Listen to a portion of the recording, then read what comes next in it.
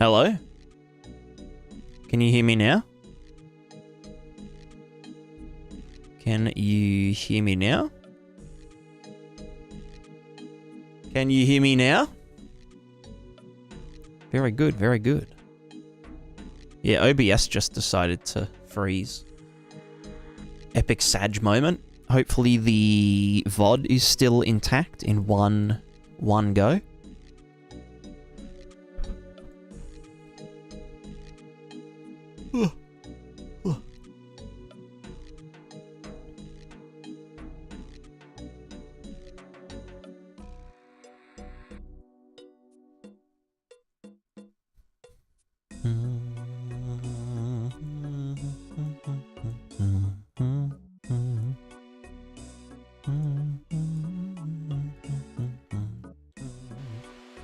So let's try to figure out what's going wrong here.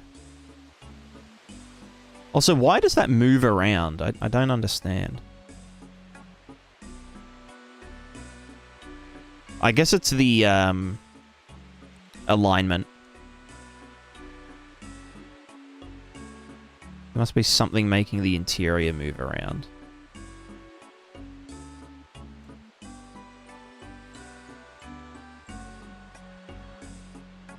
Which is why I can do that. Very cursed.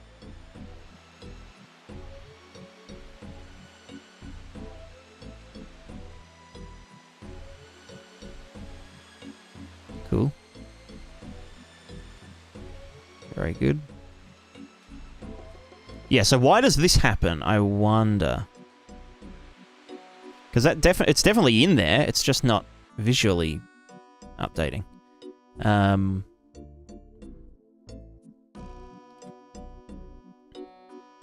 Also, where's the rest? Oh, it's all here. Cool. So why is it when... Yeah, it could be draw order.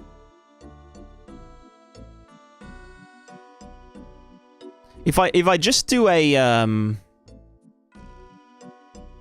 let's just do like on Can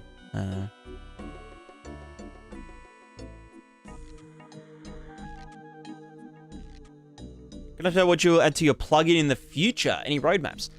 So the next update will have the hash grid. Well, hopefully a hash grid function. Which will make it like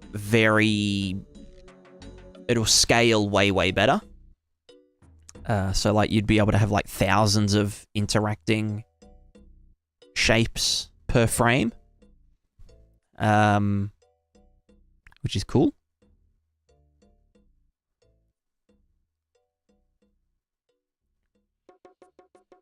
Trying to think also if I want to do staggered, like staggering.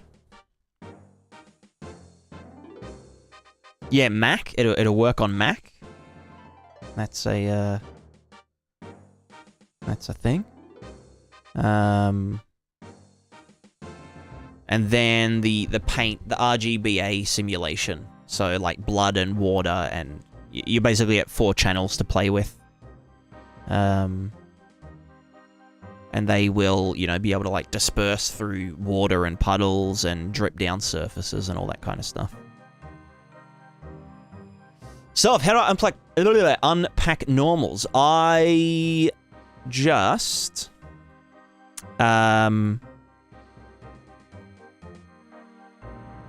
So, if they're coming from a linear color default texture, I just get the R and the B and subtract 0.5 and multiply by 2, and then append 1 to the blue... The blue... Z channel. B channel. And that's it. That's all.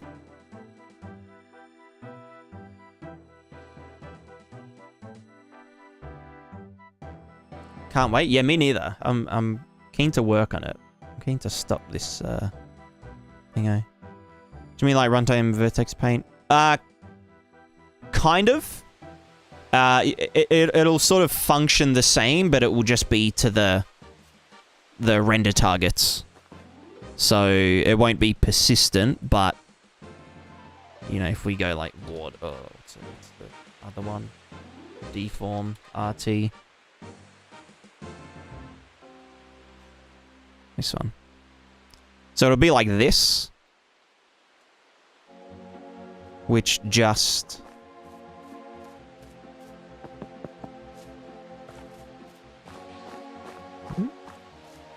have you tried normalizing it, Sov?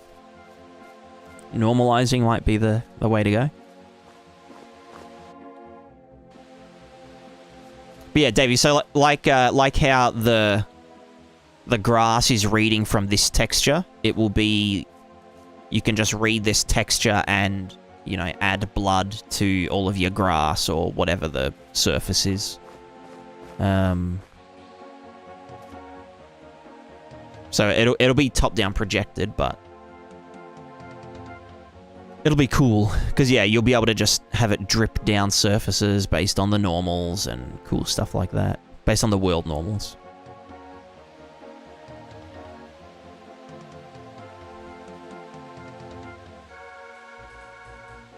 Yeah, we believe so. We believe. Any believers in the chat?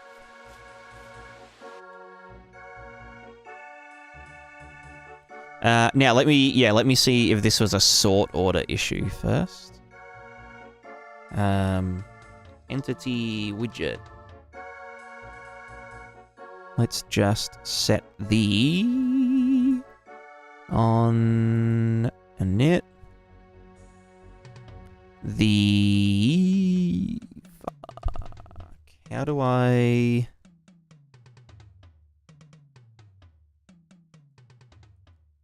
Does this?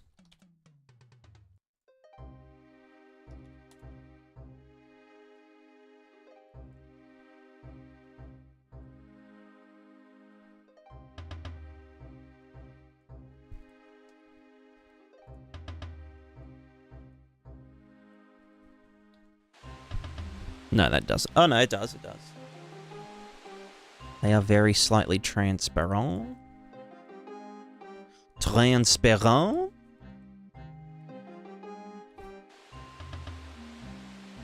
I think. Yeah. So if I do this... Yeah, no, it's definitely gone. Yeah. Unless it's just... No, because that's also transparent.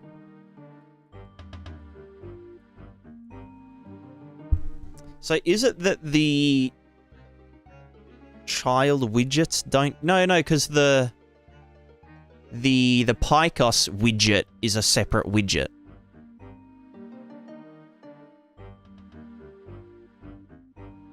So children are getting moved.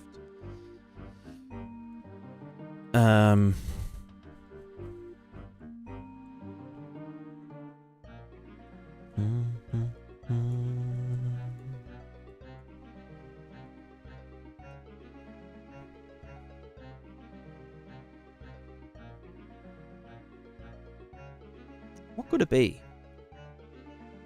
Yeah, I was going to say, if I just reinitialize it when I move something.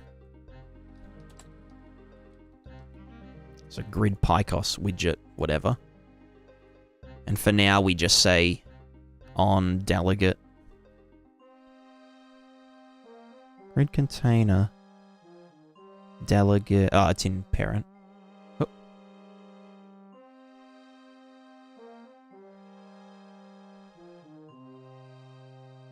This one. If we just fucking reinitialize.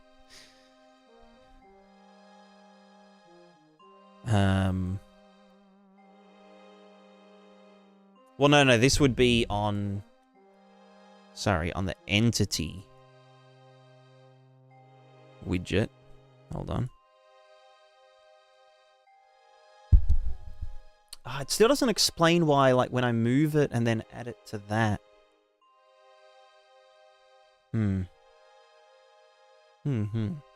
Gregory, how's it going? Daps, hello. Been wondering, do you create your own models and stuff, or do you use assets? I do a mixture of both. So all of my character assets are done by me, but all of the, or most of the environment assets are from the marketplace, and then I optimize them and make them not look terrible. Or I make them fit the style of the game.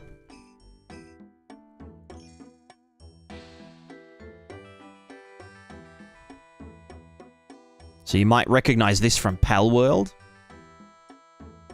The old Pal World church. Or the Dark and Darker dungeon. Or the Lies of P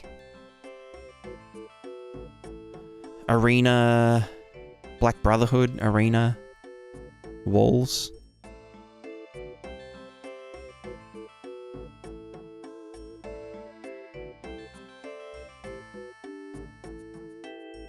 But yeah, like I've got like a bunch of stuff from different packs that I've rejigified.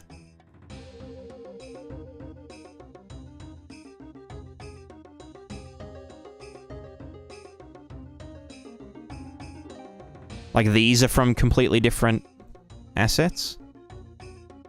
But, you know, I could smack them all together now and it would be like, oh yeah, that looks fine. Except the color difference, which I just forgot to... I just got a test material on them.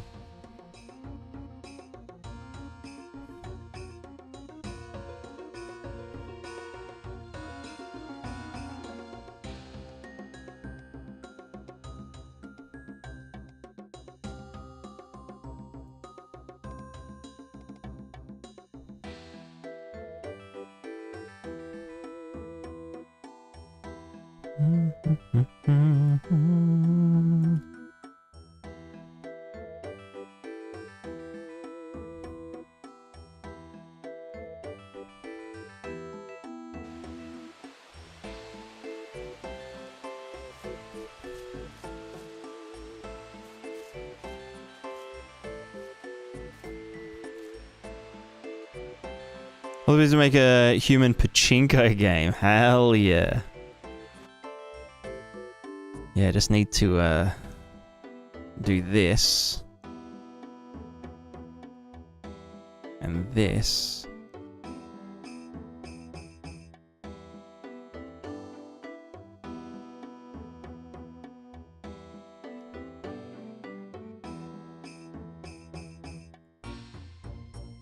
Now we're gaming.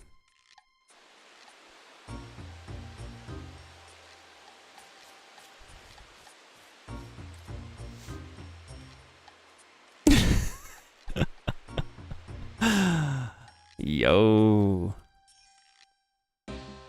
If I ever want to do a side project and do like a Twitch integration thing, I think we'll do a Prismatica marbles. But instead of marbles, it's just a bunch of characters down like a hill with a bunch of obstacles. They just ragdoll down the hill.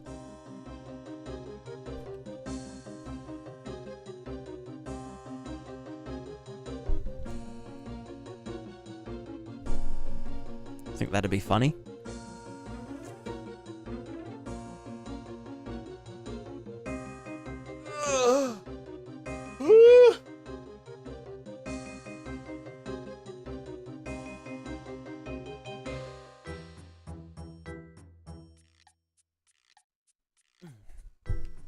So if I was to just, I mean, this is a bit of a workaround, but if I just said on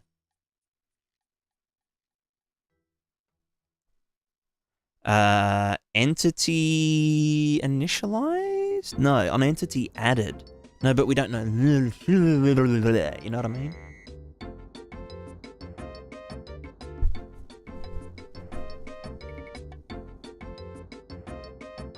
You allow chatters to spawn a reflection of the current game. You're aware where their characters and what they do. What's a reflection? I don't understand. You mean as an entity? Query where the character... Yeah, that would actually be kind of cool, though. That would be pretty cool. To just have a simulation running.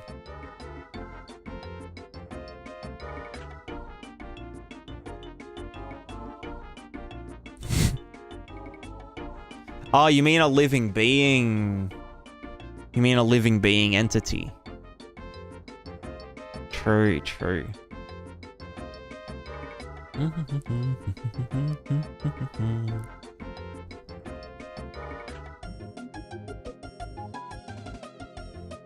Not telling you about a player. Well, yeah, but the player is just a living being entity. Everything's a living being entity.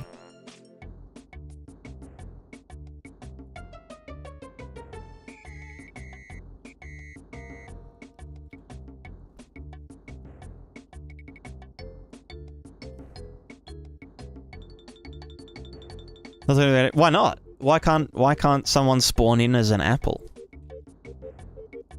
Actually, that'd be kind of funny. Imagine going !spawn, and then you get a message back from the bot that says, you were spawned in as an apple on a tree in this location. Status, ripe. Status, being attacked by birds.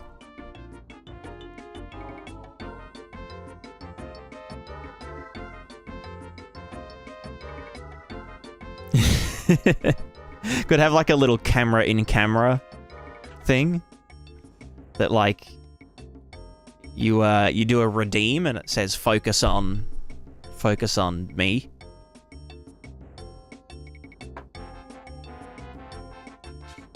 I have become Apple Destroyer of Doctors.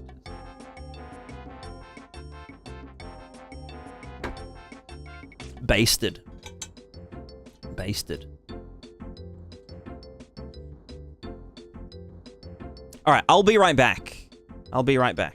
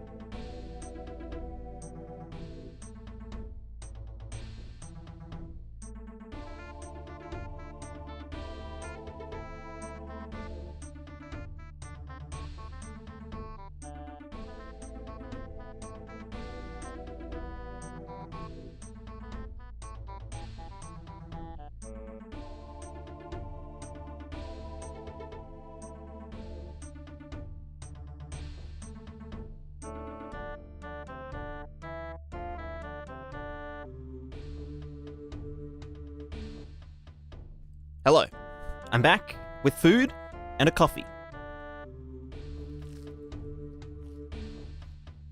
Delicious. Would be so liberating to spawn as a worm? Hell yeah.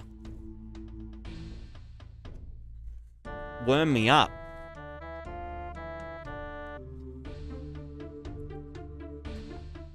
God, it must feel so good to moo.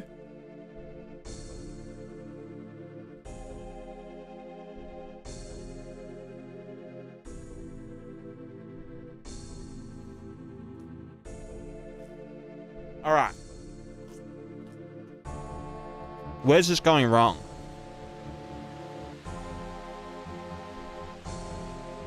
That's fine. That's fine. That's fine. That's fine. That's fine. Everything there's fine.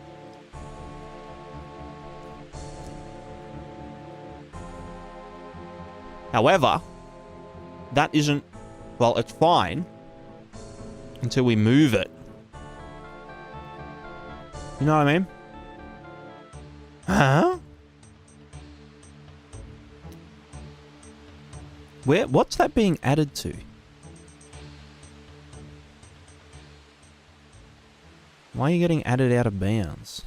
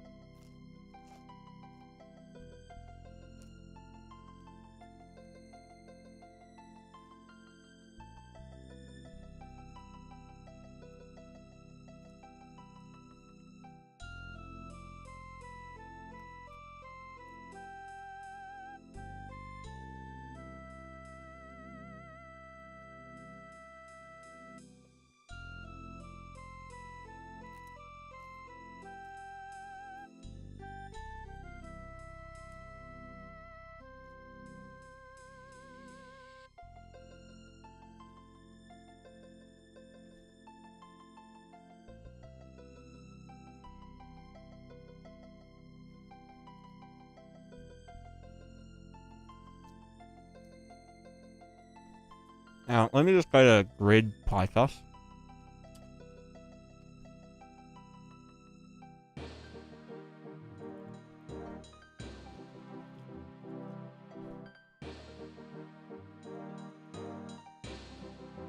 Let me just do this.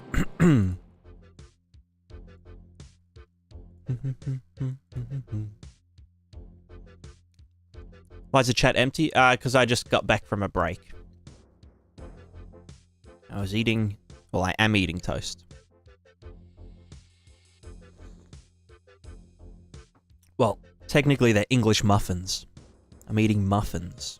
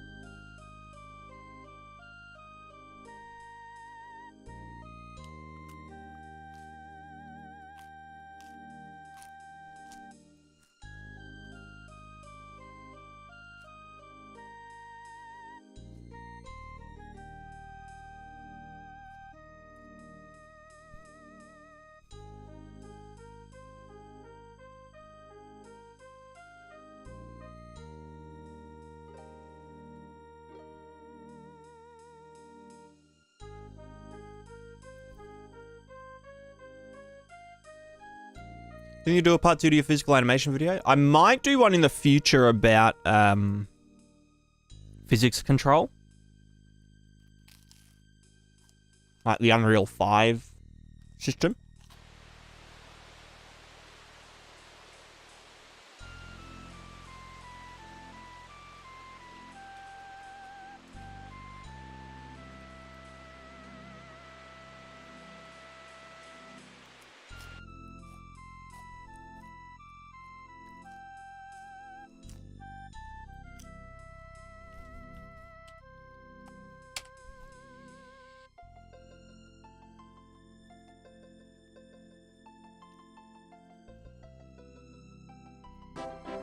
So, Alvin, hello.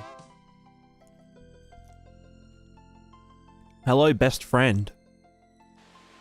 How's it going, best friend?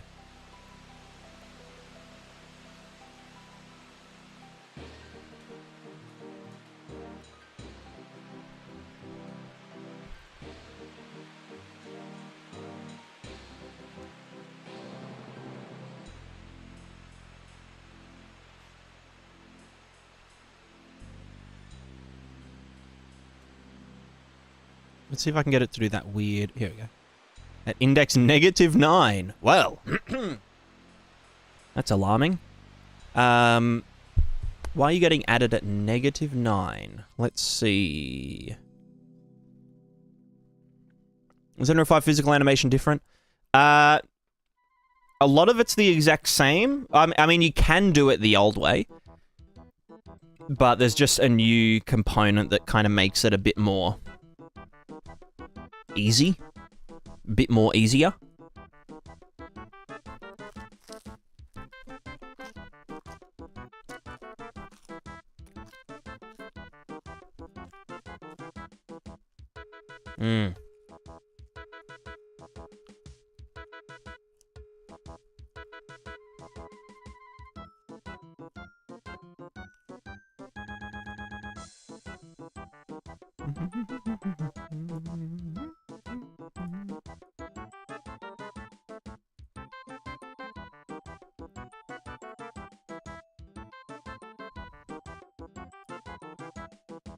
Eh?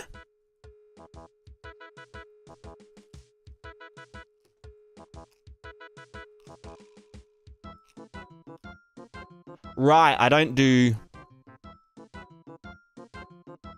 If there's already something there, but it isn't a stackable, then search for somewhere else to put it. Bam.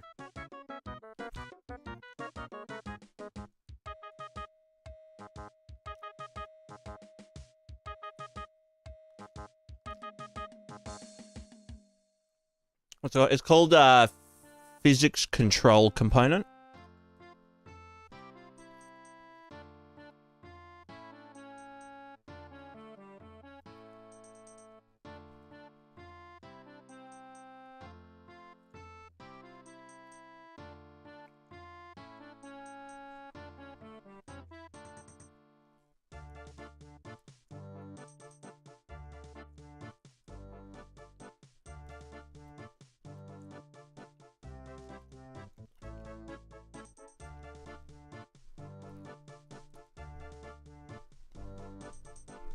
But if it's already there, blah, blah, blah, then it would go here. But then it would just search for space.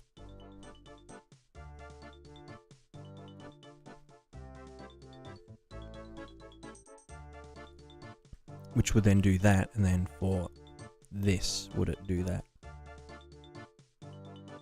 Although, can it fit at index? It should. Coordinate in bounds, is there an entity? Unless that... Oh, we also want to do... Can entity fit at index?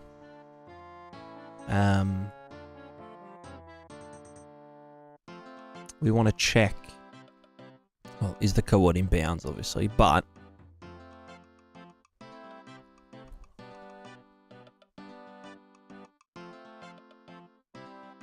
Get entity at index, yeah. But if the entity object equals the incoming entity object,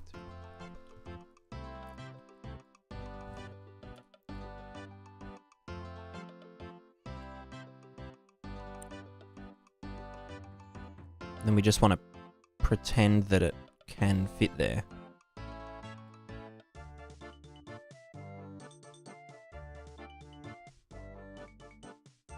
Oh no, we want to say if false, then try the next thing. Because if it's the exact same entity object, then we don't want to even... Yeah, checkers are a need item occupying this spot, unless it's ourself.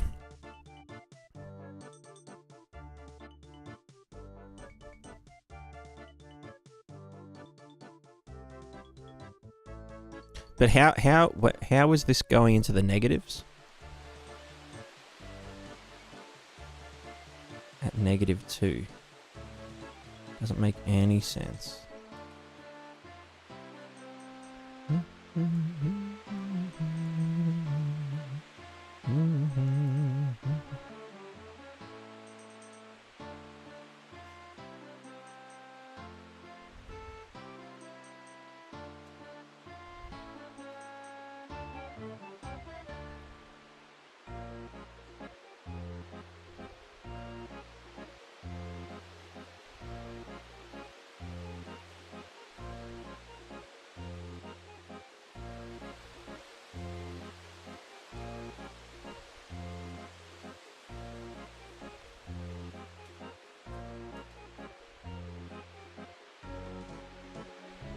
How was I getting that to happen?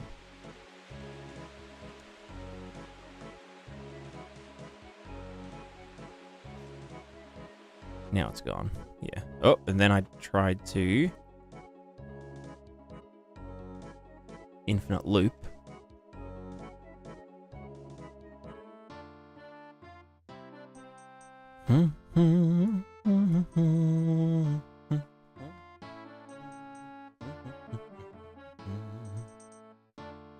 Anyway,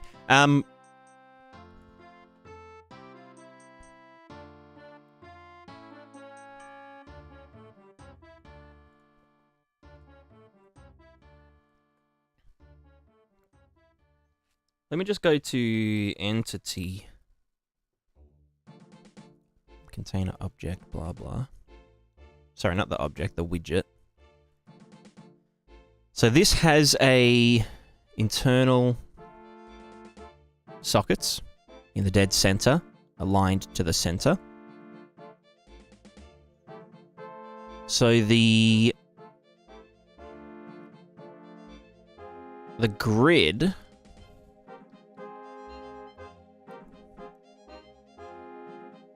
for some reason is resizing depending on what's in it. Size to content, no.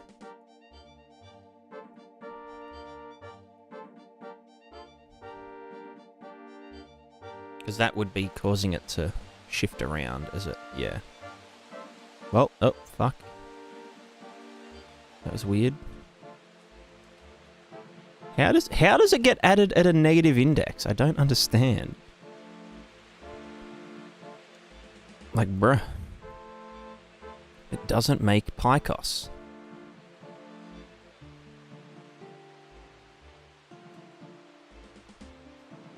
Doesn't make sense, cos.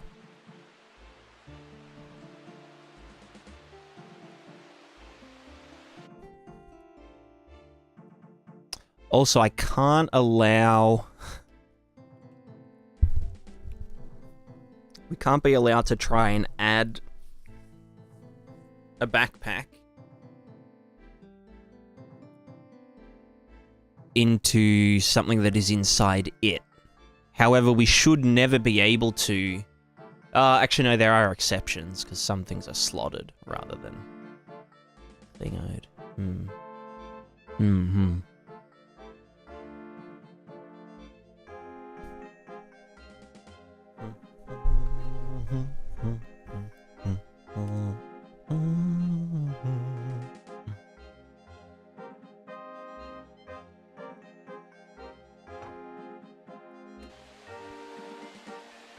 So what would be causing these to unparent?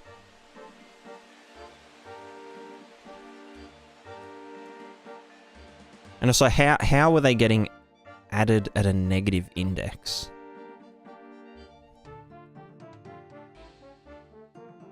That's the thing that I find weird.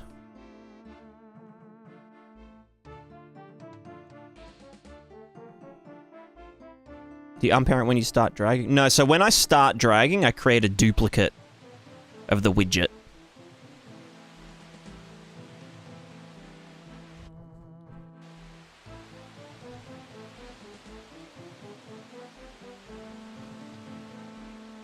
Although, funnily enough, it does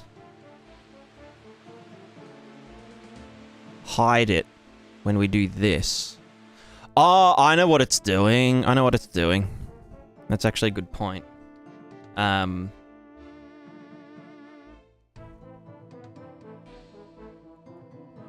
I initiate a drag drop, we actually init the item icon, which is then stealing the widget from the drag drop.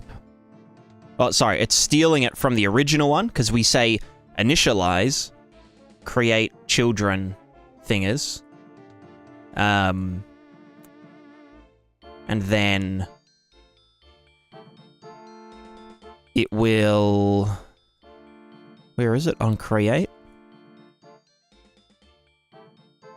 Initialize PyCos widget.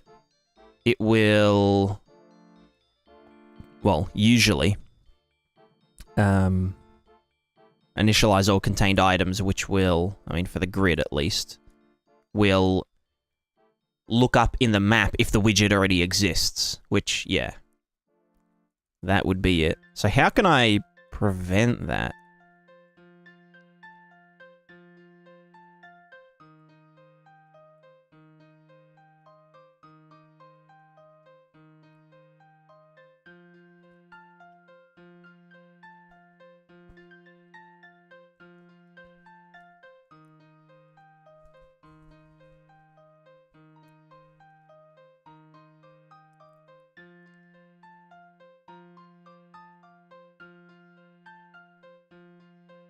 I could just use this self as the drag drop visual, but that won't make a copy of it. That will just actually drag it around. Oh no, that...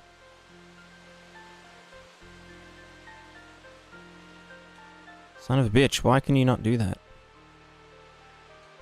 Well, fuck.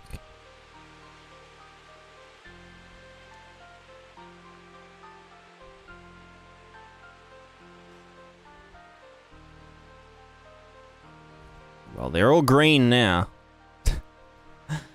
Also, they really don't like being moved in the same container for some fucked up reason. So we've solved one issue, but created several more.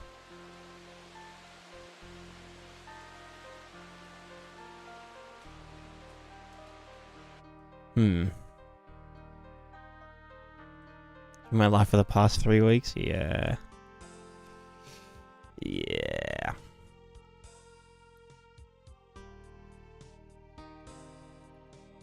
Inventories are hard? They are, they are.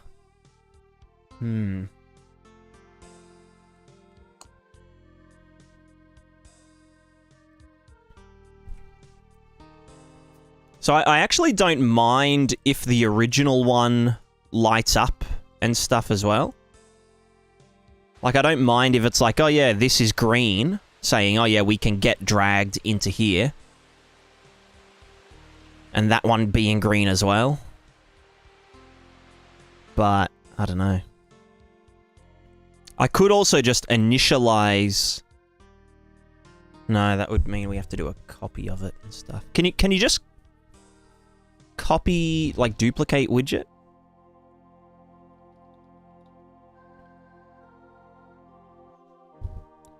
Want to consider how you want the helmet slot to light up? Yeah, that bit's relatively easy as well.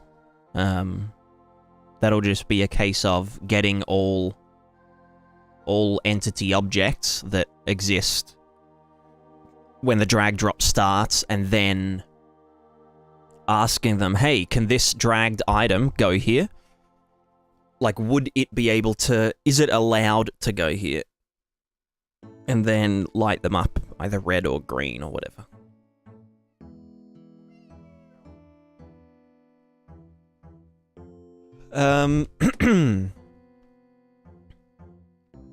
Oh, we can... Oh. Copy... Self? Goddamn. That's a fucking weird one.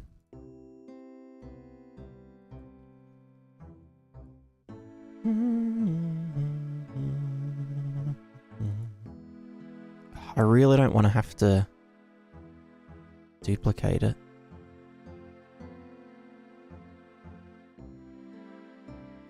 Is there like an is drag drop? True, if a drag drop event is occurring that a widget can handle that. So that's just in general, but we don't know about.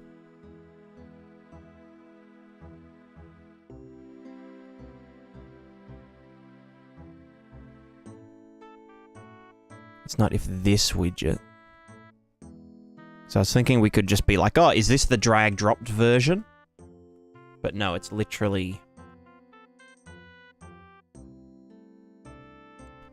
The drag visual is the widget to display when dragging the item. Normally, people create a new widget to represent the temporary drag. Yeah, which is what I was doing here. But that would mean that we have to initialize so that it can have all of the ones inside it and whatnot. Whereas, like, I wouldn't mind just having it be a duplicate, because, you know... Or, like, being the same one, because then it's like, okay, we're dragging this, and it moves all of the items along with it as a duplicate. Except it won't fucking move for some reason. No. Oh, okay, that is bad. How did that even happen? Why is the fallback to go to index 0? Yeah, that just got re-added to 0.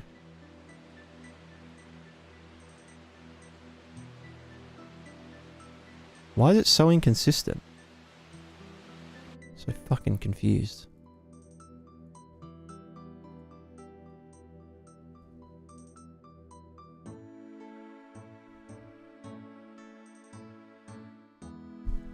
No, it's set up the top. I've got like a little debug that says what index it got added to.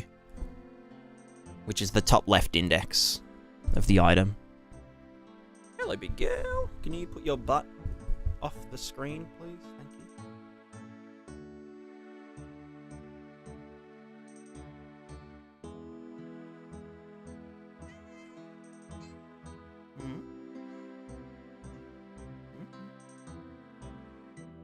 you want to go outside, cat?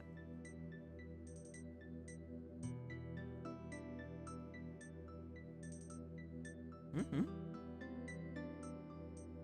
You're a good girl. You're a good girl. Yeah.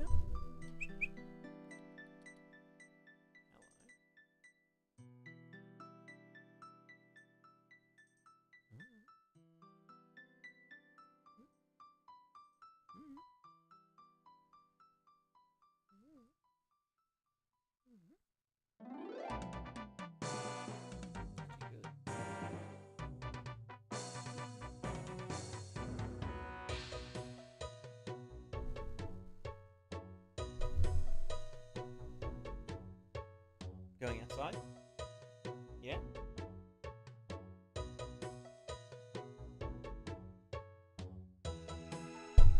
Yo, what the cat doing?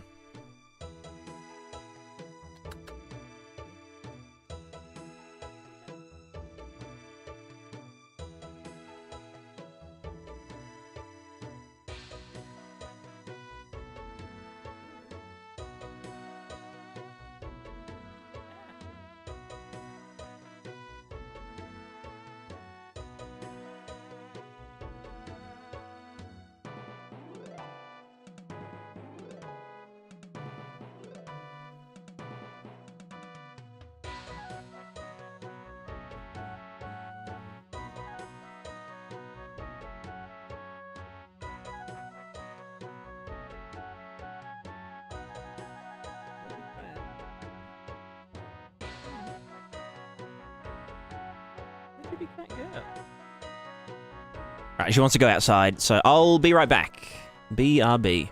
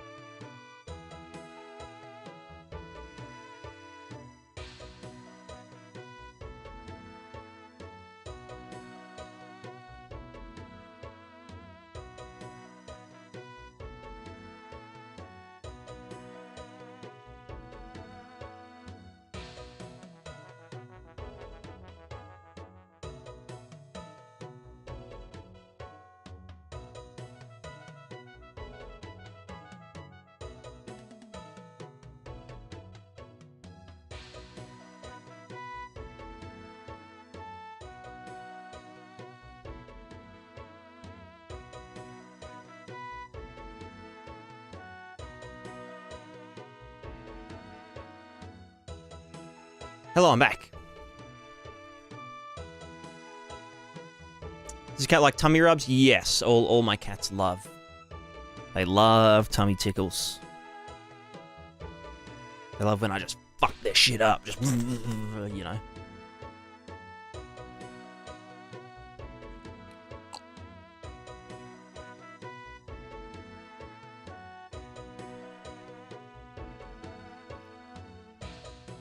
Alright, what is our problem? So if we were doing it this way, right?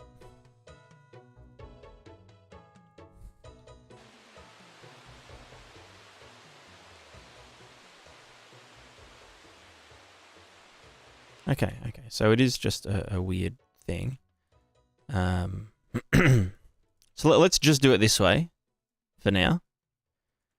We could also just say on drag ended, you know, get rid of the tint.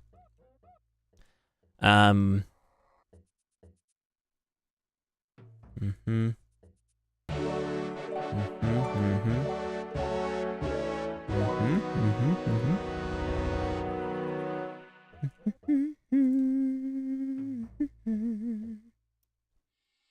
Mm-hmm.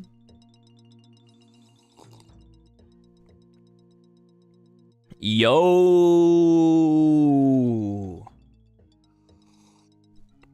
Yo, Sov! Hey, Zab! How's it going? Hello, hello, hello. How is everyone doing? Kindly put your memes in the bag. Oh, God. It's fine. I have plenty of memes. Grazer, how's it going?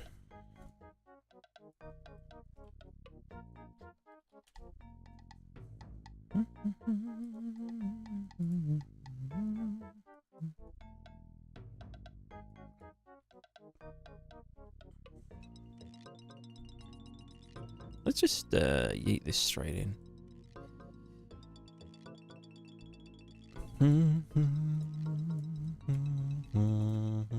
Fix the normals issue? Oh, hell yeah. What was the, what did it end up being in the end?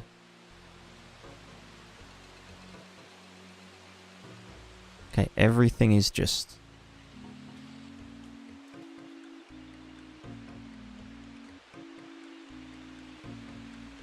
Right, it stops returning when it...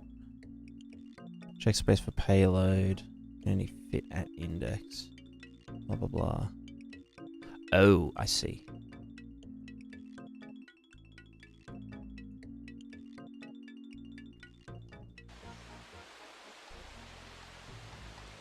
So why does this think that it can't be fit here? But it can there. But why not anywhere else? Is it because it thinks that it is... Yeah, it's obviously looking for itself. Or like it thinks that itself is a... Oh, unless we're trying to add it to itself. Let's just see... Grid container, PyCos, get owning entity, get static data. Put you in there. So we've got a backpack. The backpack has a helmet in it, and then the helmet has gloves in it. Just as our test. So this is... Right, it's asking, can I be put in my own grid? Grid PyCos. Which is... an issue.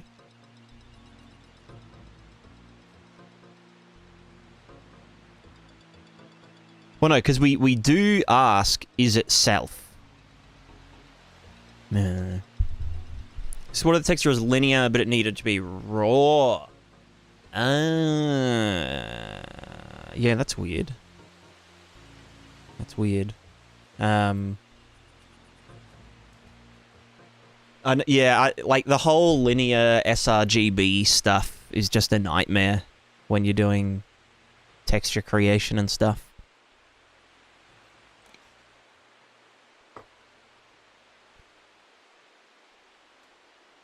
We can finally be the backpack? Hell yeah, we can.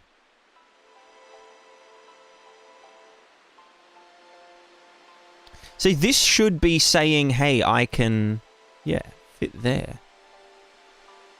So it should be ignoring itself. Can we do...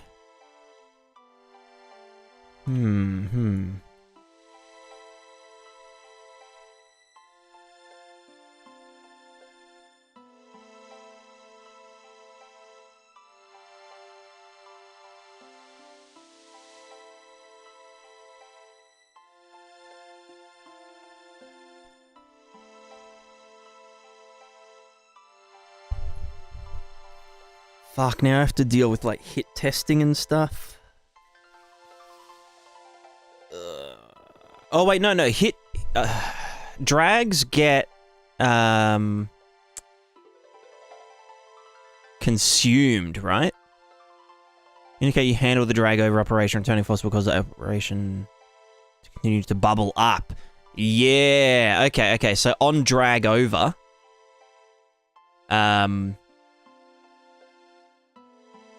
Grid container on drag over.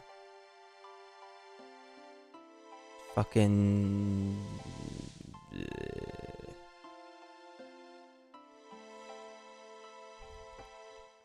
we want to do... is the incoming fella...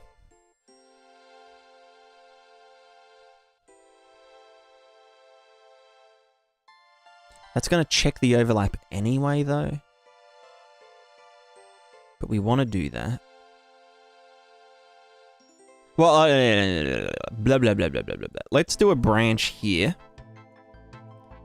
that just says operation payload, which is a entity object PLSS.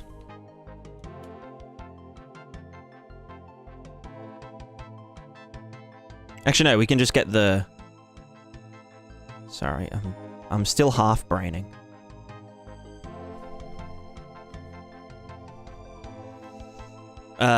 We need to get the operation cast to Pris drag drop.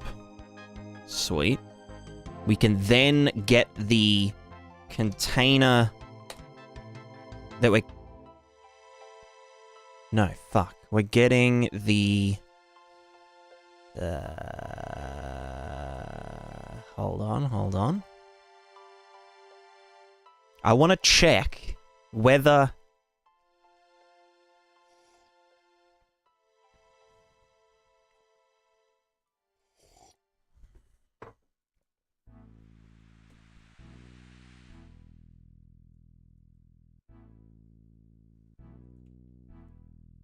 Do you know what I mean?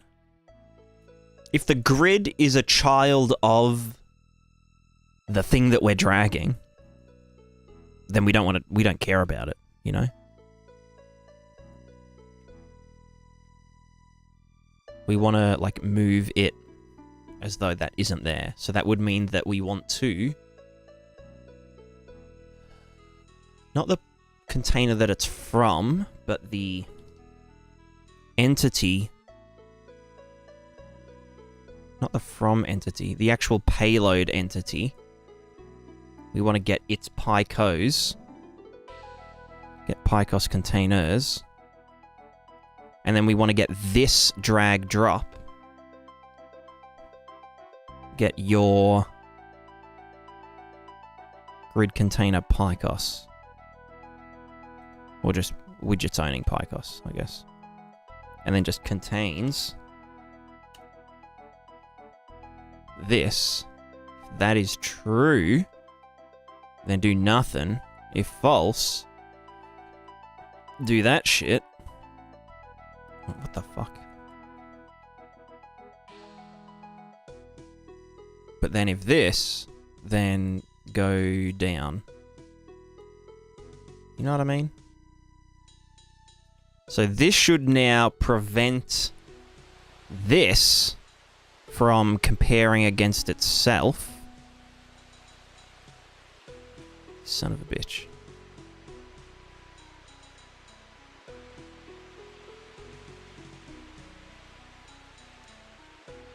Fuck, I hate hit testing. You know what I mean?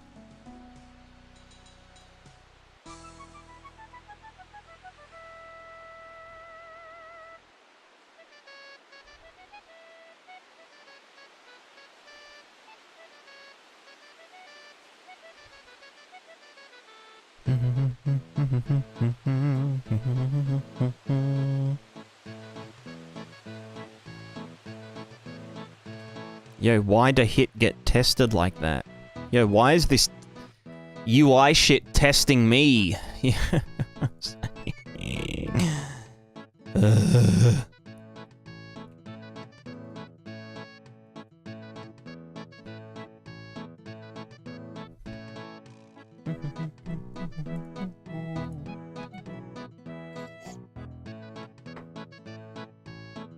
Who up testing they hit? Hell frickin' yeah.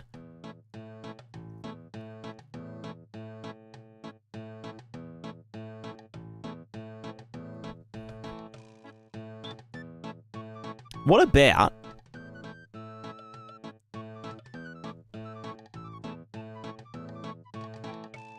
when this gets on-drag dropped, or sorry, on-dragged, can I set its...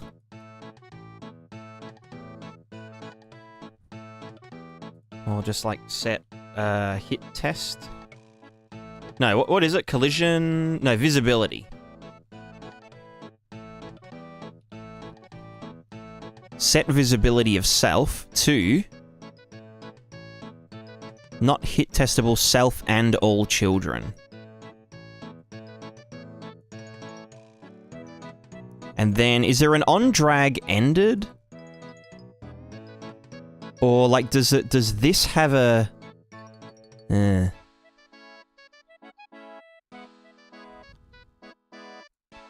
On-drag leave? No, that's when it leaves a widget. On-drag... on drop? Call the widget is dropping something onto a widget, ends the drag and drop operation, even no widget handles this.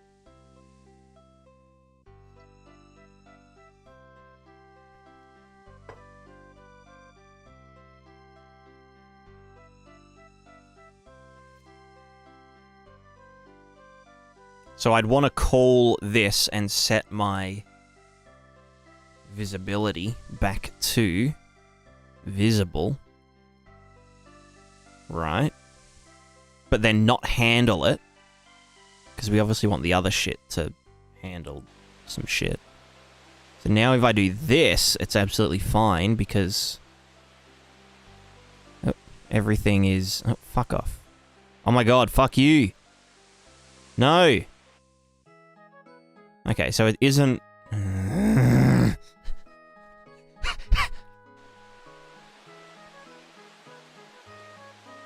if I put this here, now I can't grab it because it's... this isn't getting called. Because this isn't... do you know what I mean? Because on drop, we say, oh yeah, this got fucking handled, whatever. What if we just say it doesn't get handled? You know? So that's all good now. Fuck you. Fuck you. How did I just grab my...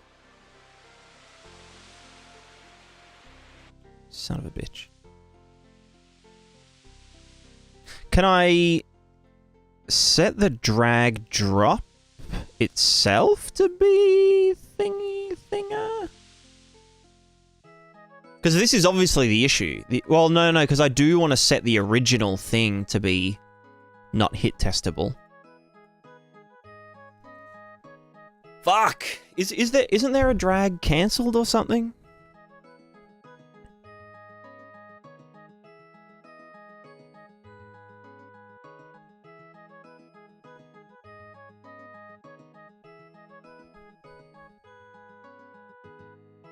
No.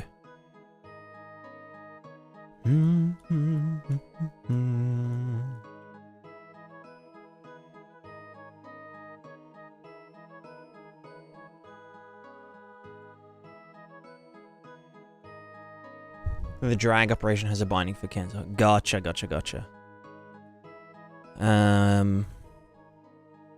Oh, so like, okay, yeah, I get you. So in here, there's a drop cancelled, which would be the...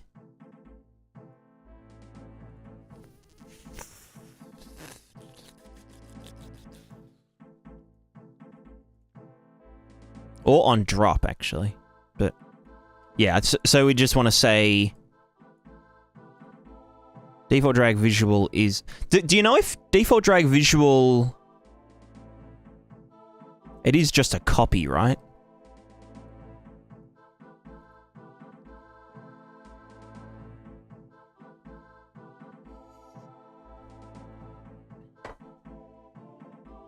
So yeah, anything I do to it. Or like they're the same, they share a reference, because anytime... Yeah. Because like I used to do this, but now the problem with doing this, and this is kind of... The reason it doesn't work anymore is because I optimized. Basically, whenever I initialize... or like create an entity icon widget thing, I basically look through our widget manager and see if we've already got a widget that represents that item in circulation, and we just move it to there, or like add it as the child rather than creating a new one all the time. But that means that whenever I created a drag drop copy widget and initialized it so I could get all of the contained items within it, all of them would actually move to the drag drop. And then when the drag drop disappeared, they all disappeared. But yeah, so if I just said get visual, get drag visual, and said visibility to visible,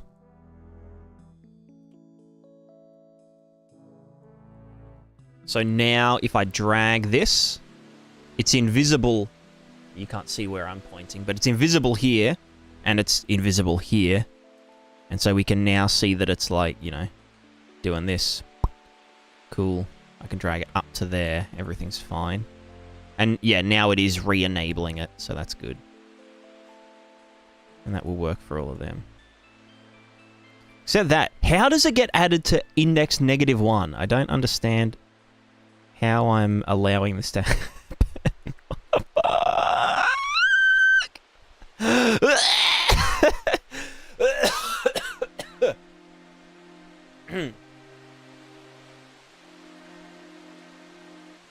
What about hiding the widget in the slot while you are dragging? Won't they both disappear?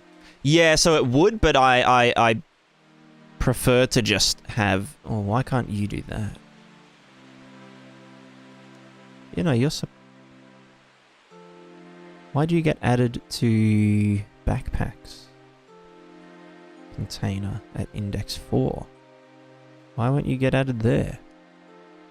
There must be something that isn't allowing it to go there. Unless that thinks that it has...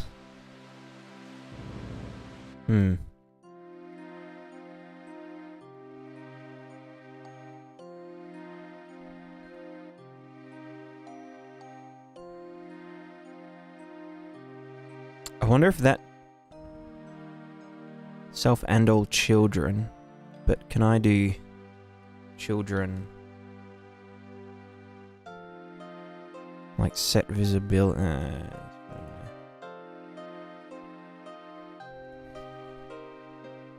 But yeah, I don't actually want to hide the widget while it's being dragged, because usually what would happen... Also, I need to...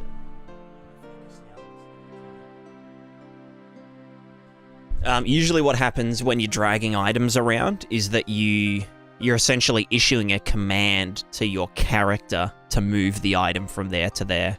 So at the moment, I've just got GERD mode on, which will just instantly transfer it from one place to the other. But in the actual game, it'll be like,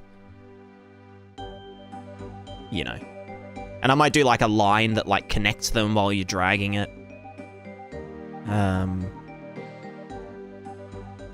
And maybe like a ghost widget that like kind of loads in as the other one, you know, as you play through the transfer animation and stuff.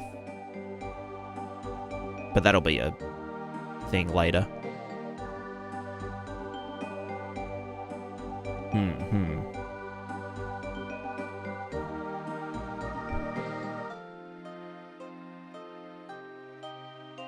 Let me just try, if I move this, and then...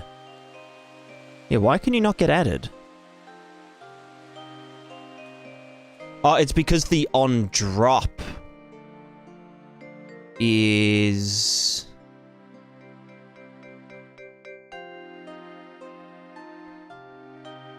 Hmm.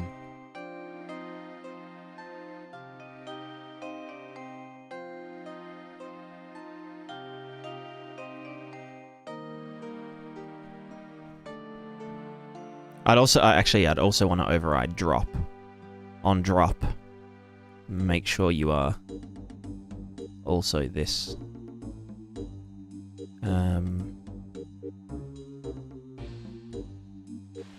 I mean, that won't fix this issue, but why is it that this one is not? It's saying that, hey, we're overlapping with this thing.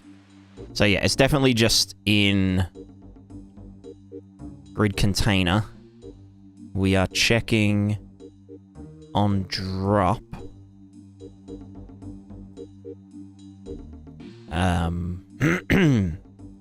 Wait, was that it? Right, because it goes from top down to bottom.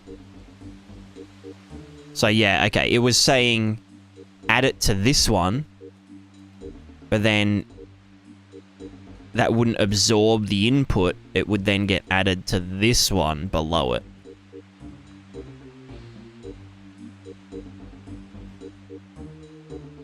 Cool. Right.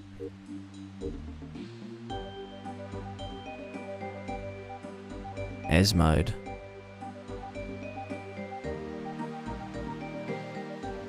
Cool. Using top left index. Yeah, top left. Yep.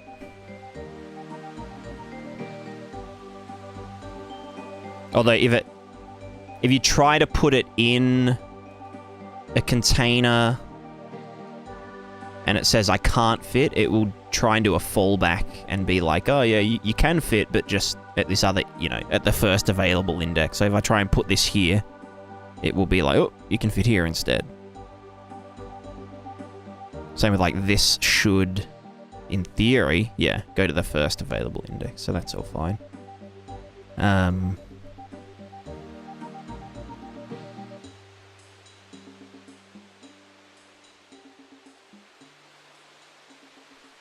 Okay, so that solves the hit testing issues.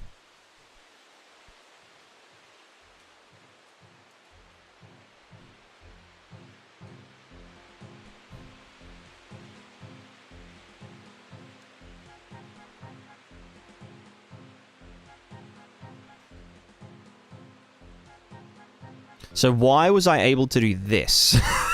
What the fuck? Added at index -3.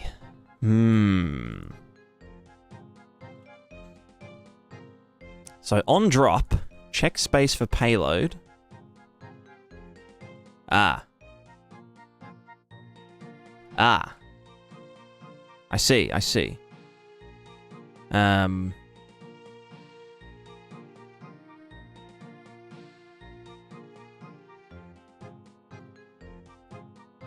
Easy.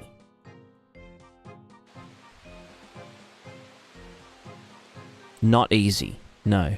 Wrong. Check space for payload entity object at PyCos grid container. Can entity fit at index?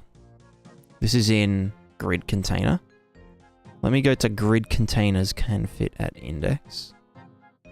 Can entity fit at index? Ah, that's... But this would be the grid's PyCos version. Grid, PyCos. So this one's asking, can we fit at index, blah, blah. No, this is the widget. Where's the fucking... The grid, PyCos object. There it is. Search container for space. Then we repeatedly ask...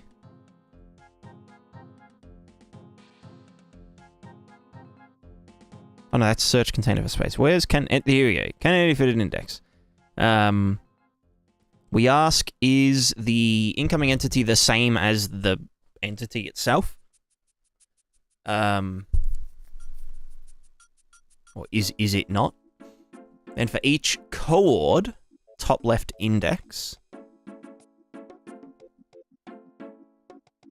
Coordinate to check. Blah, blah, blah. Is coord inbounds. Is coord inbounds. Literally. They have to be greater than 0. And less than the dimensions. If false, then false. And it would just say, we cannot fit. So it shouldn't even be making it past here, yet it does. And that would be because grid, do Picos, check space for payload, can entity fit at index.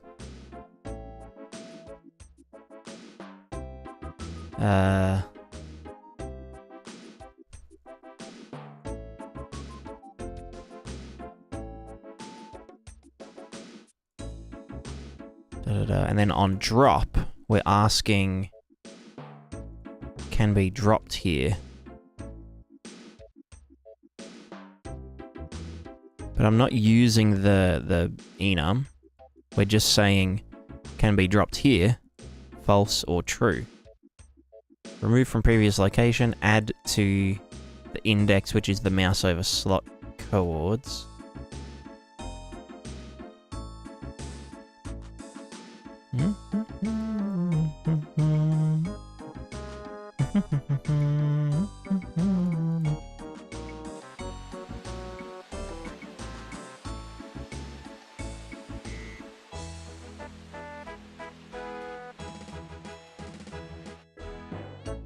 Why are you... What the fuck?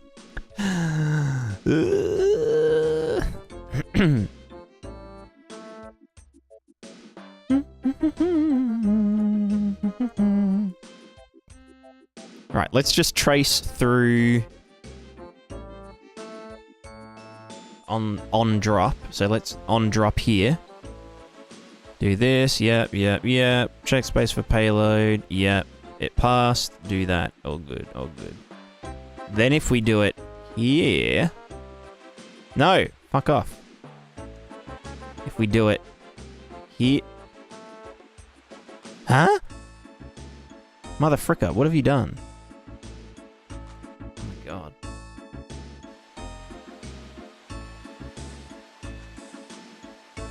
So if I do that... Okay, so... If I do this... Drag drop, yep, is valid, yep. Check space for payload, jump in. Grid transform, yep. Can entity fit at index? Yep. The index is -3. Cool. For each index, loop body, is coord in bounds. How the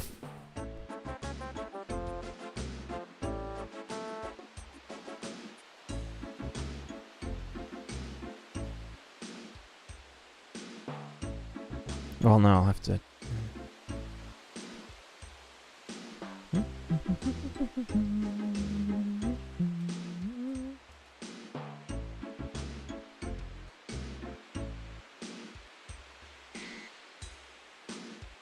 That's 7.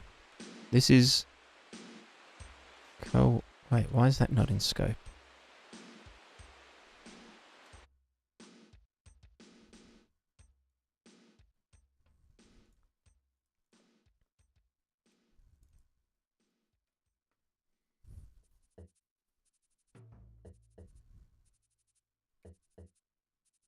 This is the incoming entity object. Yeah, so for each of its ones, here's the top left index. Ah!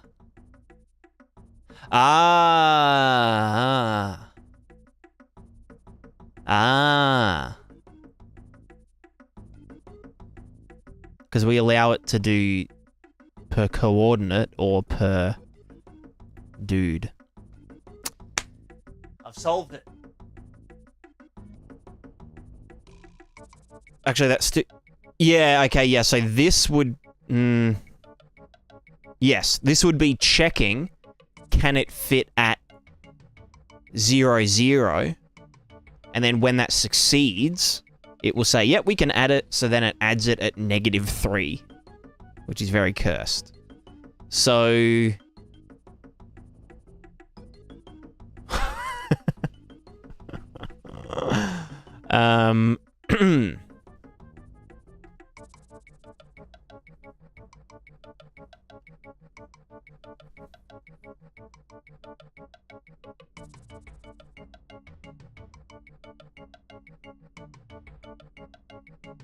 How do I want to do this? Like, where is the issue? Is the issue in trying to add something at a negative index?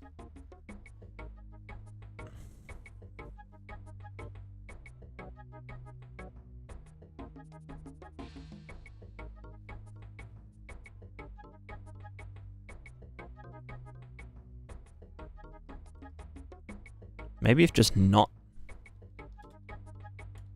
0?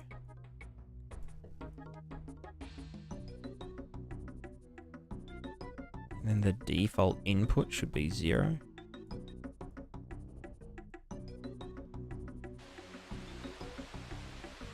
Fuck off.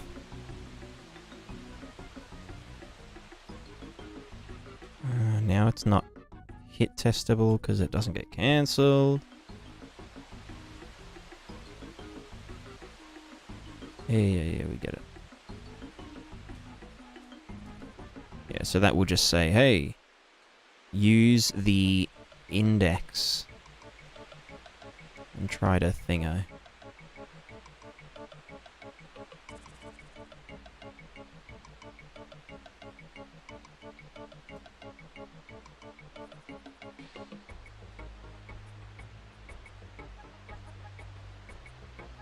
Yeah, so, okay, if it gets cancelled, then yeah, it just stays where it is. Everything else is fine. Cool. Yep, yeah. Yeah, oops.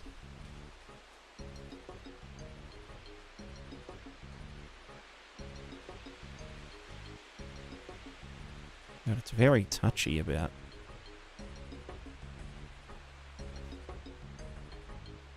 I think if I try to add it to an out of bounds, I probably want to snap it to there. Because it's like, if we wanted to put this here, we do want to do that, but...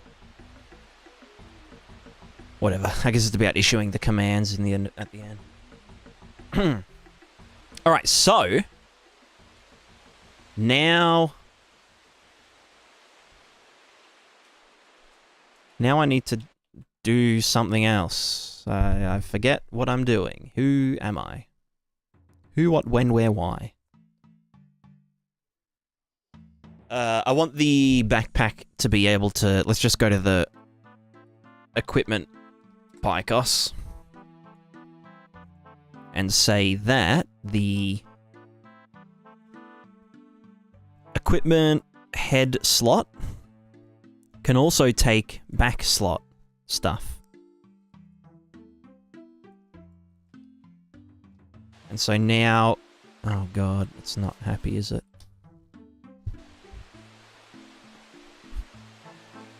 Why are you not... backpack was added to at index 8, but it definitely isn't there. Why would that be?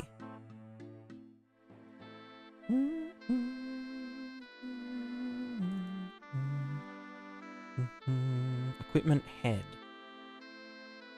Equipment feet, equipment back.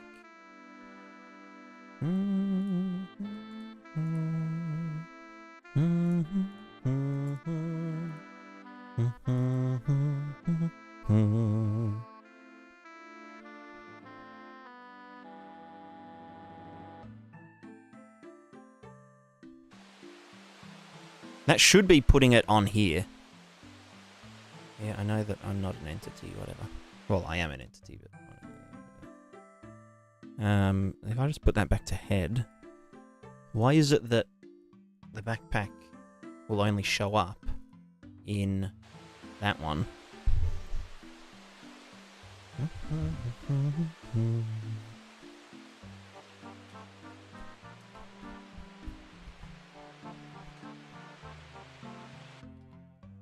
Anyway, let's just see if we can move it to here.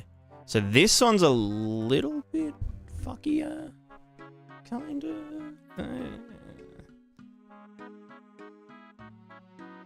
Because when I initialize these... So these are like sub... it's a little bit different. But is it? Initialize PyCost widget. Yeah.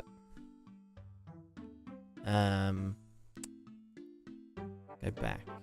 Yeah. Set visibility. Hidden. Yeah. Do all the things. Blah blah blah. Add child. Internal sock. Oh, add itself to the parent widget. Set to be visible. Right. So then when we add... Update all equipment slots. Oh, this will actually initialize the stuff.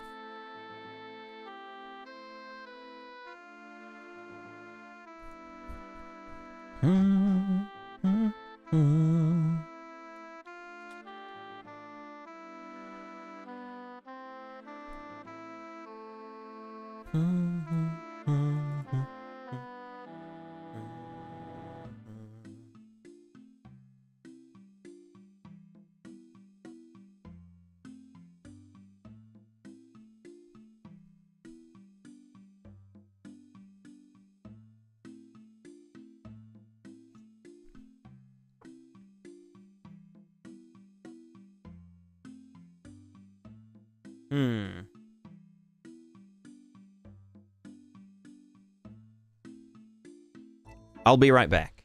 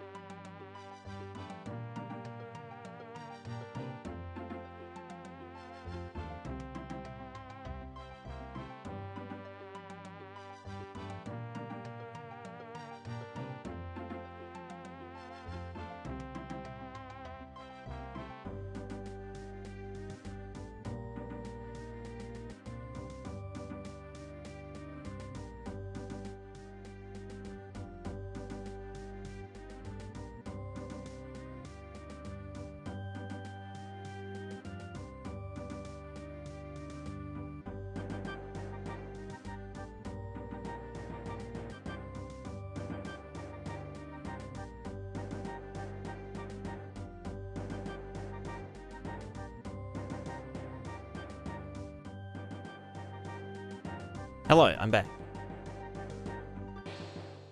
I have returned. Alrighty. What's this doing? This is just saying initialize the thing. Here is the thing. Parent entity widget is the... Well, we don't pass that through, do we? Wait, no, we should. No, we... Well, we know that it's... Can we just get parent? Widget get parent. But it should have a reference to that. Does it ever... does it need a reference, though? Not really, but... Maybe we just fucking give it one.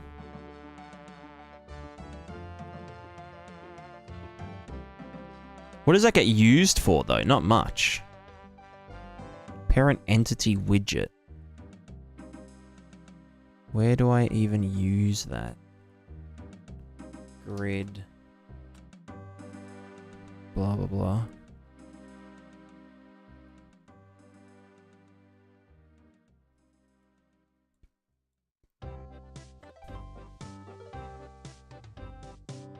Right. Where we, socket it and whatnot.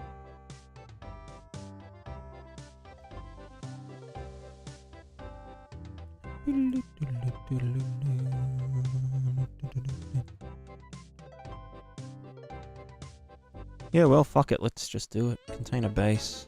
Save you. Parent entity widget. Good on you, mate. Good on you, mate. Oh, there's just so much fuckery between, like, oh yeah, this is the actual object reference, and this is the thing, and this is the that, and this is that, and this is this. Ugh, nightmare fuel.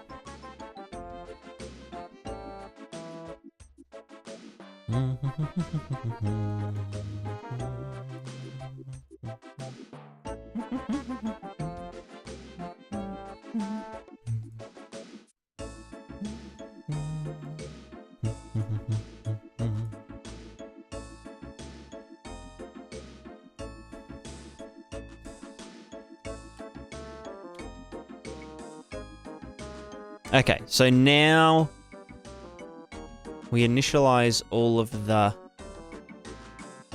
individual doodads, which are equipment entity socket. So individual... Wait, are they entity sockets? Container base entity socket. But what do you have socket tags, socket index. Right. Okay, yeah, it's an individual socket. So it will initialize. And then blah, blah, blah, blah, blah. But we want to instead use the override function.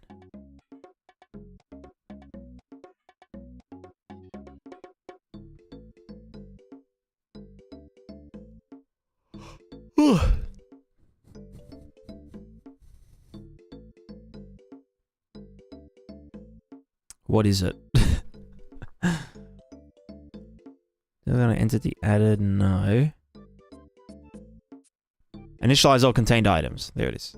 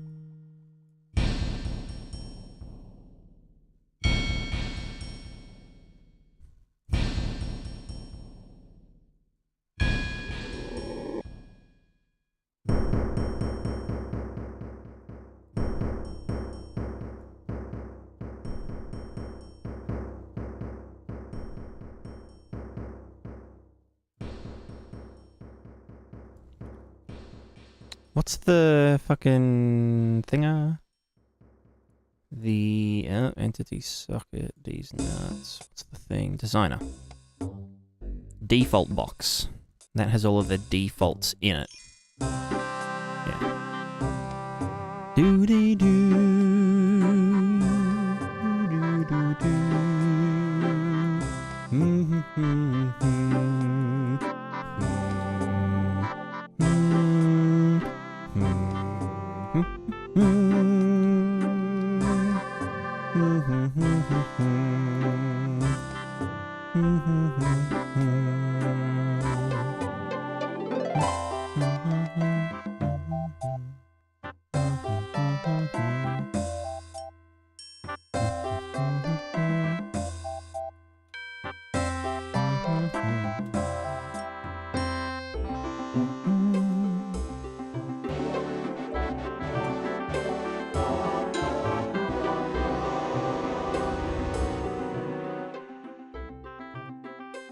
What the fuck? Yo, Crimson and the Crimsonites. He says hi, H-I-G-H. Hell yeah. Hope Cumsy's going well. Hope you guys are enjoying Crimson not... you know how Crimson's like finished Suit for Hire now, and he's working on that zombie survival game? So hype. So hype. Very hype. Welcome everyone. Welcome, welcome. Not that illiterate? Yeah, you're not that illiterate. Not that illiterate. Right, well, for those of you interested, I'm currently working on a stupid, ridiculous, nested inventory bullshit stuff. And I fucking hate UI. UI sucks.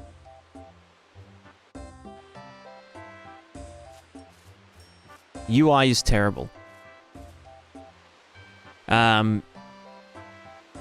But anyway, this is all working. Although I need to have a reset to defaults thing. No, it needs to get called. So when something gets removed,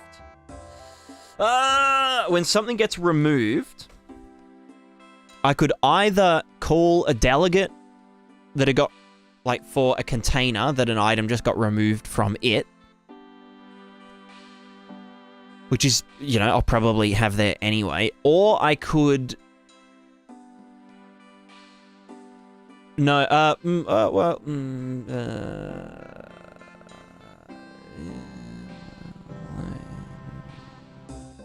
yeah, no, yes.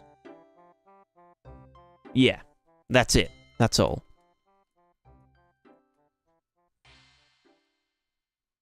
Yeah, for those of you that, if this is your first time here, I'm working on a game called Prismatica.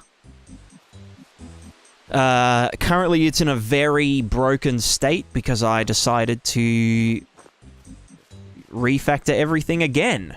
Again. But you may also remember me from such projects as the Prismatiscape plugin, which is now available on the Unreal Engine Marketplace. Woohoo! $34. Go and get that shit. Wishlist this on Marketplace. See, I can ask for wish lists now. I'm a real developer. But yeah, this is basically what it does. It's like Fluid Ninja, but more performant. But it doesn't look quite as good. But it's also not Fluid Ninja at all, because it's like just not a fluid sim plugin. It's an interaction plugin. So yeah, it deals with a bunch of shit. Does water. It does water ripples, not actual fluid sim. Yet. It does stuff. It does things. It does water. I already said that. It does particles. Does particles. Very exciting. Very cool.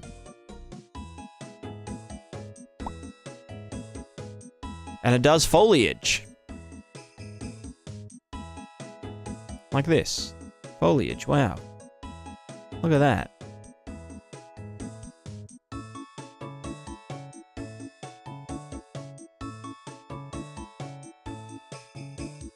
Can it cure diseases? It can. There are actually customer testimonials about how it cured their illnesses and also saved a few marriages.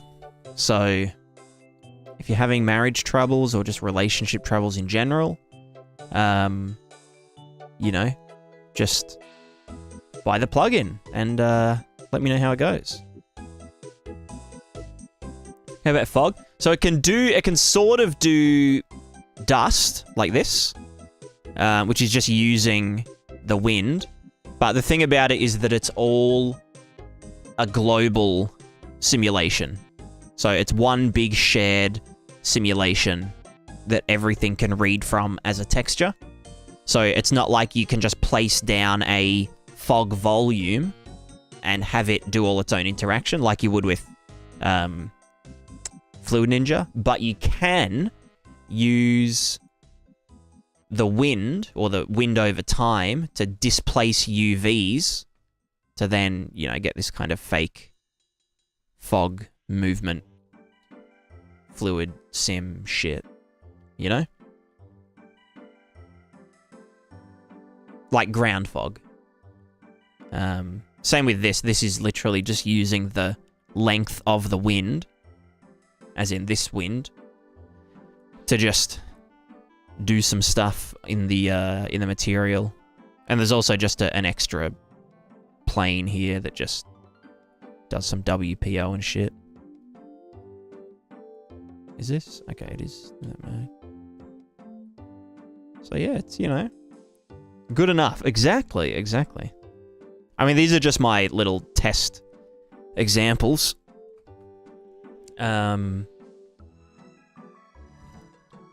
It also does puddle detection. Like runtime puddle detection. So you're only going to create ripples when you're on the puddle. And the ripples also don't, like, go between puddles and stuff. It's all... Okay, it slightly does. Also, the wind affects the water affects the foliage. It's all one big, you know, interlocked system. And you can create the puddles at runtime by deforming stuff. So yeah, if you've ever wanted to have, you know, a big muddy battleground where there's like heaps of people and they're all like fighting and there's like blood and guts everywhere and the ground just gets churned up and whatever, then this is your plugin. This is the plugin for you.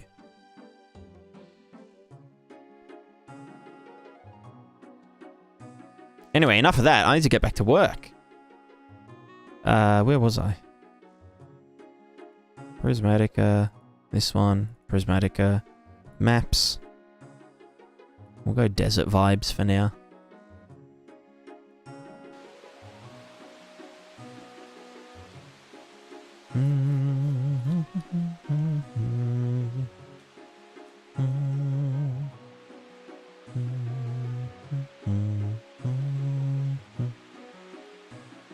Nice. All right, let's fighting love.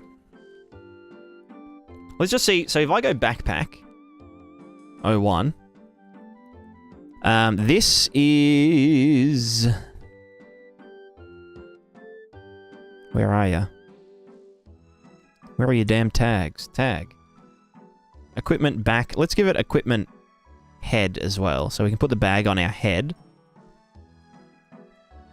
which means that it should actually get added. Son of a bitch. Why is it not?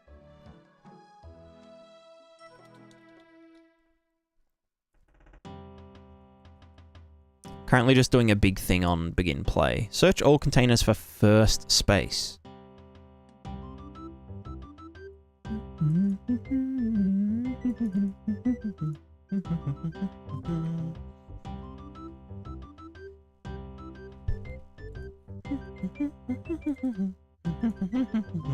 So it's just going to go through all of its PyCos, search them for space, tell us when it found it, blah, blah, blah, blah. So we then go to equipment, PyCos, then it will, can entity fit at index? Well, just ask the same thing. But it will ask its... Wait, hold on. Oh, multi-slot container object. Gotcha. So when it asks, can it fit at index? Wait, what the fuck? What the fuck? Well, base container entity object. Can it fit at index? Gets this. Test the tags. It can fit. Right.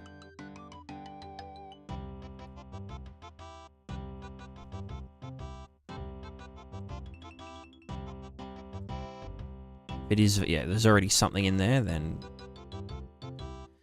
Okay, so...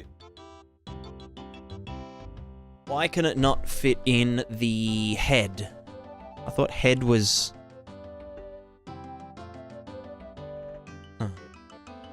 Huh. You already... true, I did see that.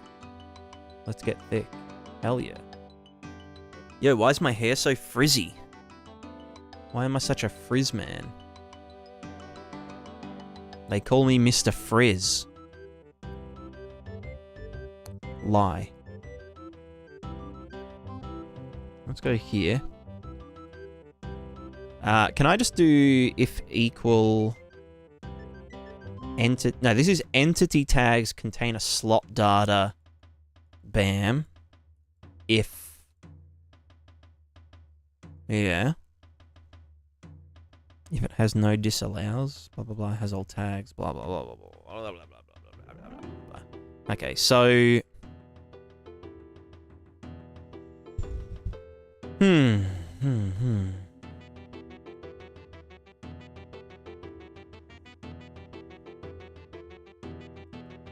So we're looking for... Has all tags, allowed tags... Sorry, disallowed tags. There should be none. Allowed tags. Does it have blah, blah, blah? Yes.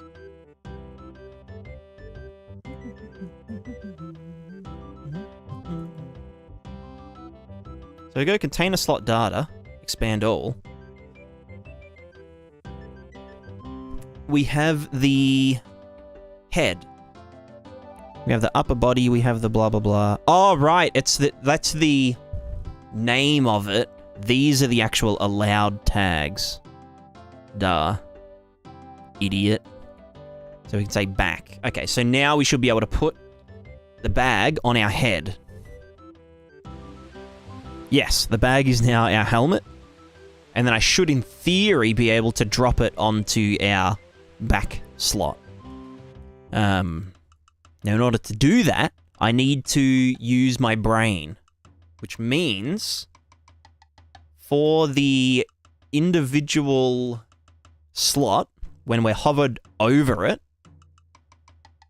with on drag, drop, dragged, we need to check, would the payload fit at this one, and then on drop, add it to this one. So these need their own dudes. Wherever they are. Here's our dudes. So we have the entity socket. These sockets should have the function on drag over. That can... So on drag over, get payload, check space for payload, blah, blah, blah, blah, blah. So that actually doesn't need to be changed. But I'll just keep you there anyway. However, the on drop, we want to change, probably. Get payload, checks. Yeah, so that only checks for payload and stuff. So we want to do on drop.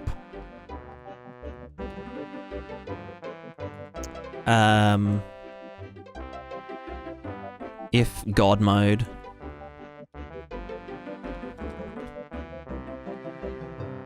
Do this.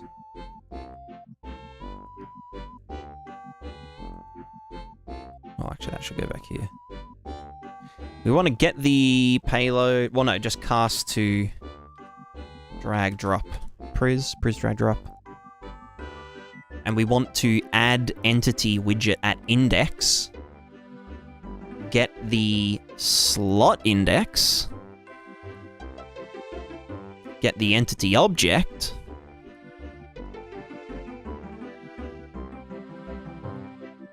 Bam. So that will actually do them moving from one to the other. And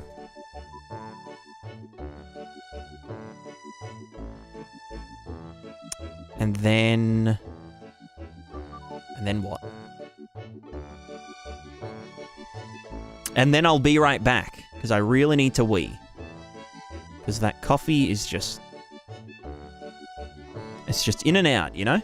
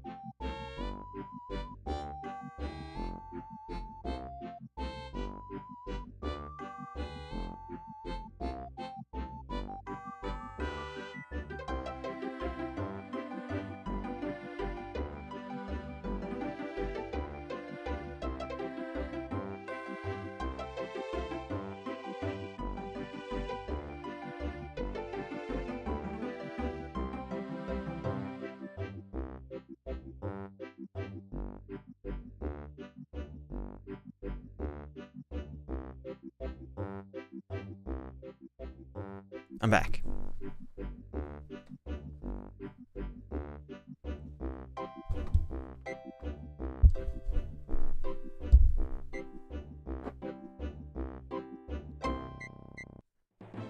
Alright. So on drop, add the dude to the index. That will... Identity widget... Wait, what the fuck? No, not that. What the socket? That is not what we want to do. We want to actually add it to the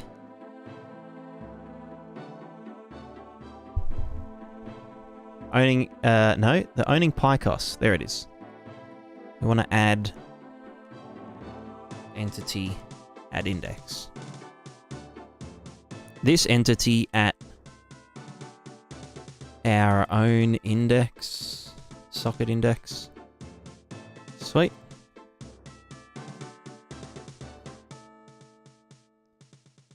So then when we add entity at index, let's also just say, yes, we absorbed that. When we add entity at index, this will call on entity added at index, which the PyCos here...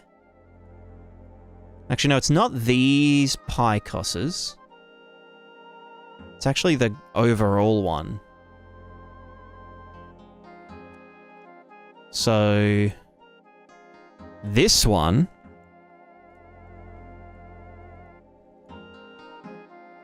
would have the delegate on entity added. That doesn't call anything. No, cool.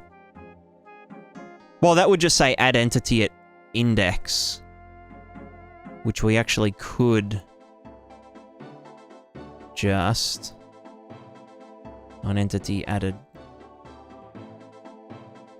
at index. Where the fuck? On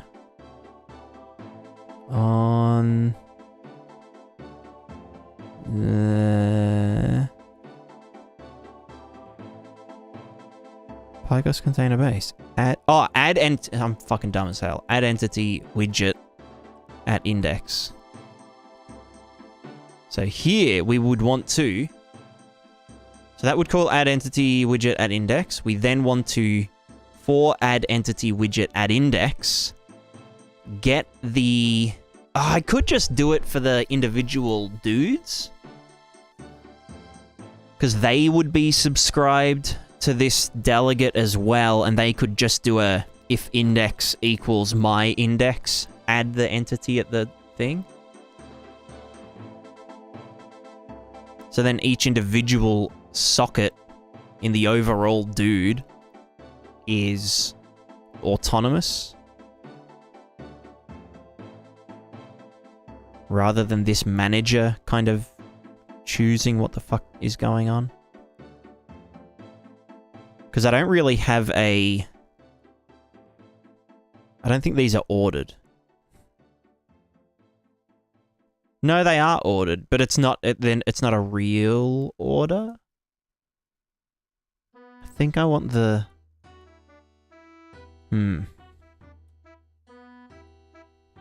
I could do this. Or add entity, sorry. Add entity widget at index. You know? Cannot decide.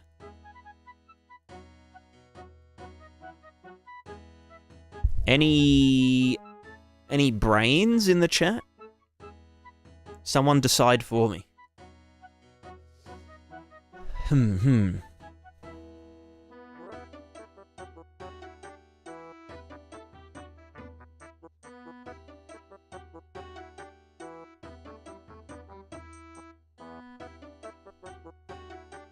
Basically, the question is... It is basically a coin flip situation. No, I guess if I do it for the individual slots, then...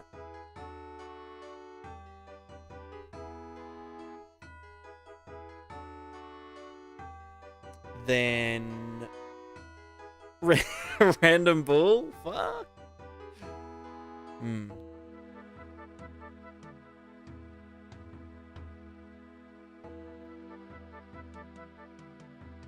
Do you love a random weighted bull?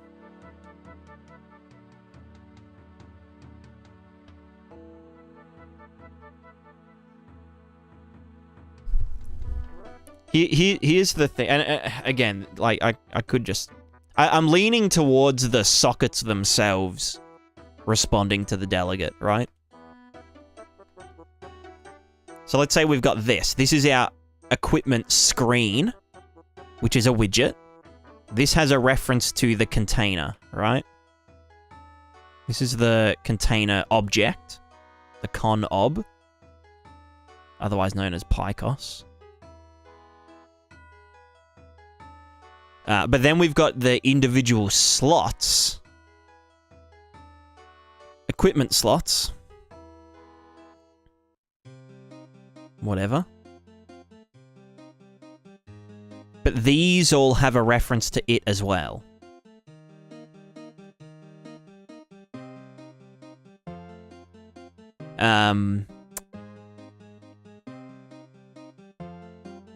So when the Picos says, hey, something just got added to me at this index, do we want the overall equipment widget to be like, okay, yeah, this just got added. Let's make a widget, like an icon at, the one that we have the reference to? Or do we just want all of these to ask, something got added to my container? Is the index equal to my index? If so, add the thing here. And then I do the same for the removal. Now, the difference is... the reason I think going with the sockets is because then when I make a different multi-socket inventory thing, like a furnace, then I don't have to rewrite the function to be like, hey, the thing did the thing. You know what I mean? So I think we'll do that. So we will say, fuck you. We will then say...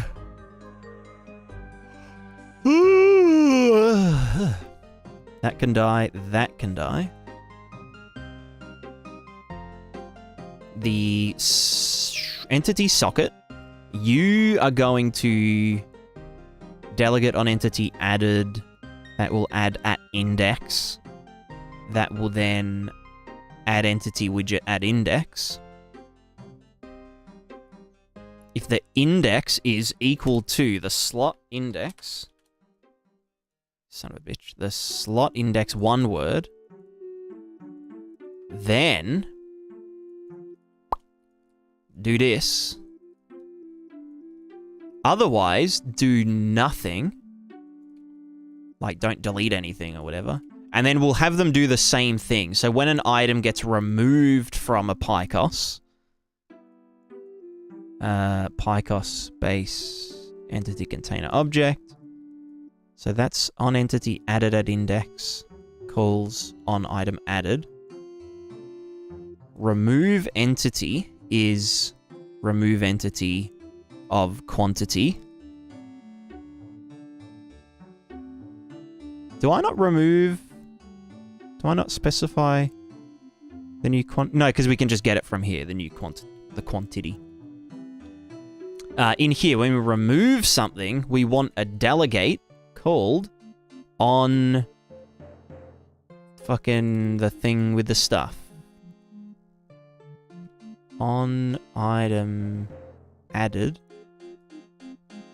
No, it's fucking on these nuts. On entity removed delegate. Delegate. Also, this should be called on entity added, not item. The fuck's an item? We don't even have items anymore. Items are kind of cringe, bro. Cringe AF. Please press the plus icon above to add oh, here. On entity removed. So this is the removed entity. This is entity object.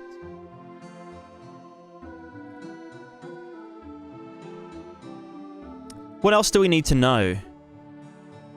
We know it was removed from us. So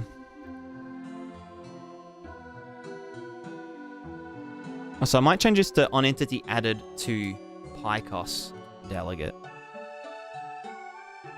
Remove from PyCos delegate. Son of a bitch.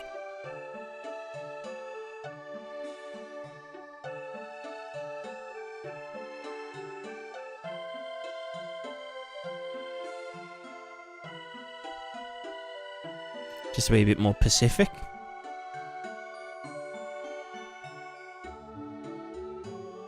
Do we want to know what... Oh, we want to know what index it was removed from.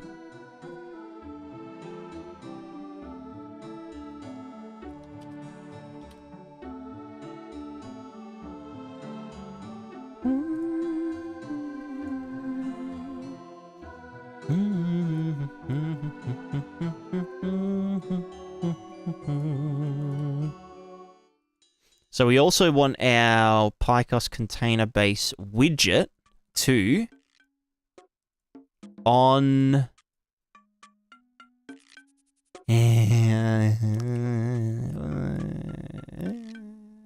initialize bind to the dude removed from PyCos. We want to then create an event, which is this. That's going to give me an error. You're going to say create matching function. This is called Delegate.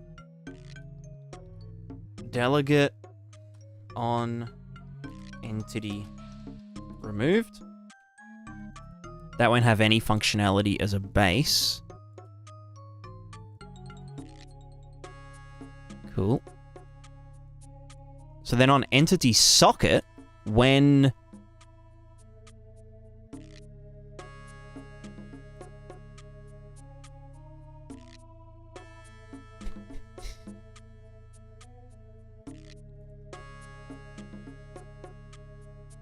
I think I don't want to.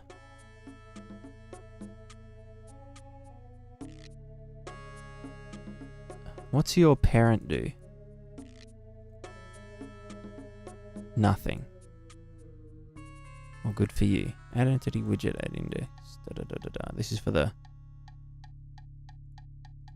entity socket.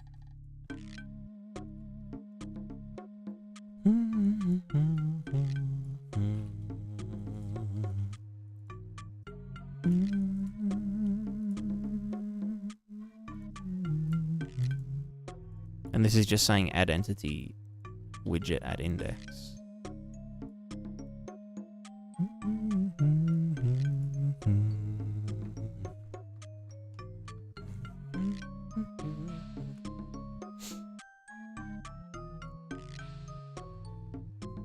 Do I even need this function?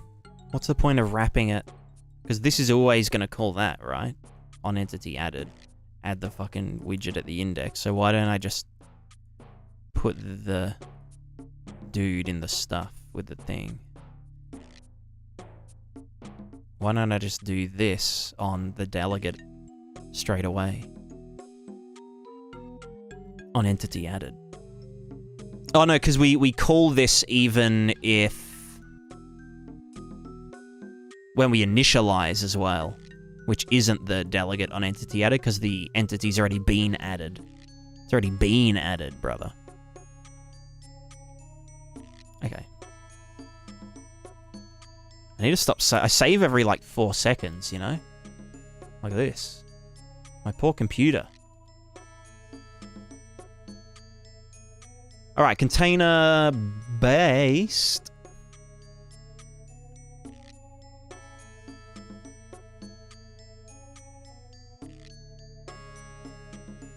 Entity socket. Delegate on entity removed.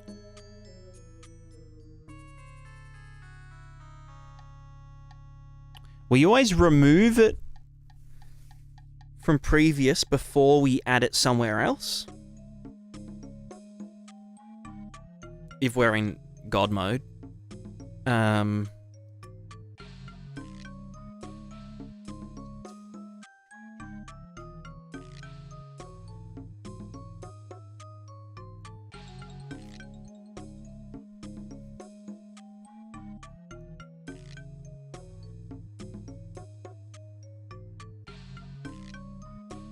So I guess we do want to just remove it before moving it somewhere else.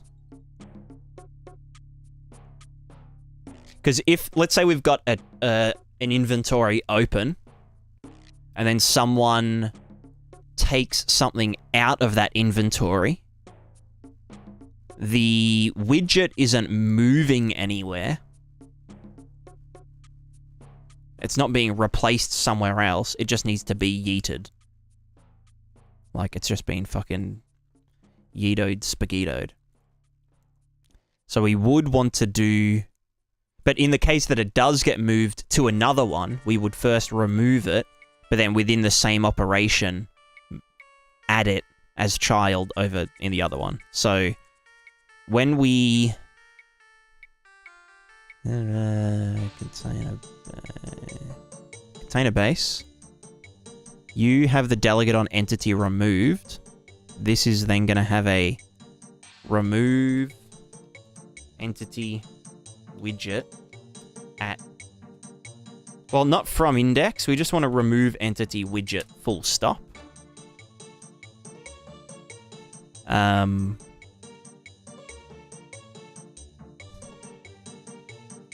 Why does that... Anyway. So then... remove entity widget. This is the...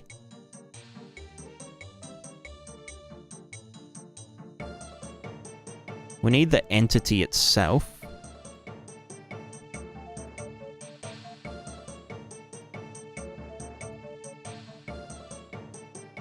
Oh.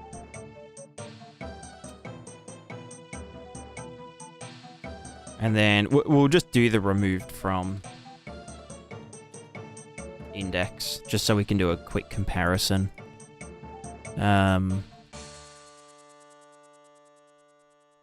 Remove entity widget. So yeah, by default, it would be not implemented. In the entity socket stuff, we would be like, hey, hold on. Delegate on these. Any removed? Remove entity widget. Bam, bam. Bam, bam, bam, bam. Cool. Then in the socket, we would say... okay, you can fuck off. We can say override...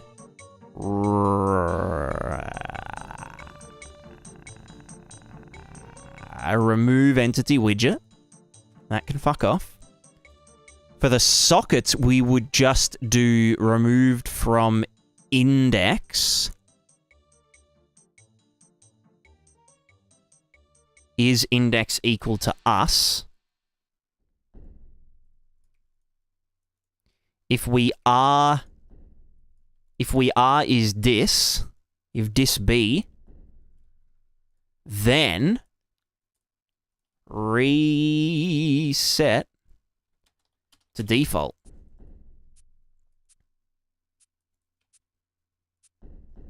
Which reset to default should, what the fuck, for this be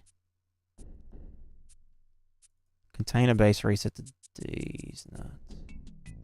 Container base entity socket reset to default. This should just get the default box clear children and set default box back to visible.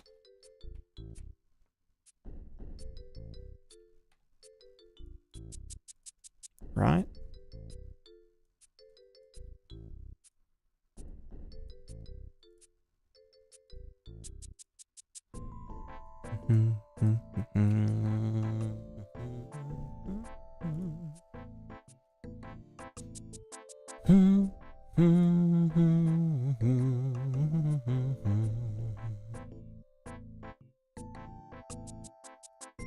So when we do this, this shouldn't call anything above. So we just want this to ignore this. In fact, this could just straight up ignore the delegate, even. The doodle goodle. So we could just say humanoid equipment component thing, delegate on entity added, ignore. And then delegate on entity removed, ignore.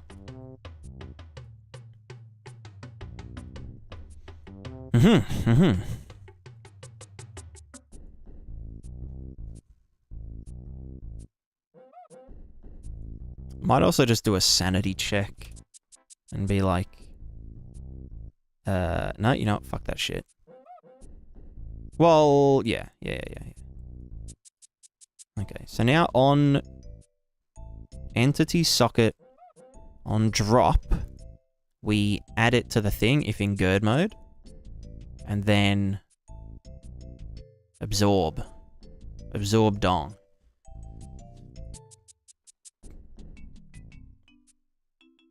Yeah, and then that will call the delegate and the blah, blah, blah, blah, blah, blah, blah. When we remove entity, we need to call the delegate, obviously. Obviously. This is the base version, container object. So on removed delegate, how the fuck do I call these? So here we'd want to say thing was removed from the PyCos. So the removed entity was these ones. The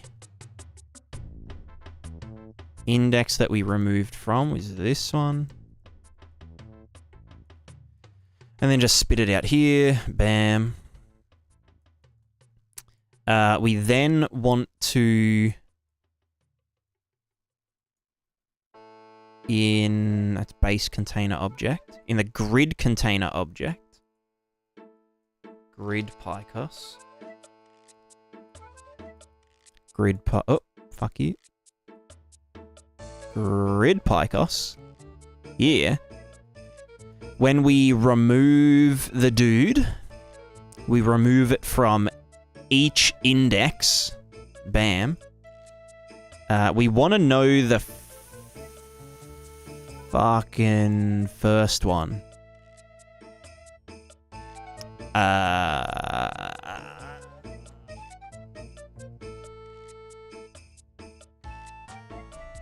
Because we just go through and purge it from every thing. So we want to do a branch, a local boy called first index got him. And when false, set first index got him to true. And set this as the first index. Yeah, that's my favorite streamer. My favorite Unreal streamer, First Index. Cool, and then Fagma.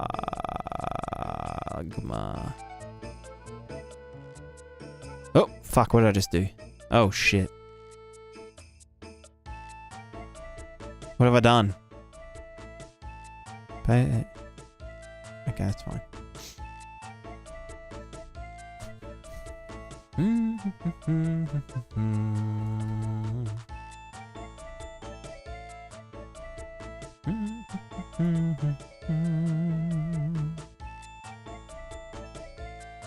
Here we go. On removed. Call that bad boy. Here is the removed entities.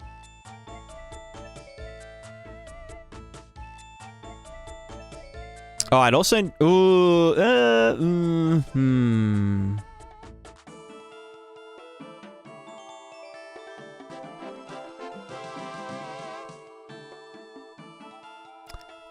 This is an interesting one. What if we only removed a part of a stack? Then... Well, we'd still want to call this, but... What the fuck?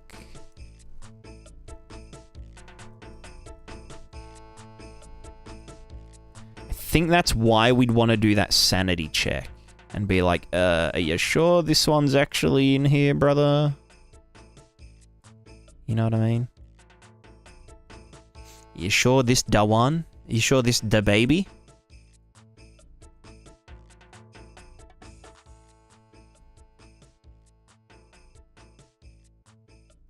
So on sock, remove entity widget, we would want to get owning PyCos, widgets owning PyCos container, get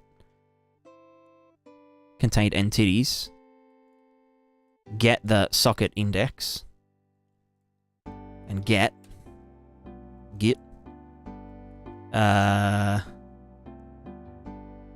No, fuck,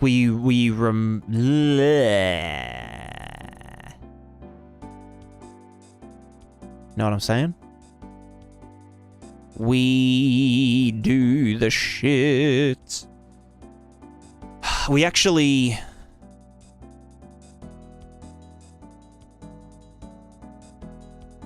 Can entity remove entity? We actually remove it before we call the onRemoved. Which means that we can't check this way, because it's literally just been removed.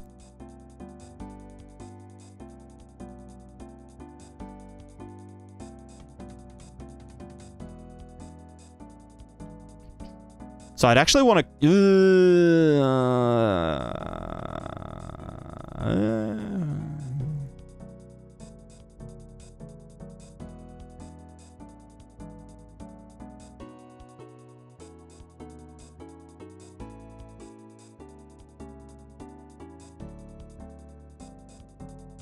I'd want to do this before we actually remove it, so that the widgets can just double check, like, hey, I was actually holding on to this one, you know.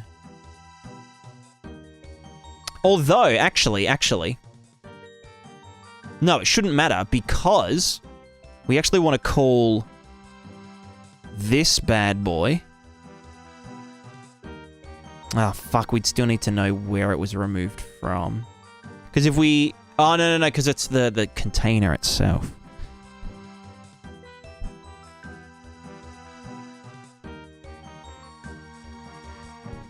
It shouldn't actually matter, because we're never actually... If we're splitting a stack,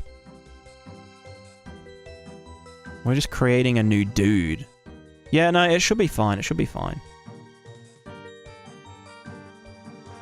So the blueprint GameDev looks like a good way to lose your mind. I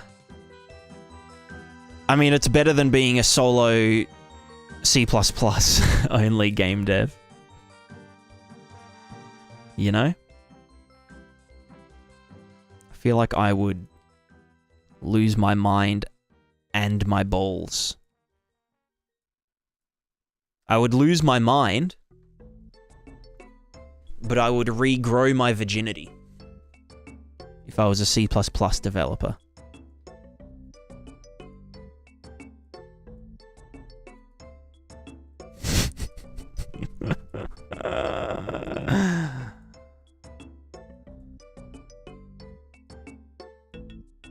Alright, where's grid? Picos. Object. Them's fighting words. It's just the truth, just the truth.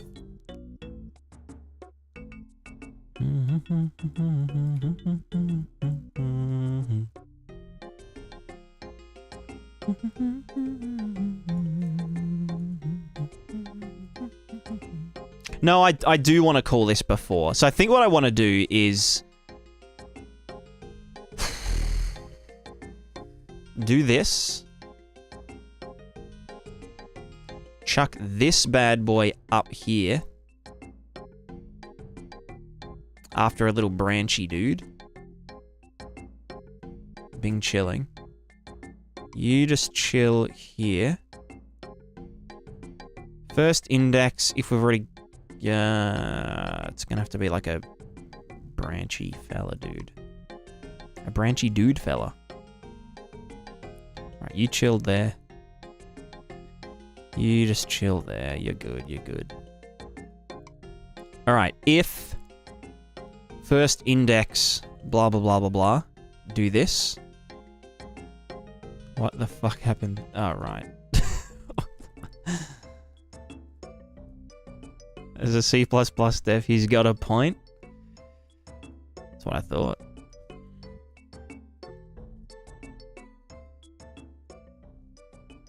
I don't even need to save that as a temp variable now. It's just one little thing. So we remove this and then continue on and actually remove it from the array. If true, we just skip past this and go about our biz. Our business. Our bees knees. Beezus kneesus. Yeah, isn't Beezus Neezus the name of the ship from the Matrix? And then if... Fuck. Okay, no, this has to... I go back here. Why am I so fucking stupid?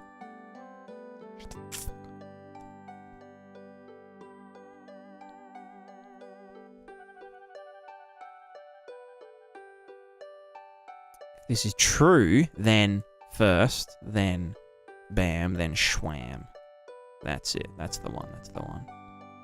Cool. So we call on removed before we yeet it from the array because we need to double check, the widget needs to at least double check that, like, hey man, I've actually got this widget, you know? I'm actually holding on to this fucking object.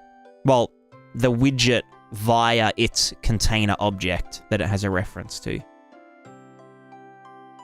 Yeah. So let's move this down again. Easy. So that's for the grid thing. For the base entity dude, this just needs to go right here. Because this is like a one. It's not a grid, like a reference grid. So we call the delegate. We call the delegate. We call the degenerate. From index, this one.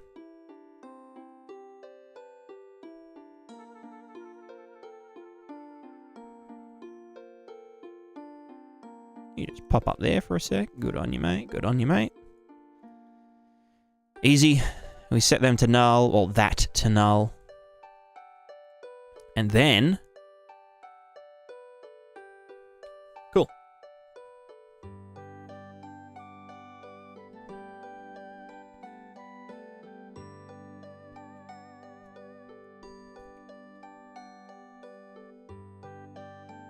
Sweet.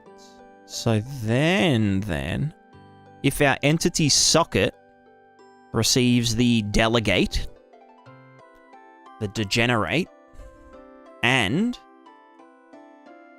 it's the right index, and index get from here, not valid, valid. No, not Khaled, valid. Valid. If this is valid, and is equal to this. Wow, what a fucking shit show. Yeah, look at these sweet if-elses.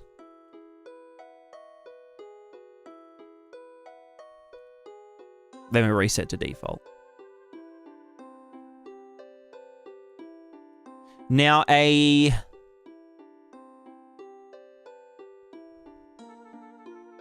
shouldn't need this valid. Actually, does anyone know, can you compare a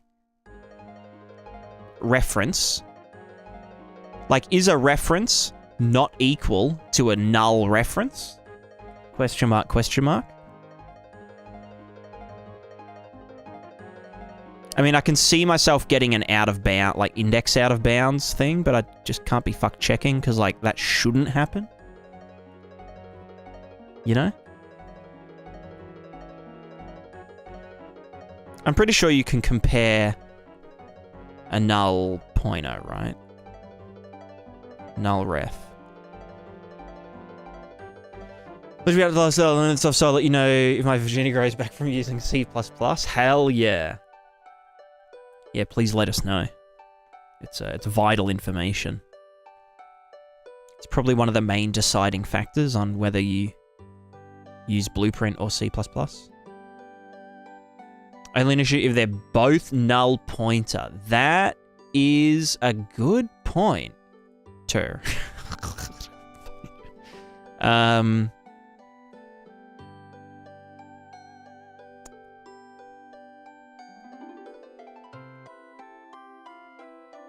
It's a very interesting question. What the fuck happens if it's a...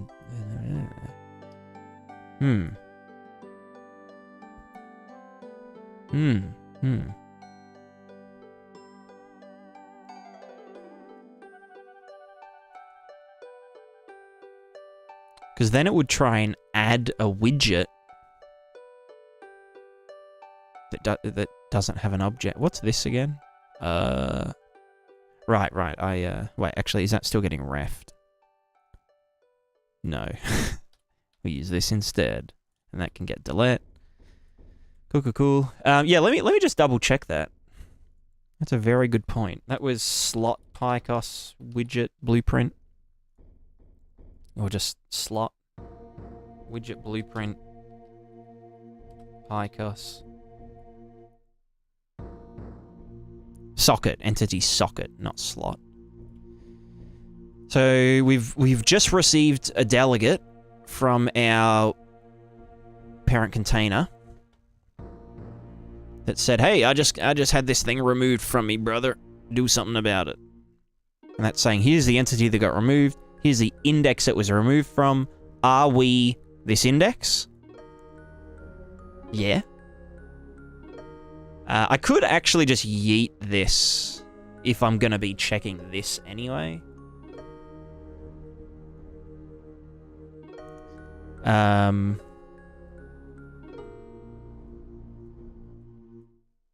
okay, this should never be null. Because we should never be removing a null reference from a thing.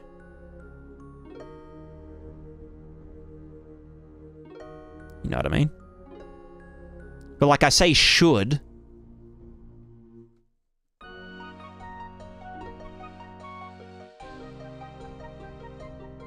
I guess this is only on removed. So if that is equal, it would just do nothing.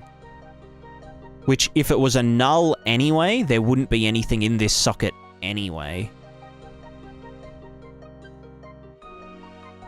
Which is kind of the point here.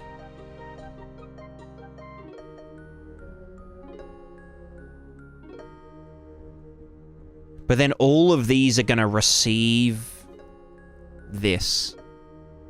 So maybe I do... Wait, hold on. How'd you set up line traces when I add multiple? It's getting weird. Yours looks smooth. What do you mean by weird? Do you mean they're not, like, tracing in the right kind of format? Or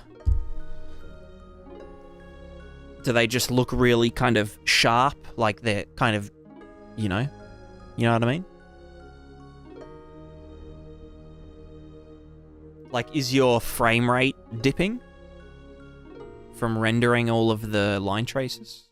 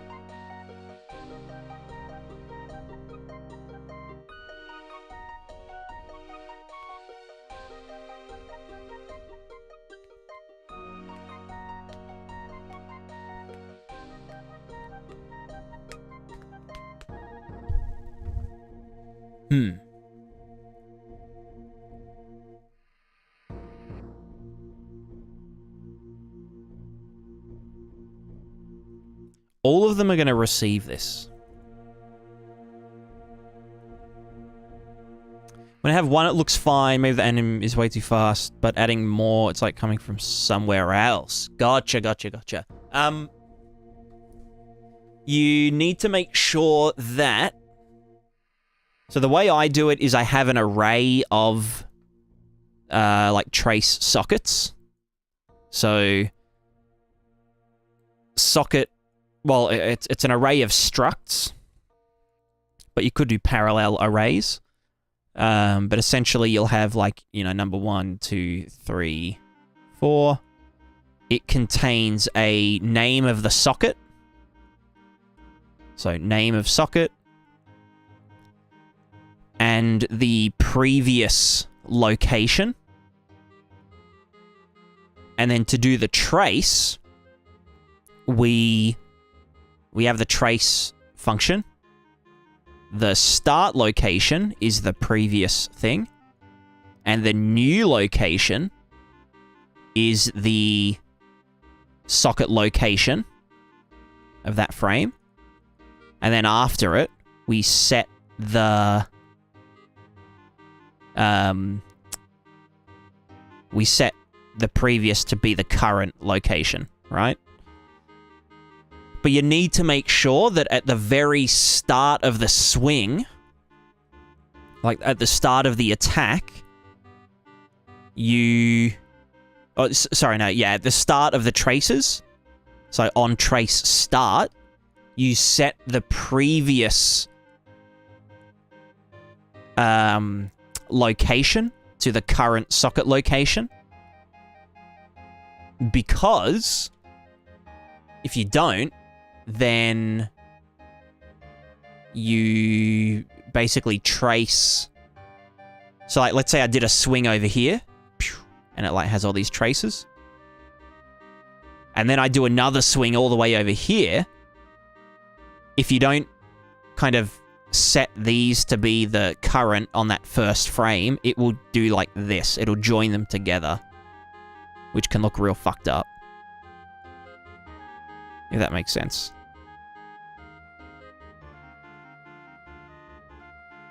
So that might be what's happening.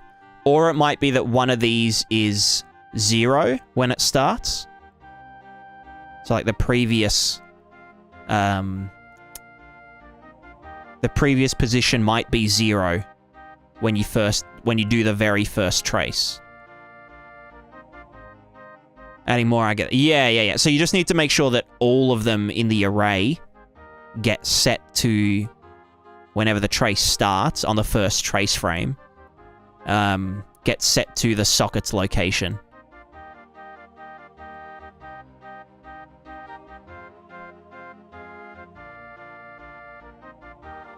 Socket 1 works when I add socket 2, 3. I get that. So is it maybe like doing trace number 1 and then doing from there back to this one and then doing that, like that kind of thing? Or is it like really crazy?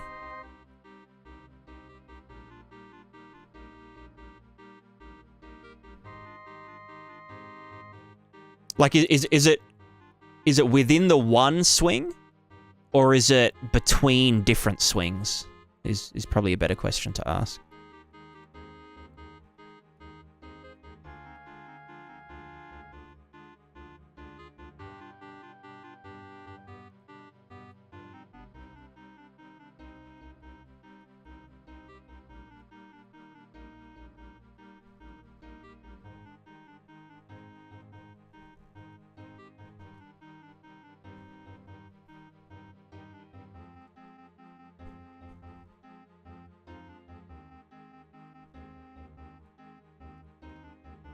No, I shouldn't get an invalid.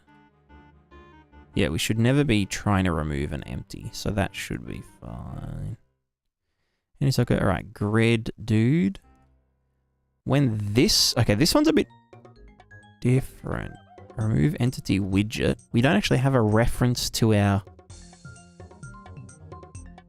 child... Well, we could do get children widgets. No, we can only do get all children.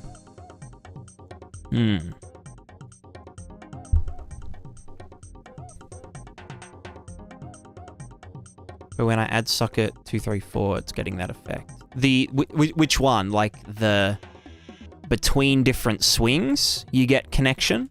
Or within the one swing, you get a big jumble of stuff? So blue or yellow?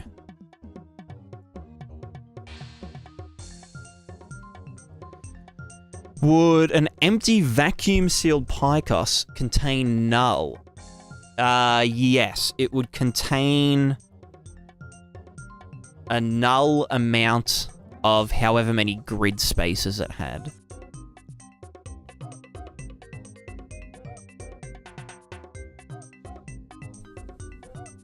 Although I'm going to be adding when it is empty, it will delete its array, and then when something gets added again, it will populate its grid reference thing again.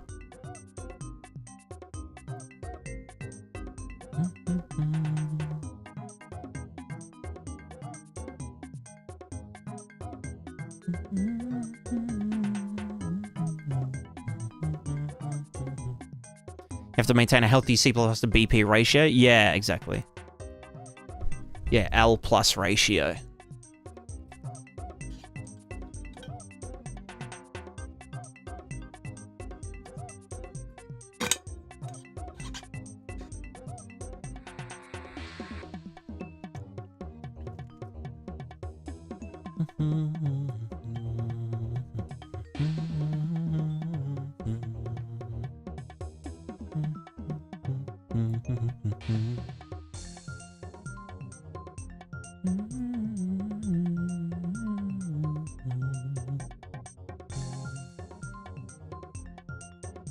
How do I want to remove the widget here?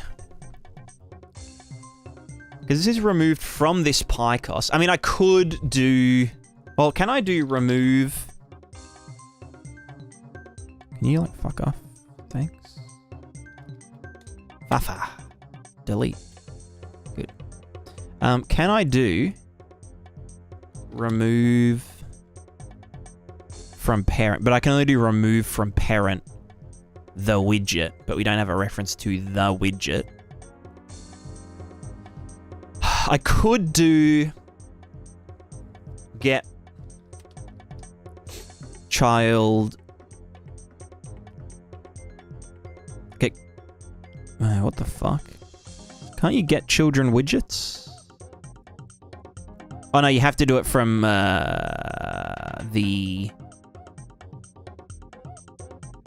from here, from the panel. Also, what is what? I've got the overlay grid, border outline image of the grid. So it's the overlay grid that actually... No, it's the entity grid panel. Okay, actually, that would be fine, because only entities can go on the entity grid panel. You know what I'm saying? You know what I'm saying?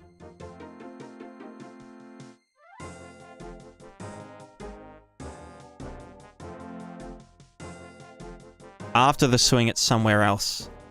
After adding more. Yeah, gotcha. Okay.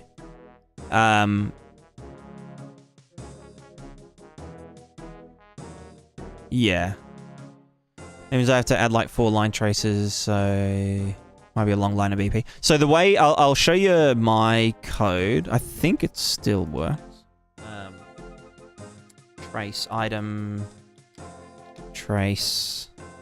Item attack trace component. So my trace cycle is...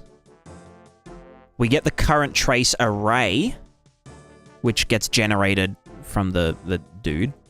But this would just say trace socket, you know, tip, or trace 1. We give it a trace radius, trace type. That probably doesn't apply to you.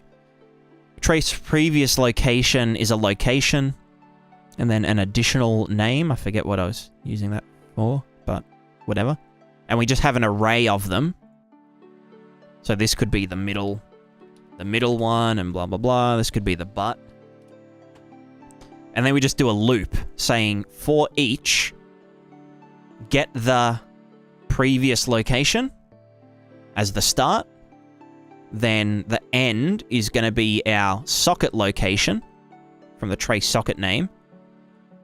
We then do the trace, but then somewhere... Oh, I actually do it after on completion. So on completion, I go through and get the sockets again and just set the thing. Ideally, I should be setting this here so I don't have to get this twice, or at least caching that, but whatever. But yeah, that just sets the previous location to the new current location after the trace has been done, obviously. But then there's a on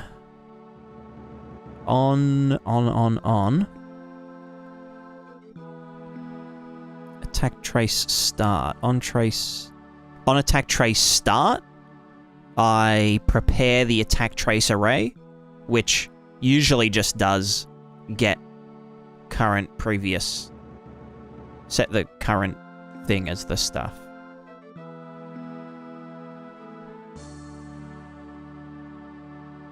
So yeah.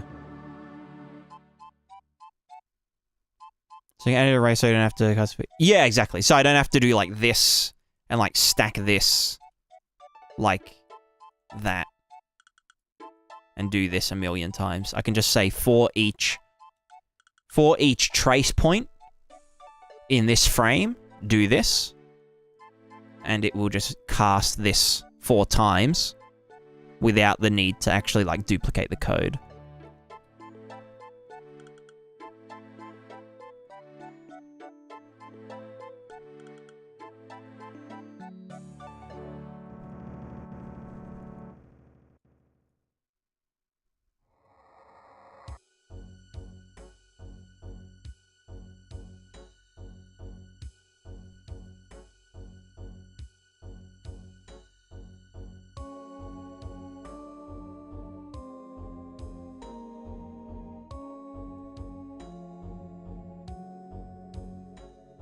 Why do I do an attack trace lockout? Oh, for when we bonk. So we can't double hit. Yeah.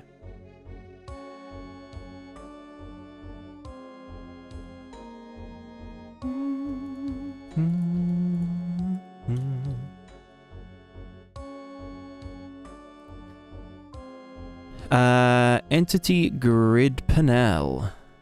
We want to get children. Get all children. We want to, for each of these bad boys, we want to... So this is our grid container. Get all of the... Is that all children? Wait, what's get child at? Oh, at index? No, thanks.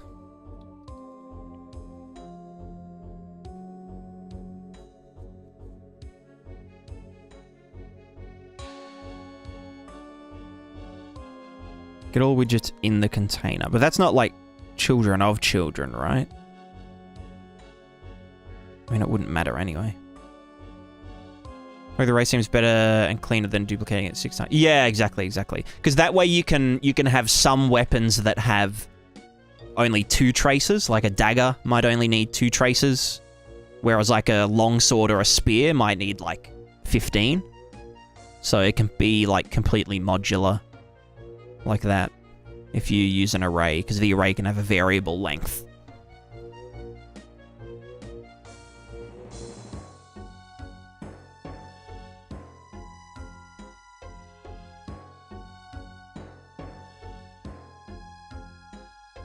Remove entity widget. Removed entity. Get all children. Oh, that's just widget object reference. Right, so then I'd need to cast to. Loves a good old cast.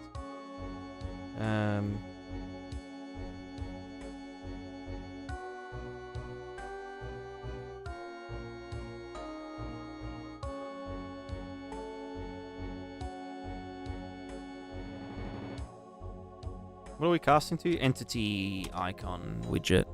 Bam. Cool. And then if the owning entity... The fuck? Entity...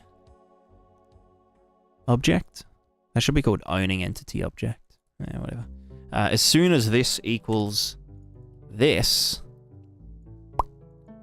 then remove that and finish the loop. EZ.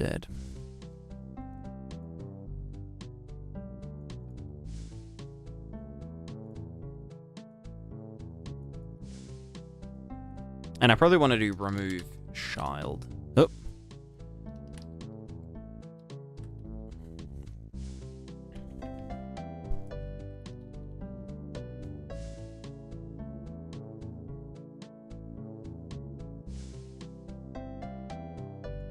No, I'd want to do remove child. Which I could just do remove from parent this widget.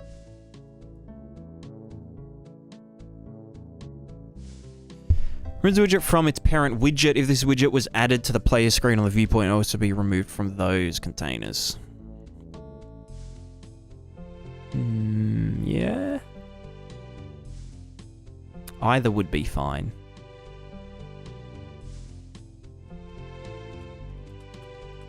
Fine, Lamau.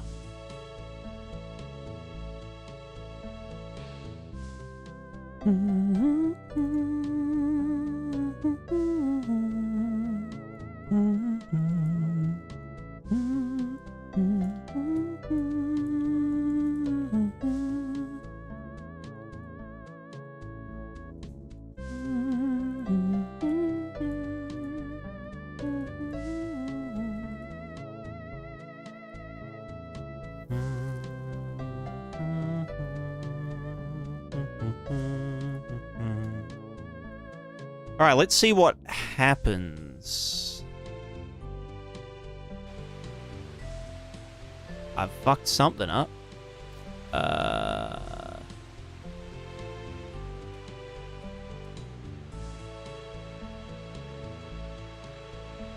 Where's my equipment stuff?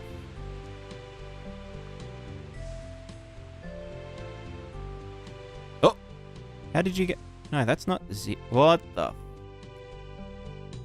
Infinite loop detected these nuts.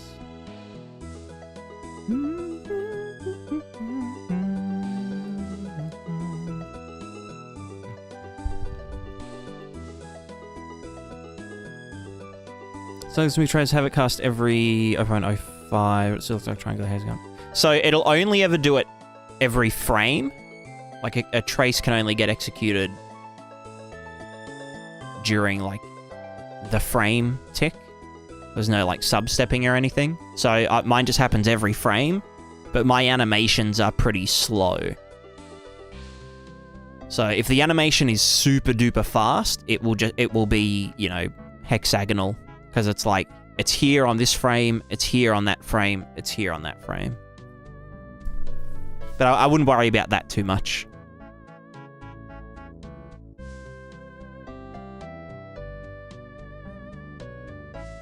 But yeah, my animations are, like, relatively slow.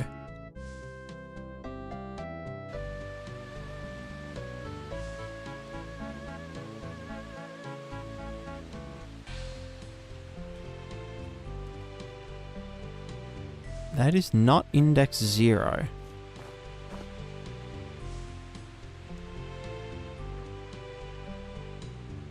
What the fuck have I broken here? Brother, that ain't index 0. What the hell? What the fuck?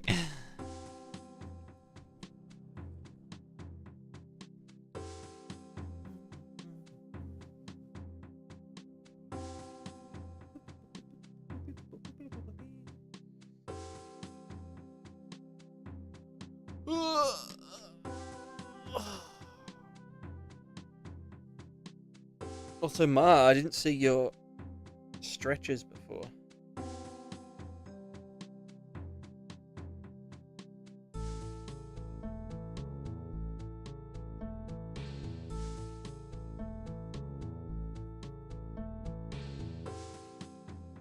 Would you make your own animations? No expensive suit, please. With a medium expensive suit. But then in Cascadeur. I used a suit as the basis, but then edited them in Cascadeur. Which is my recommended animation software.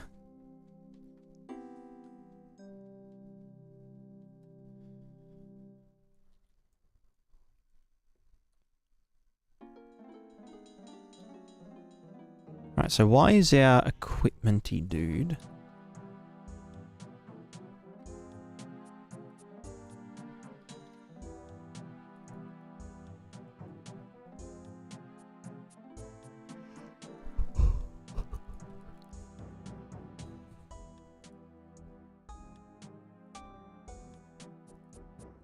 Update all things, initialize them.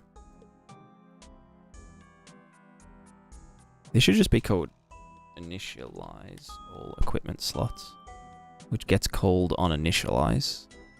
Right? Right. Yeah. Yeah. Yeet itself into the thing with the stuff.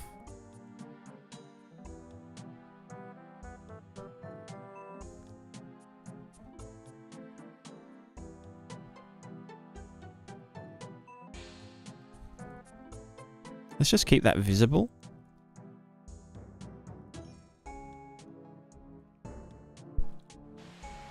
I mean, well, it's still there. It's just not doing this. What if I just fucking don't fuck with that? No, that's just our character icon. So we do need to set the viz.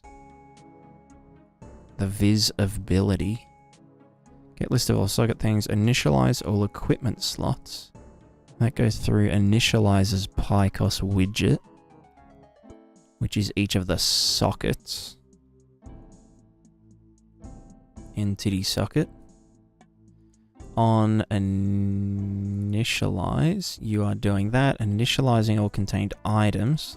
If there is nothing in there, reset to default, which is saying clear children of the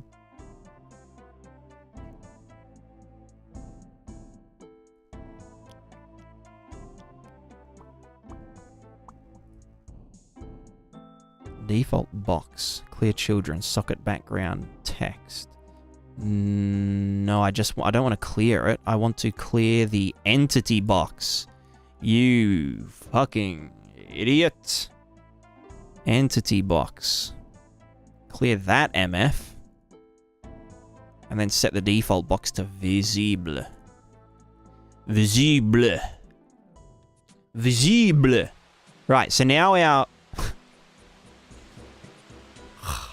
now our backpack is on our head.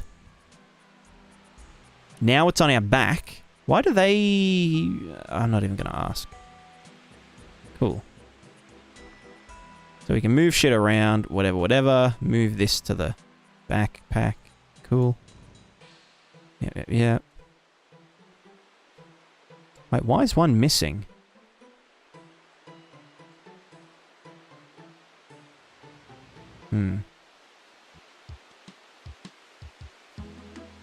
We're supposed to have 4?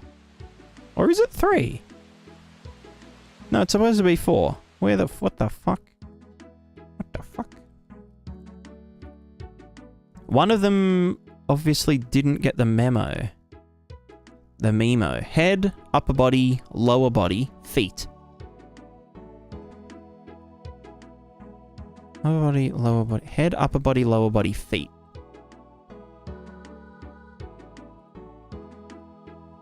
Or is it because the head... Also, why do these not get their fucking text? Container text... No, that should be the... What the fuck is this again? socket, text, set, text. What do you mean? Socket. This is called graph container text. Set the fucking text. On reset to default, you should container text.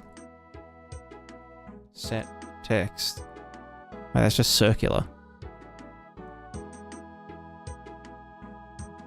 No, that, yeah, fucking stupid ass bitch. We want to... I mean, yes, that is the text, but we want to actually... Well, maybe on initialize we do it.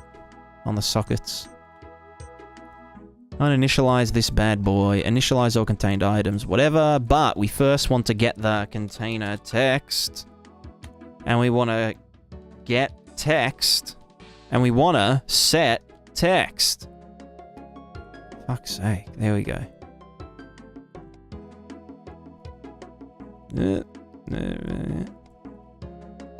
Cool. Whatever. Good on you, mate. Good on you, mate. Alright, so now if we head, upper body, lower body, feet. Okay, they are all there. But then the head disappears. So why the head disappearing?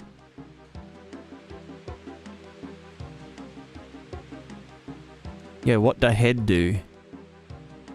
Also, why can I mean, that's fair. Yeah, I can put all the things on the other things. It's great. Look at that. I can't even fucking see what I'm doing. But do I need to? Not really.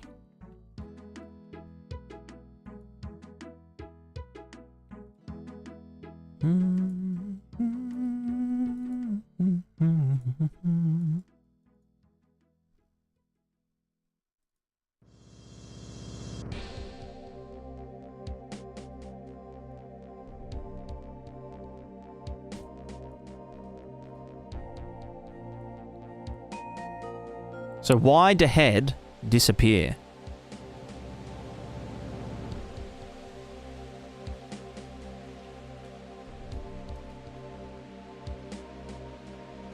What the fuck? What the fuck? I mean, in general, though, this is... Oh, what the fuck? Let me in! Yo, bish, what the fuck? Why won't you... Hello? Grid transform index to coordinate. Infinite loop detected. Interesting, interesting. Yeah, why the head disappear? Why the baby? Oh!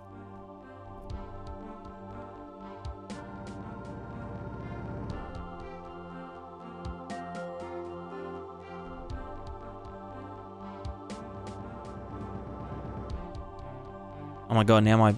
Okay, you know what? I'm gonna fix my camera. I'm gonna fix my life, and then we'll be back soon, TM.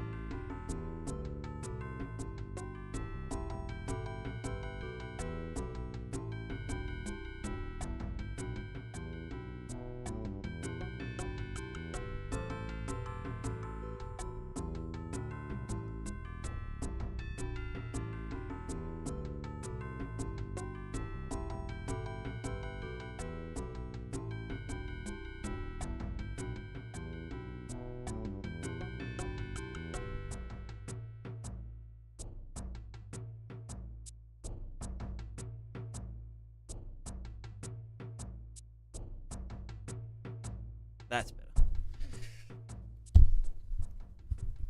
Yikes. I'm back. Hello. There's all stones on my chair. What the fuck?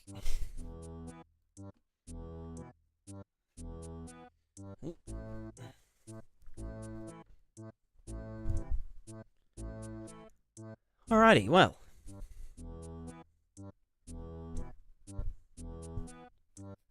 Do I want to keep chipping away at this PyCos stuff? So I'm still not in focus. What the actual fuck? There we go.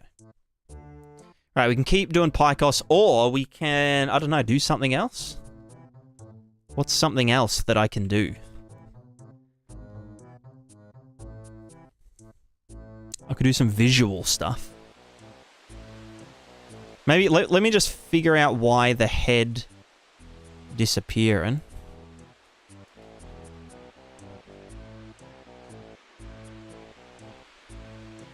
Why'd the head disappear?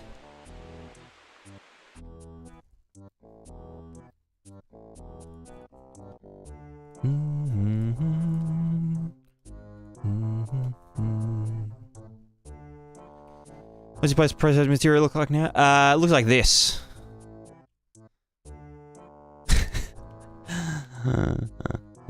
No, it actually looks the exact same as the original cell shader, in terms of the cell shading.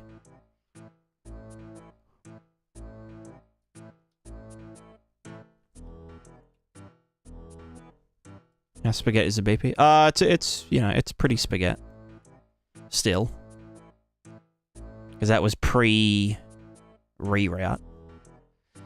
Inventory system, now this is my jam.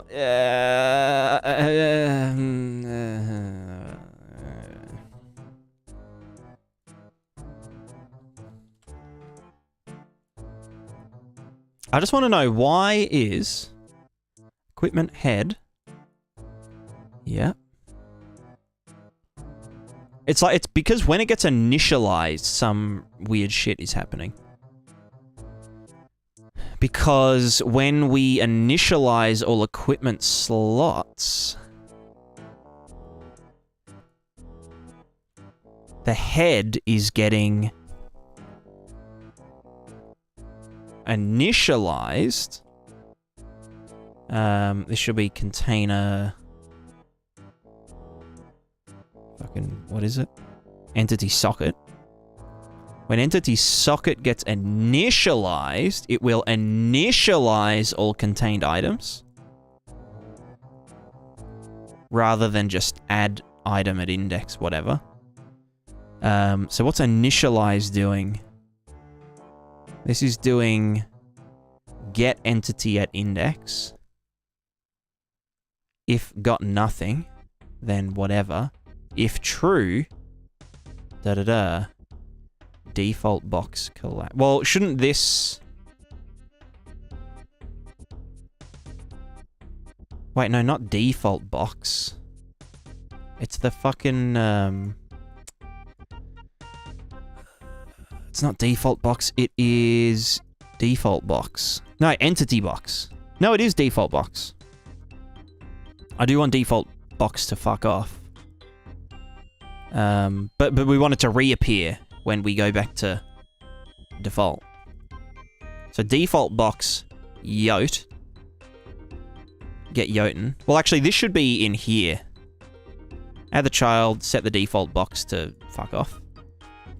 Then in reset to default. Reset to default. This needs to be like, hey, do... any box container base, yeah. Set default box to true. Yeah. Wait, what? Huh? Do you even have an entity box? You do. So then, what the fuck is happening? We've got the head. We put that on the back. Where's the head gone? Well, on entity remove thing, Entity equals same reset to default. Are you doing it? You're not. You're not getting called. Why would that be? Entity socket, the head socket, should receive the delegate. Delegate entity removed. Here's the removed entity. Let's get our index from the dude. Does it equal? If it does do, then YOLO. Let's try putting this back there. It's not even... You're not even getting the delegate. Delegate on entity removed. You should be doing remove entity widget. And on initialize, you should be doing this, which should be getting the owning PyCos and binding to the on removed. So let me just see if entity socket remove this one. No, not this one. The fucking, what's it called? The delegate. Let's see if that's getting called at all. Right, so we move. Doesn't get called. Okay, so that would be because our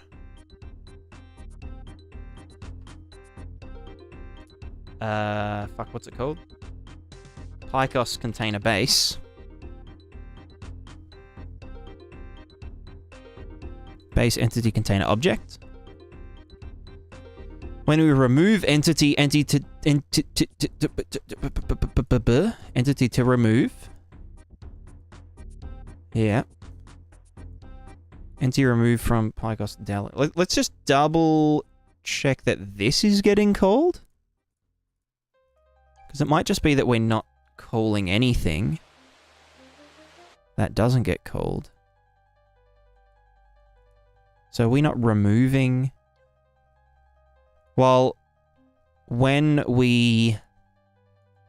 Because we're in GERD mode. PyCos socket on drop. Add entity at index doesn't call remove from previous.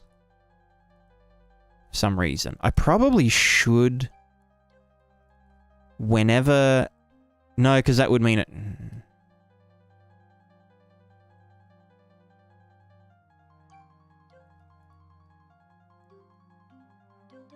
Do I ever not want to remove... No, I think... Honestly, I think I could do...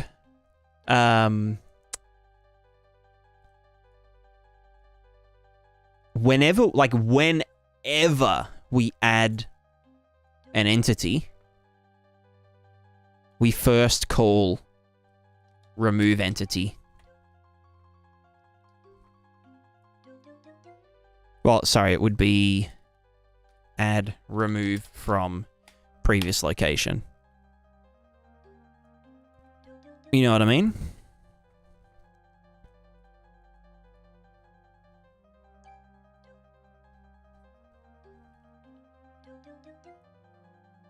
Because... but what if it's something that doesn't... No, but it'll always have a previous location.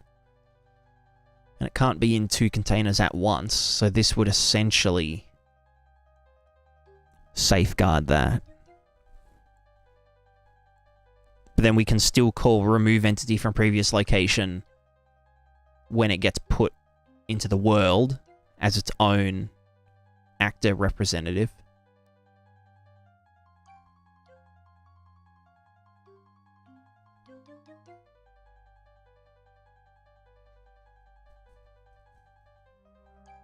Because we can just be... Because this already checks, was this already in another PyCos? If it isn't, then just fucking ignore it. So, like, even if we've just created an object and we want to spawn it into a chest, when we add it, it can just remove it from the previous location. Is there any downside to doing this? Because that would save me from fucking forgetting it everywhere.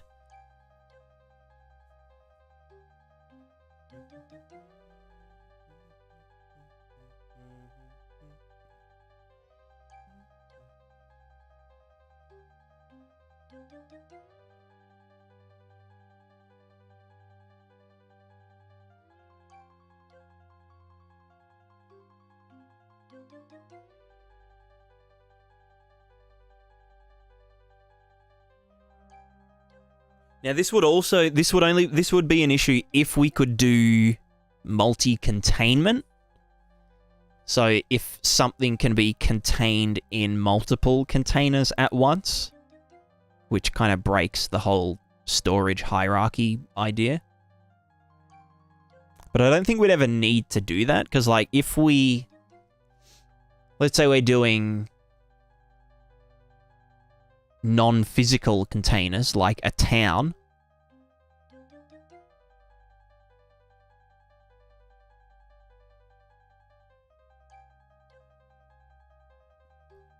and the town has districts, and the districts have buildings, and the buildings have rooms, and the rooms have people in them.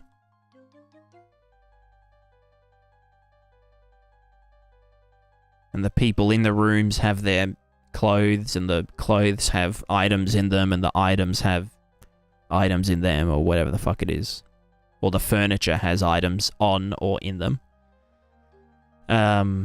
It's never like the character is in the building and the town.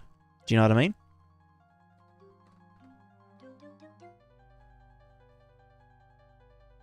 Unless we give everything like a list of secondary pie costs. Like, for example, if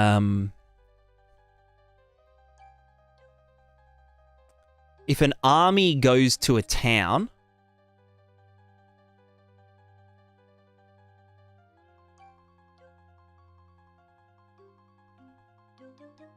can a character in the army go, like, you know, can a character belong to the tavern and the army at the same time? Or the tavern and their squad and the squad to the army, obviously? Or would we just say that when an army enters a town, they split into their squads, and the squads go in, you know, the tavern and that kind of shit? Or do they then split into individuals? But then how do we regroup them? Do you know what I mean? Couch is in the living room, which is in my house, which is in a town, that's in a city, that's in a state, in a country. Yeah, exactly. And the couch has daggers in it, but the dagger doesn't belong to the country. The dagger belongs to the couch. Because if you moved the couch, the dagger moves along with it. If you moved the town, then the couch goes along with the house, with the living room, with the couch, with the dagger.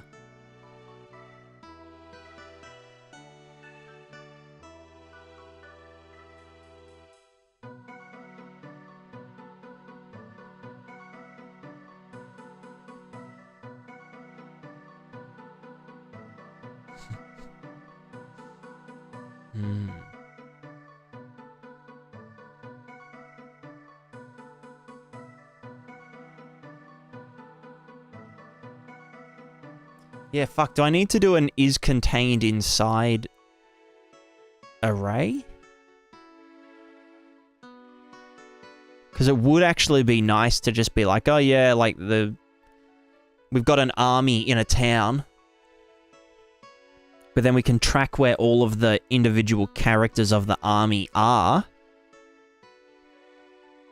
Individually, they can all do their own shit, but then if we just had to be like, oh yeah, get army, and start moving them to this other place, then it would I don't know. No, they should split up into smaller groups and assign into the groups. That's no time for leave to return to army. Yeah, it's... but it's like when they split off, how do we keep track of that? You know? Whereas if we just allowed them to... Like when it's time to regroup, where is that stored? Where's that data stored of like, these are all of the characters that were in that group but are temporarily doing their own thing? But I agree that would be better. I would prefer that. I guess we can just keep a copy of the hierarchy.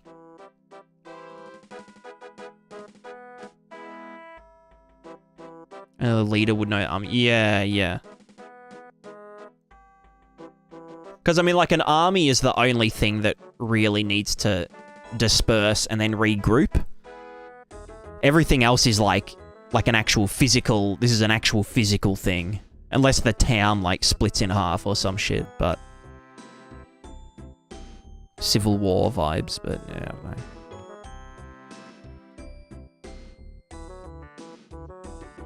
What? What do you got? What do you got? No telepathy.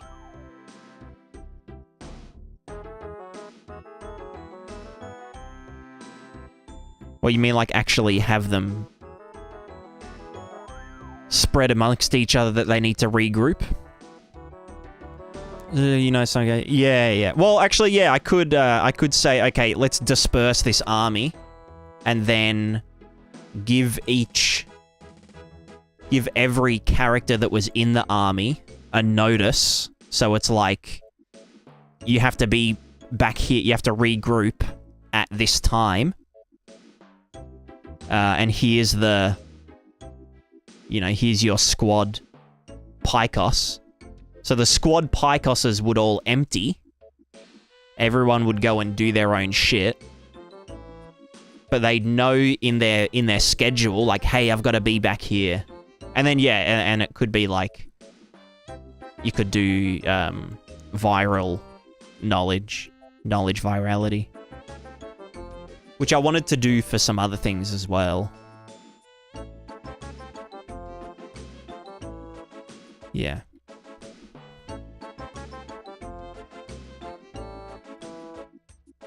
I guess we could also just do the army, which has now been emptied. The army, after some time, just, you know, like any character in surrounding area with tags, blah, blah, blah, you know, should be in army. Or the army entity could just have a global list of, like they're not in a Picos, but they're just in their own other thing. Just a separate list to, like, tell everyone, hey. Or, no, hold on. The characters all subscribe to the army's delegate when they leave the army temporarily to come back to it. So, okay, yeah. So there's heaps of options, and most of them don't require... what's it called?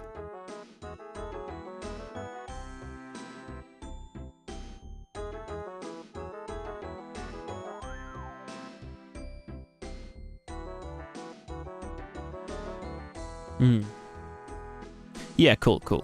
Okay, so we don't have to have multiple containments. Renlong, hello. Just we're talking about inheritance containers here, so I just got into try to grasp context. Yeah, we're just talking about,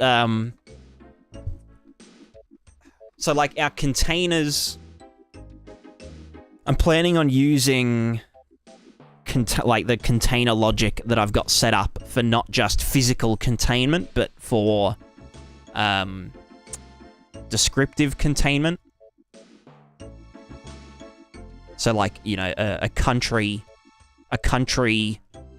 entity contains multiple region entities, which contain town entities, which contain district entities, which contain house entities, which contain room entities, which contain, you know, furniture and character entities, and those contain their own items and that kind of shit. Then I was just thinking, do we need to allow multiple, like multi-containment? So can an item or can an entity exist in two containers at the same time? For example, if an army goes to a town and all of the characters are in separate buildings doing their own thing, are they still a part of the army? But they're all, you know, they're both in a building and in an army at the same time? Or do we just say they disperse and regroup later on using a like a delegate or something?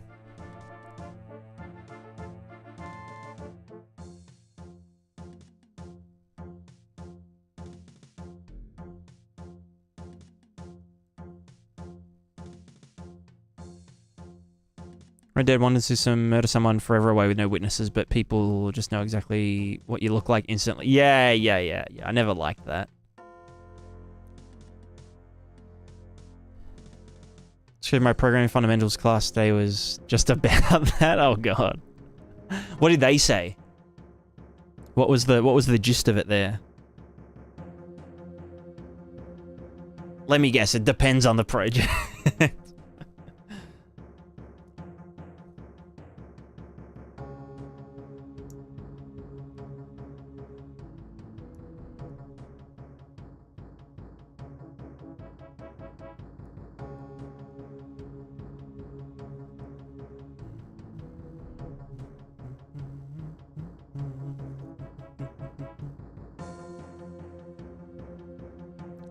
A developer to figure it out. That's a great idea.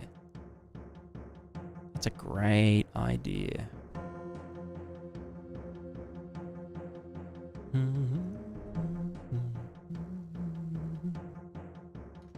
Right, where was I again? Right, we were thinking whenever we add something to another container, do we always remove it from the previous container? I feel like the answer is yes.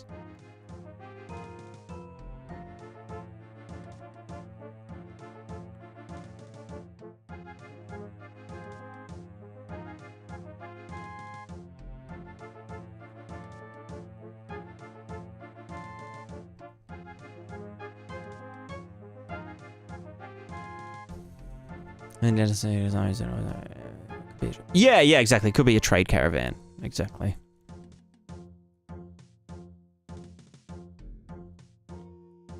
Well, I mean, like an entity is any conceivable thing, physical or non-physical, basically.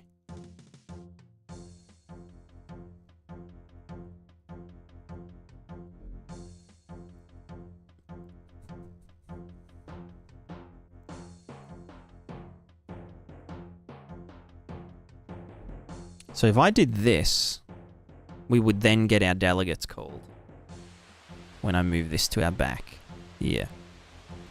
But that also means that I don't want to first remove, because adding it is removing it. That's crazy.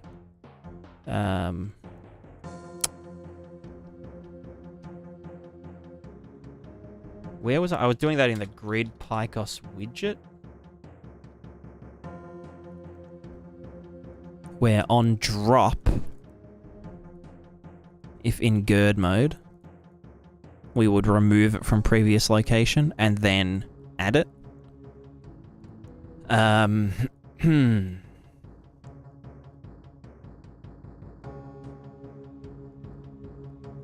Yeah, so we don't need to do that. We can just say incoming entity is payload entity object. Bam.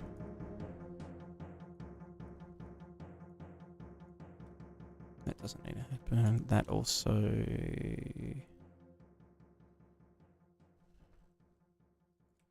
That's fine.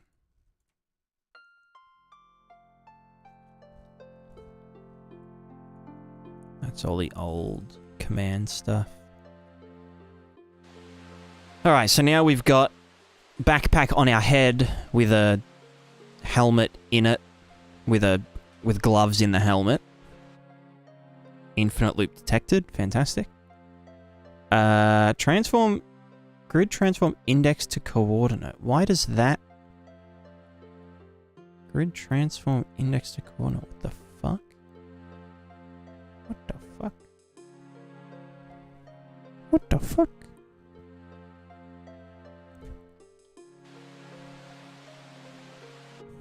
What the fuck?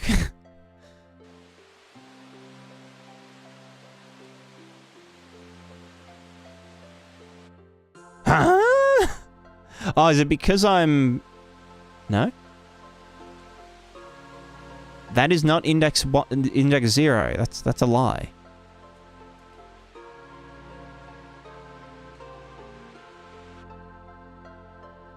Is it whenever I add it over itself?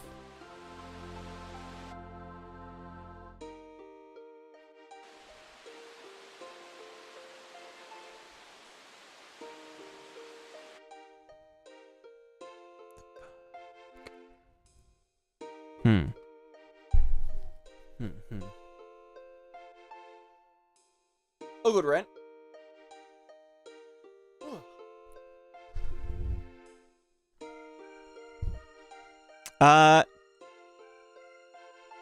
Kluxdz. Hello. Been watching your content for a while and you've inspired me and got me into Unreal. Hell yeah. That's good to hear. But I'm still very new. Just wanted to say thanks. Hope you're having a good day. You know what? I hope you're having a good day too. Never give up. I hope the engine treats you well.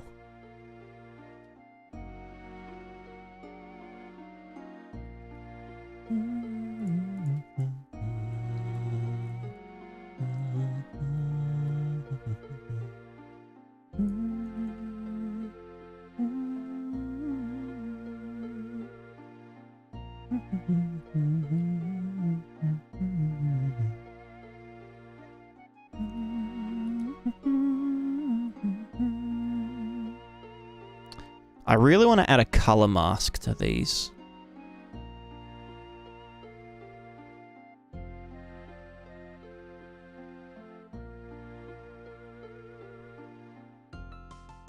Type the whole dissertation. Hell yeah. That's what we need. Desperately.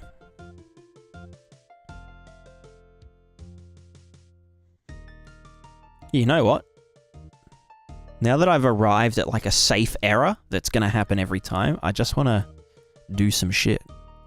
Let's do the rocky ground texture. Color mask. Yeah. So like here, I put a height map. Why are you... I put a height map in the B channel, but the height map has all this other shit. Like the overall kind of bumpiness. So if I wanted to lerp between color for the rocks using the height, you know, a height lerp, then it's like kind of fucked because this piece of dirt is higher than this rock, you know? Is it to listen? Yeah, exactly. So I'm thinking in the alpha, or like I'll move this to the dude and the thing to the stuff. But that would require me to either... This is the original normals. Nice and high res. This is the height map in the alpha. I could do... I wonder what... Oh, fuck.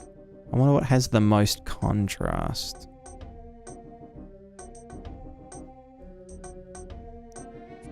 Like, yeah, I could just do a color separation as a base point in Photoshop.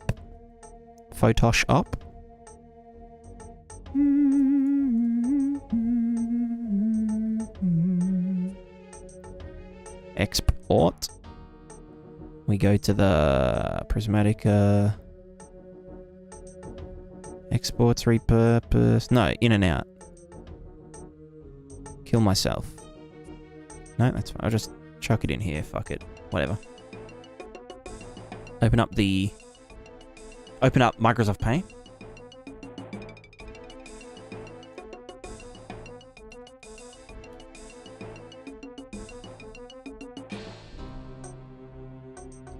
Open up my legitimate copy of Photoshop 2015. Very legitimate. Confirmed. Activate Windows. We want to go here. Props. In and out. This one. Gotcha there. The fucking alpha channels. Where the fuck? How do I...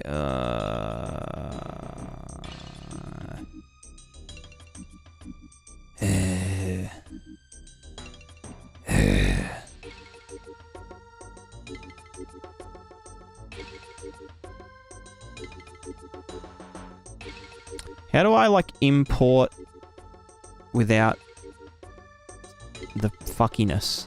Do you know what I mean? Is it in mode?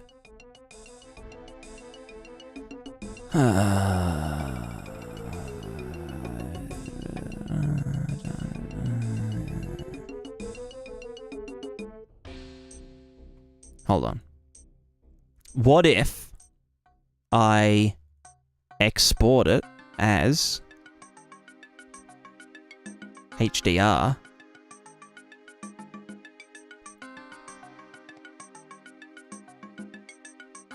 Then it will export as an EXR. No. Can I just tell it to... Oh, I can export it as a TAR. TAR. Wait, no. Do it as HDR compressed. Oh, no. It is HDR compressed. So, yeah, the alpha's fucked. So then export TAR. Put you in there. Open it as a TGA. Very good. Oh, and the alpha even gets... Yeah, okay. Alright, TGA is better. So now I'm thinking we get this. How am I gonna color separate? Also, can I like fucking... There you go. Let's do a quick little... contrast. Actually, I could just do legacy contrast and just like fucking... You know what I mean?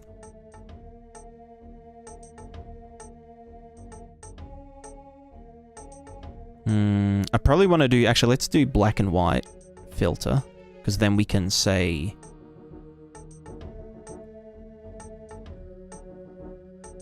Like this. At least.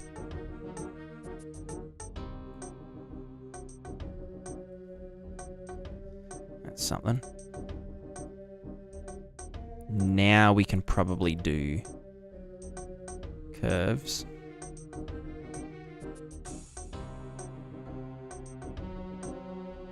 And just clip anything there. Actually, you know what? Fuck off. And then do this. Like that-ish. And then... I probably want to posterize the result. Well, not posterize, but do the cutout filter. Because there's obviously a lot of noise in there, but the cutout should fix that.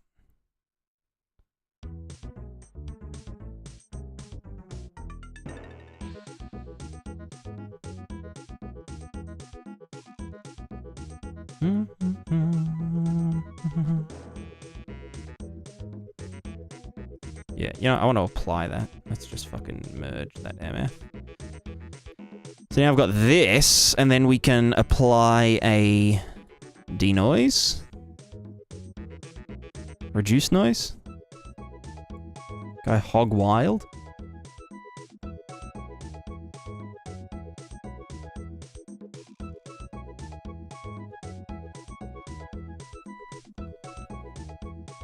swear that just added more. No.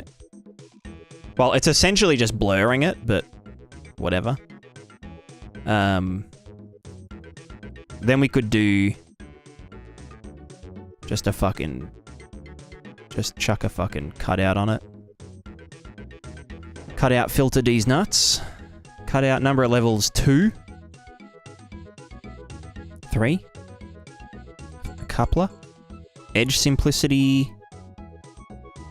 Actually, you know what? Let me just do a duplicate first.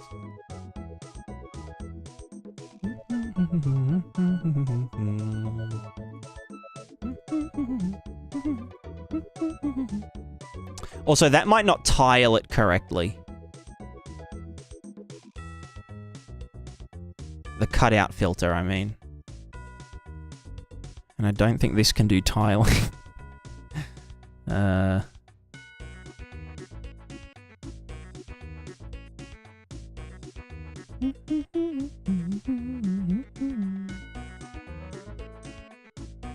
I could do... It depends if that filter has randomness or not. If I did this, right? And I just said canvas size. Percent. 300%. And we then got this.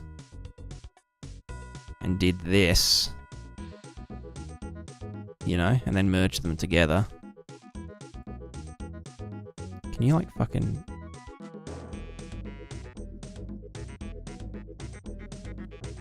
This is how we did tiling back in my day.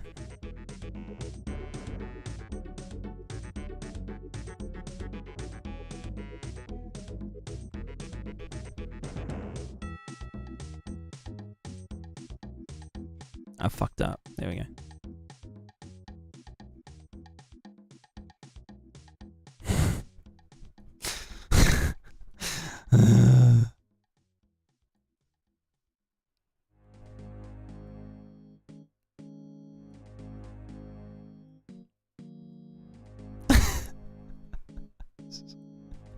This is so cursed. And then if I... let me just duplicate the original first. Okay, then if we got all these and merged them, then if we apply the filter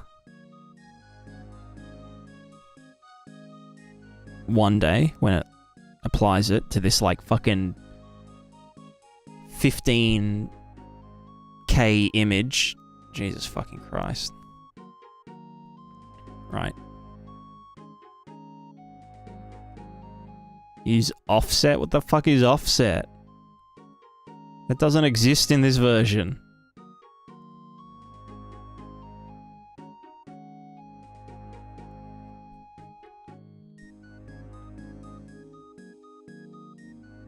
Offset filter? What is that?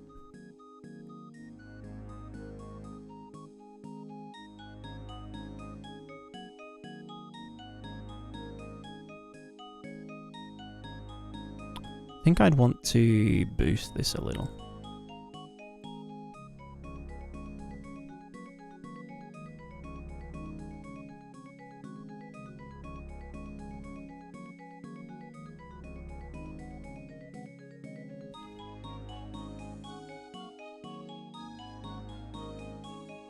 So confused.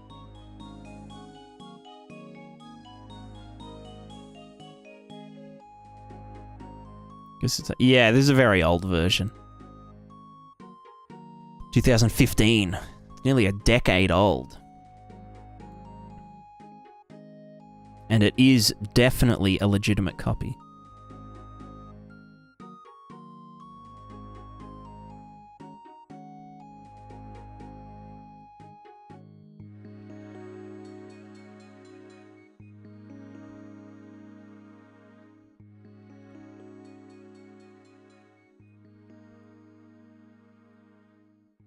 Where the fuck is curves?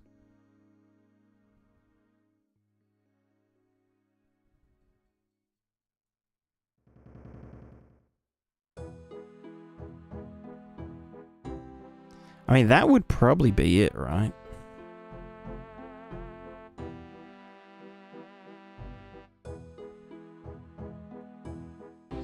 Even without the cutout filter? I mean, that way I wouldn't need to fucking tile it and shit.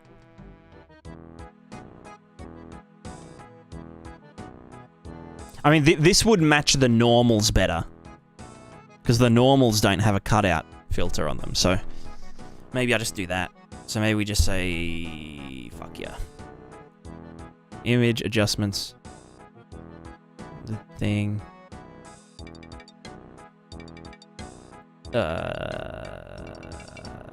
Canvas size. Pixels. Oh, 2048. 2048? Yo, that's the same as Prismatica's release date.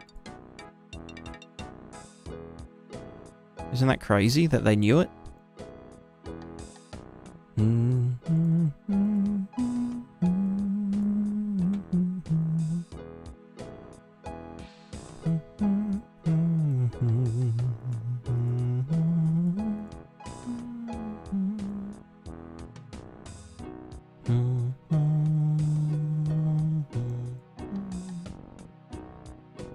Cool, so that's now our color mask. Again, hopefully it fucking... Hopefully the tiling doesn't suck dink. Sunk dink. So then we want to save us. Ping. Rocky ground. Color mask. As a ping. Prismatica 2 coming in 4096. Hell yeah. Pogging. So then I want to close. Then I actually want to open. Yeah, Blender, because I've already got it set up to do shit like that. We go to my Blender compositing tool. Although I I need the normals. Actually, I've probably got the normals somewhere. Fuck it. We want to just go to here, maybe? I don't know.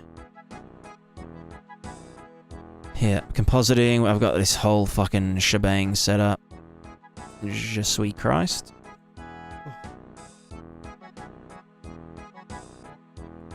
We go to texture paint. We want to open rocky ground.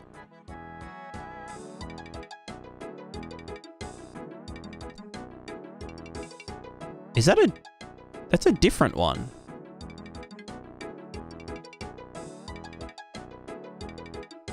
Yo, what the dog doing? Cool. How many rocky grounds we got?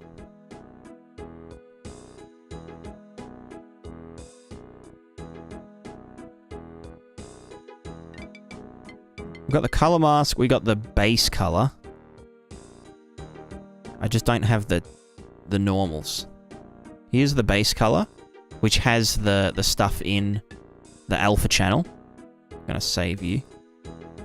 And whatever. And then this one, you're good. I just need the normals. Where the normals at? Shit. Textures for baking? No. Can I search through...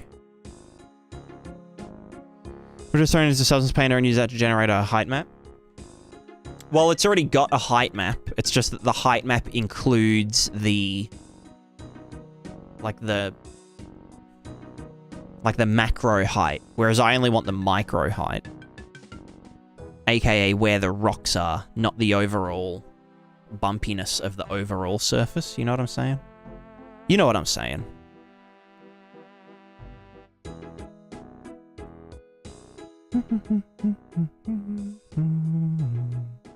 Clean height. Yeah, true, true.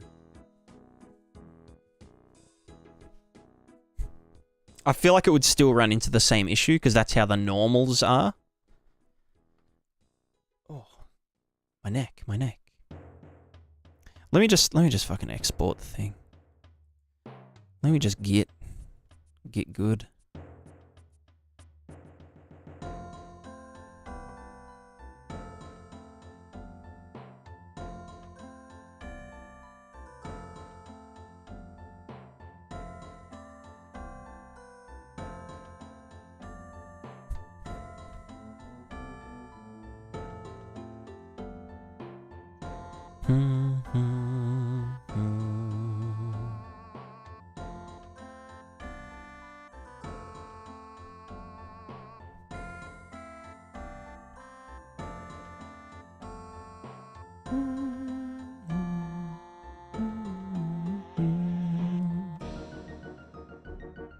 All right, let's go to rocky ground.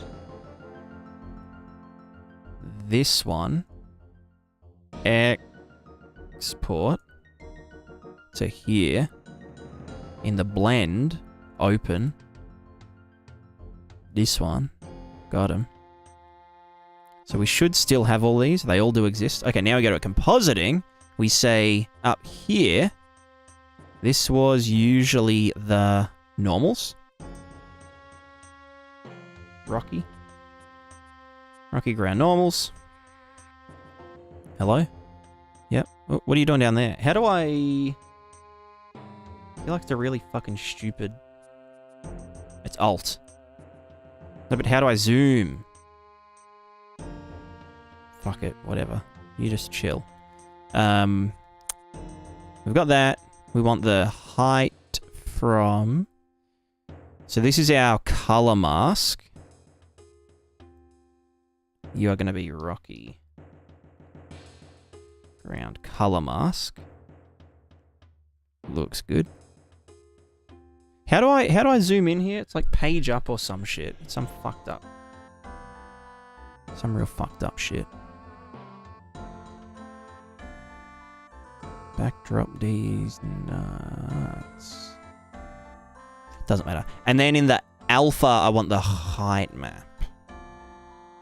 Alpha is this one. We want the rocky base color, but we want the alpha from that to become the alpha for the rest of it. So we go to the alpha. So now we have alpha. We have B, G, Ds. Yeah. That doesn't look very white. No, it is. Or is it?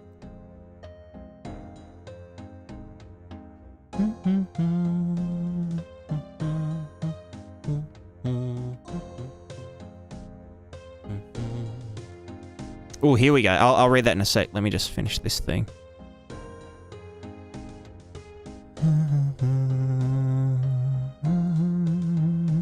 Okay, no, that is the max value, so that's fine. That would just keep it. Yeah, sRGB'd. sRGBDs. Alright, let's do... How the fuck do I export this again? Here we go. As an OpenEXR, half-float RGBA zip lossless. Exports repurposed. This one's called... Rocky Ground 01. The Pris 01 Rocky Ground. Save output images, bam. We get an error, that means good. Error means good.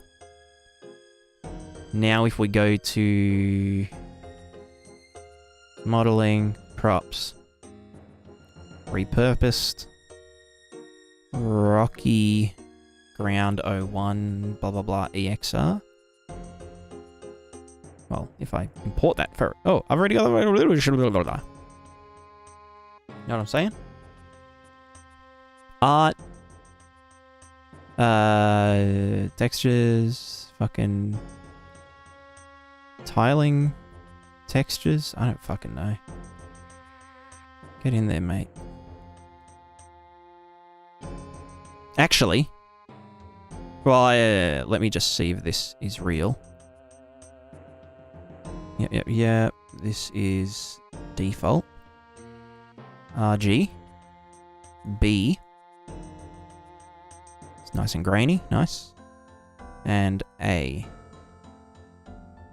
And the A is very high quality.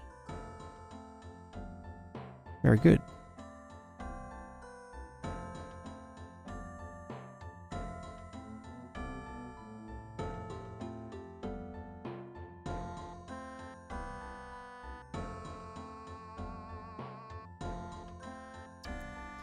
Looks like the color mask really doesn't like the green, you know?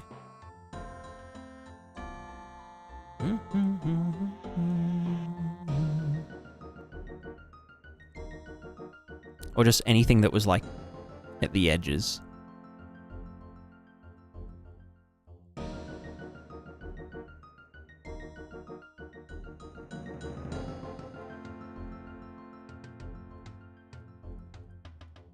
Maybe I should have gone less contrast. Because I don't actually mind noise. Fuck it, honestly, it's probably fine.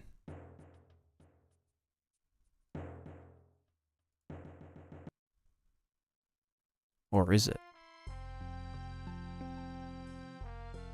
Well, we're gonna add it to the... Yeah, no. Fuck it, it's good. Let's delete this and instead go to the rocky ground. This one, and instead well, fuck you. Okay. Where was this in? Laudenfeld textures. Gotcha.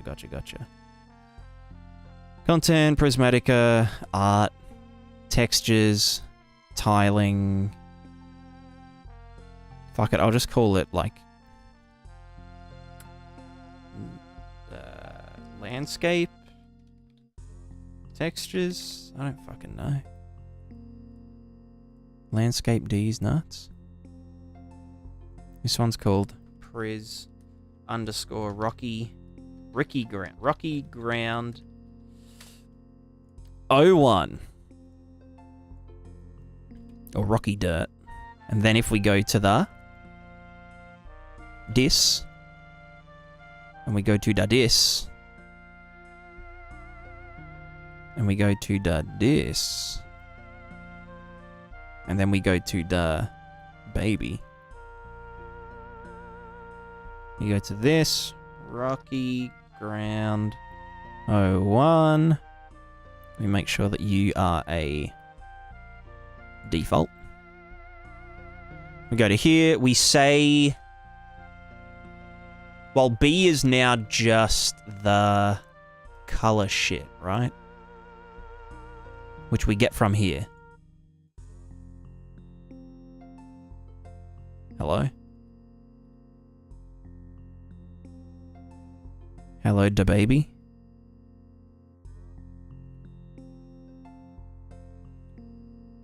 Okay, no, yeah, it is doing it. That works.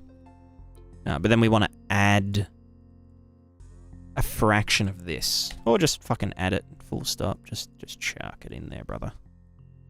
Just yeet and spaghetti. Oh, that'll go into the bump offset though. We want that to be in the bump offset. But we just want this to go to the color mask, yeah. Although the Rocky Dirt height map should be, like, for the actual blending between them. Let's do B multiplied by half. Or like, let's just say, for the general height map, for the blending height map, we just get the average of them. Fuck off. We get the average of them. Well, no, let's just fucking say for all of it, yeah, just get the average. Just chilling. You know what? Even for this, just get the average. And do whatever you want with it.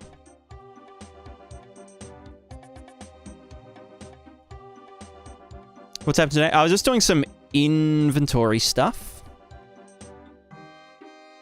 What have I done wrong here?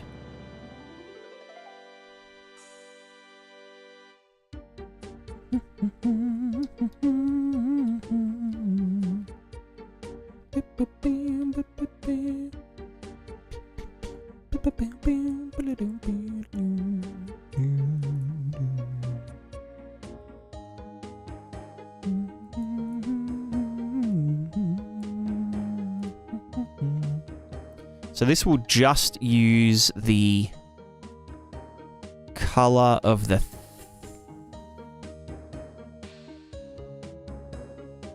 yeah, just the color of the things, right? Do I ever... RGB? Do I ever use the B anywhere? No, that's because unpack normal replaces the B.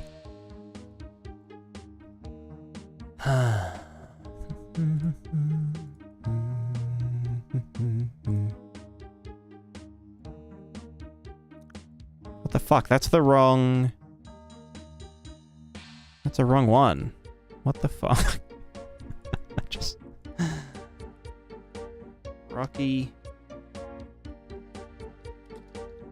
Ground 01. God, I'm fucking dumb as hell. Why am I so dumb?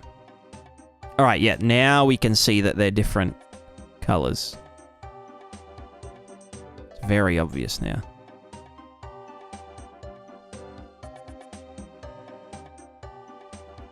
Yeah.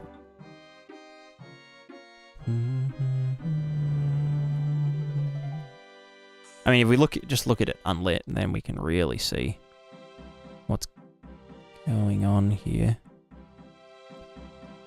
Are we getting negative values, or is that just me being dumb as fuck?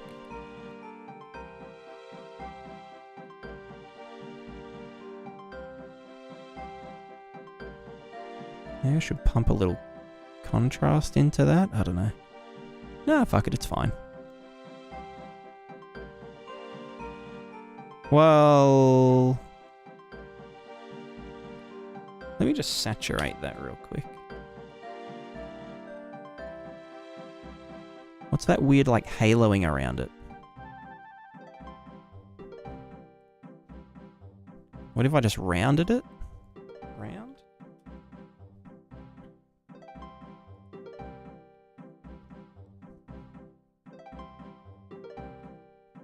Okay, no, so that haloing is just dumb shit. Cool.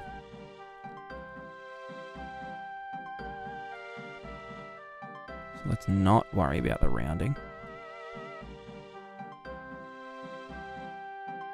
Wait, is it or isn't it? I'm dripping balls. No, it is a weird fucked up rounding error.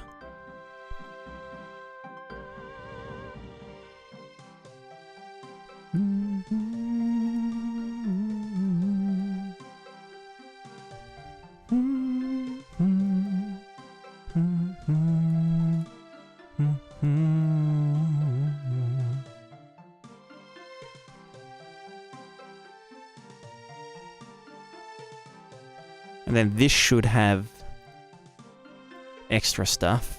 Why does that go darker though? Right, because we make the sand go darker based on the height map of the thing. Yeah, okay, now I remember. So we do actually want that to just be there. Well, yeah, anyway, now we've got stronger things. Stronger things with stuff.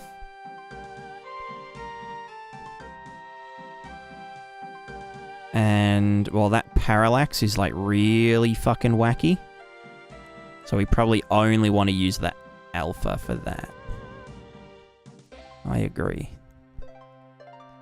Because that's, like, the true height map rather than the fucked up one.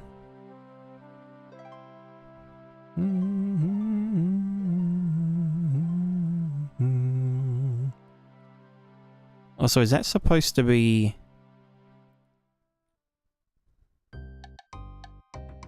one minus did?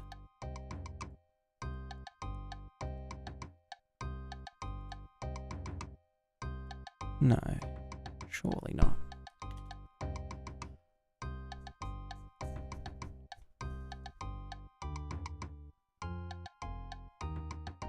No, that makes them indented. Right?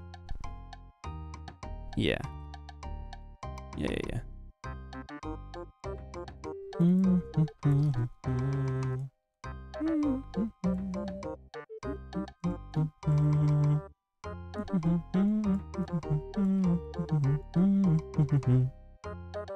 Anyway, right, that was fun. I want to get that other rocky one as well. All right, let me read the knowledge. So inheritance and containers use inheritance where appropriate and segment it where needed. Like a soldier is a unit with properties added on top. Maybe some overridden methods. General is a soldier that has additional or different properties or overridden methods. Over that is also by inheritance a unit. So that has those parent properties as well. Containers are for properties or objects that are inside those classes but don't necessarily inherit from its data while complementing or working with it. For example, a soldier contains a weapon. It's not necessarily have a weapon as a child because what is going to interact with the game world is your soldier that has a weapon, not the weapon itself. Taking locations. Example, a house would not inherit from village, etc. It's simply an object or part of an array vector of objects within it.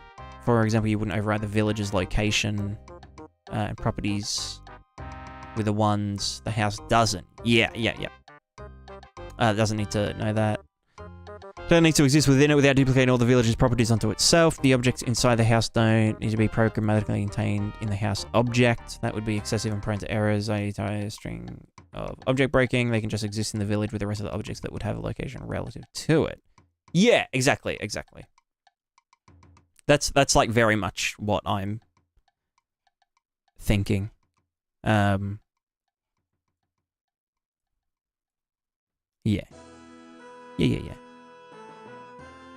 Don't want to make your game with one big inheritance tree because every single object would have to trace back to the main parent. You don't want to do that for things that can use the parent properties. Yeah, so in this case, the hierarchy is not an inheritance hierarchy, but a reference hierarchy. So everything is everything's an entity, which is my base object type. So a U object with a few extra doodads. So we've got entity. And then we've got things like living being entity and item entity and substance entity and well, actually it kind of goes like there's entity, then physical entity, then living being, item, whatever. But so this is like the code inheritance, but then each entity has an array of container objects. So like different container types. So for example, a backpack entity can have so here's backpack entity. Backpack entity can have a grid container type and 2 slot containers. Or maybe 1 slot with 1 object with 2 slots or whatever. And these have like different rules. So this is like an actual spatial grid. It has a generic add, check at index, add at index kind of thing. Whereas these ones have their own rules, like, we can accept items or entities of any size as long as they have the right tags. So you could put a dagger in here, or you could put a long sword, or you could put a bow, or whatever. And so these containers just have an array of other entities. So anything that derives from entity can be contained within a container. I call them a PICOS, which is the Prismatica inherent container object system. And then the entities in them can have their own containers with the stuff. So code-wise, we use a bit of inheritance and a bit of properties. So properties are like things like health and things like, you know, rustedness.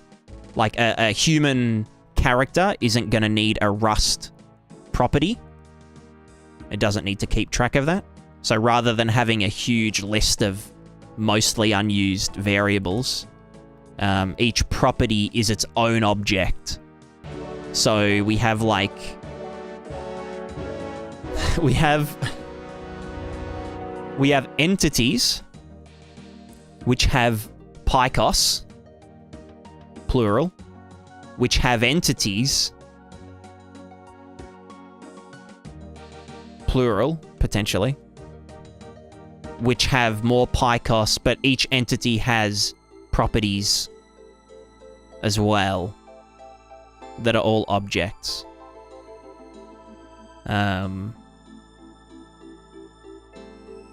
Yeah. Hope that makes sense. So the idea for something like a bit more applicable to gameplay is like... Also, hi, Bronze. Hello, hello. Thank you very much for the raid. Hope the stream went well. But yeah, an example would be a character has a backpack, and the backpack has a bunch of items in it. If you take that backpack off and throw it on the ground, then all of the items go along with it, you know? But the backpack doesn't care. Like, the backpack could have a living chicken inside of it. A living being entity. So you could put a small child in a backpack and throw the backpack off a cliff if you were, you know, if you wanted, like, in theory.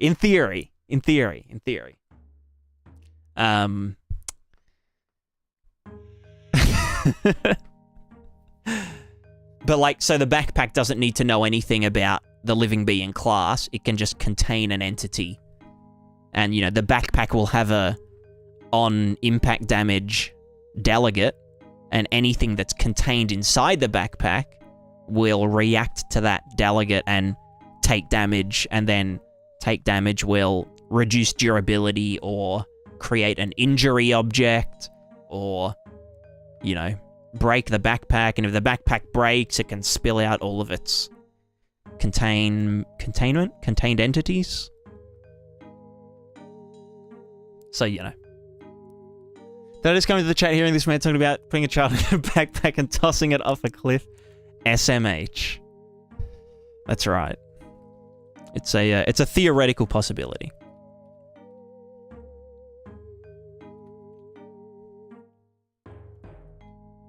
I just mean you can put...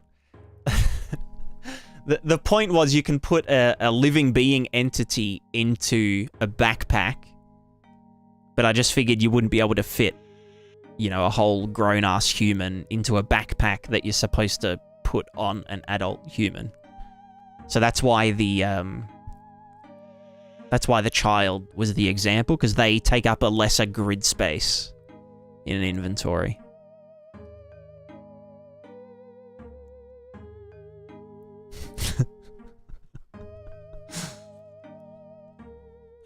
Can I fill a bag full of worms and chuck it at people? Yes. Yes. Of course. You can literally do anything. So right now I'm just running into an issue with an infinite loop. Yeah, here.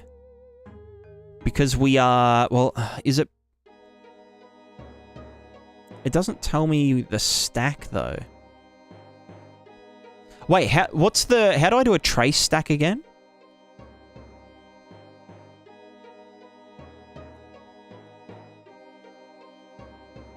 Stack trace, but how does? I know how to get it to happen. Infinite loop detected. Oh, that's the node. Gotcha.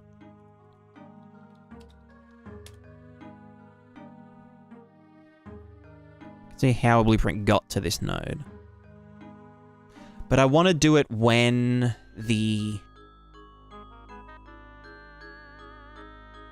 when the infinite loop occurs. Oh, I guess it doesn't fucking matter, does it? I can just do this. Well, honestly, no, I could just do a breakpoint and do it that way. Like, yeah, hold on. Yeah. I've got to add all the stuff to the stuff. But then... Oh, that's just going to do it on fucking... Let's just do on drop. Let me just double check what's going on. Let's go widget grid Picos on drop. Bam. So fill the backpack with swords. Does it count as 1 damage or multiple damage when tossing the child? So it would depend. It would depend on the current condition of the backpack, whether the swords would deal sharp damage through the backpack. But the backpack would, by default, if it was in perfect condition, just get the overall weight of the contained things and the average impact damage, and then apply that to whatever it hit. So the way that like damage works is that we have a force, and then that force gets like split into damage types. So, you know, 10 force is, it's based on the weight and the speed and the whatever. But like, you know, like 10 kilograms of wool isn't gonna like break bones. Like if you were in zero gravity, just floating there, and someone threw 10 kilograms of wool at you, it wouldn't hurt. You'd just kind of bounce off, even though it has a really large force behind it. But if someone threw like a 10 kilogram like dumbbell at your head and you were floating there in zero gravity and that hit you, that would like really fucking hurt. So we split it into impact damage, slashing damage, and piercing damage, which are like the three real damage types. This is for physical damage only, doesn't include like emotional damage or psychological damage or anything like that. But yeah, so a backpack filled with a bunch of shit would emit a large force, and then we could select a random one from within the backpack to deal its damage, or we could just get the average. Burn damage. So burn damage is... It is damage. A burn is a condition. So we would apply a burn injury property to a limb, item, object within the character's body Picos.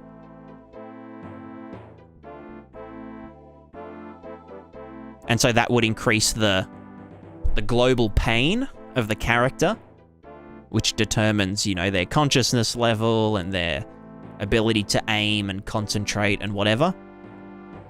It wouldn't a burn wouldn't really affect the actual ability, like the actual capacity of a limb. It just makes it extremely painful to use. So, I mean, that's just a part of the injury. It would just increase the pain on use multiplier. Because like, if you think about it, when you get burned, like, yeah, like if it was like a life or death situation and you had to like lift something up and your arm was just burnt to shit, within reason, like, you know, like you'd still be able to technically move it and lift things up, because like your muscles aren't, I mean, again, to an extent, your muscles haven't been damaged at all. If your arm is crispy at it, you can use it. Well, you'd still be able to use it. It would just hurt like fuck. Like, it'd be crackling and whatever. But it's like, it would technically not... Well, yeah, exactly. It depends on the degree of the burn. So if the arm was, like, burnt to a crisp, then it would physically be unable to do as much. But to a lesser extent, the actual capacity of the arm, like the lifting capacity, wouldn't be affected, but it would cause the character's brain to take pain as it was in use, which would then, as consciousness drops, you lose strength. So it would... Initially, it would... what do you call it? It would, like, passively... It wouldn't directly affect capacity. It would affect pain, which affects consciousness, which affects capacity. But it wouldn't actually affect the capacity itself, which is different to receiving a cut, like a gash or a broken bone or something. Because, like, if you had a burn and then you took a bunch of morphine and you couldn't feel anything at all, you could probably just do things like normal. But if you had literally a broken bone or the muscles were severed, even if you couldn't feel pain, you wouldn't be able to actually lift something up with it. Do you know what I mean? So you have to make that distinction, because you can, get shit-faced until you have no pain or till your pain threshold is heightened, or you could take some magical substance that just dulls all pain, which would be good for, if your character has burns, then electroshock and neurotoxin might be two other. Yeah, so they'll all be like status effects or properties that get applied to the blood, the bloodstream of the character, or the... Electric shock would be interesting, because you could make the character do attacks when they don't intend to. Like, if someone gets zapped, they could, like, punch someone in front of them. So you're just in a big crowd, and you just, like, sneak up behind someone and tase them. And then they accidentally punch someone else, and then they get angry at them because they just got punched. And then you start a big street riot. That'd be kind of pog. Also attract hungry animal. It would. That would get factored into the smell system. Also, Phoebe, have a ripper. Is it going to be a pain-inducing headset sold with the game? That would actually be pog. Oh, you could you can get I've seen speedrunners do challenge runs, like no-hit runs of like Dark Souls and stuff, but they wear like electrical, like what are they called? Those like electrical pads, like tase pads. What are they actually called though?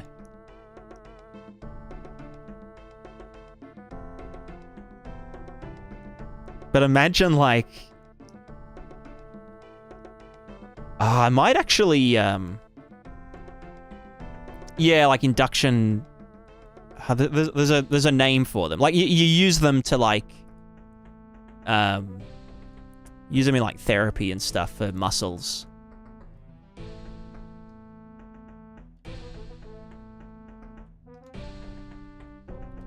What are they called?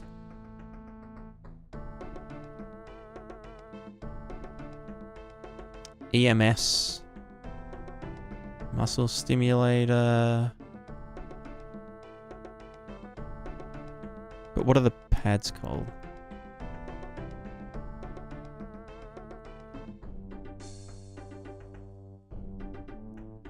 Or a tens machine.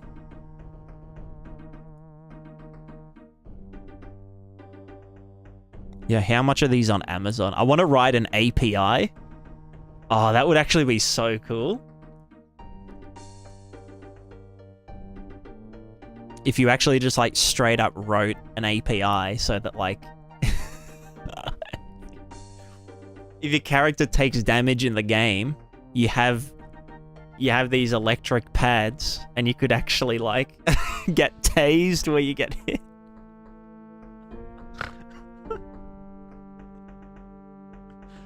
Because we have like really accurate hit detection. So we could actually say, yeah, like you took damage on your right leg. Just send an integer through the setup and just tase your leg when you get hit. That would actually be funny as hell. Because the machines only cost like $30 and you get 10 pads. Shit. And you can scale the intensity of it based on the damage. Wow. Now we're talking.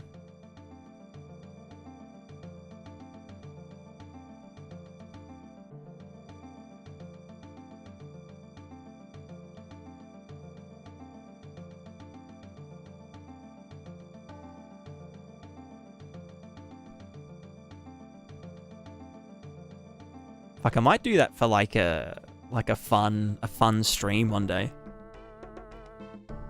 Like with the first demo. With just combat demo and be like,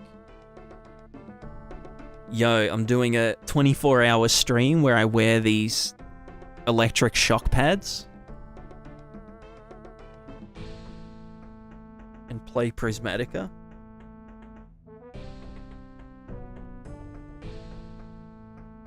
And do a Twitch integration where you can redeem channel points to...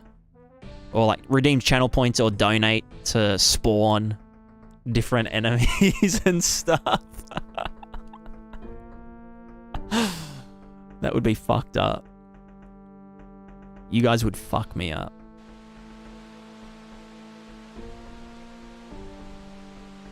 Alright, let's see. On drop. This is grid container. We cast a drag drop, blah, blah, blah. It is valid. We do this. We check space for payload. Let's just go forward. It does say yes. It says add entity at index. We then dip in. Add entity at index. Get entity quantity, blah, blah, blah. Yeah, whatever, whatever.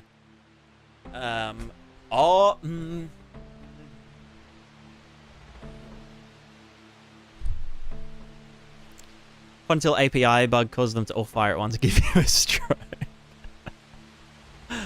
Yeah, or I just fall down a cliff.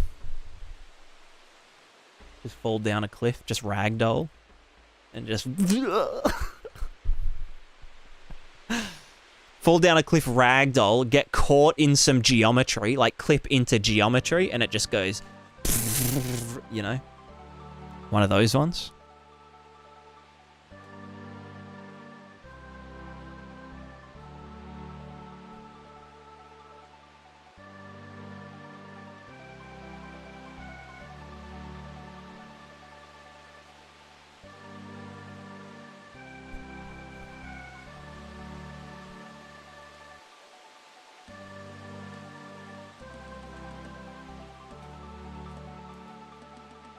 There wasn't space, try add somewhere else in here. So why wasn't there space though? Because when we add entity at index, right. Because we need to remove it from previous location, like we do in the equipment one. Your boys, dumb AF.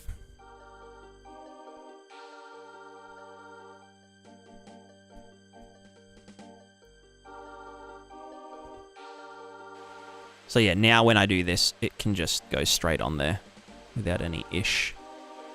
No ish. Yep. Yep. Yep. Yep. Yep. Yep. Yep. Yep. Yep. Yep. Mm-hmm. Mm-hmm. Mm-hmm. Mm-hmm. Mm-hmm. Mm-hmm.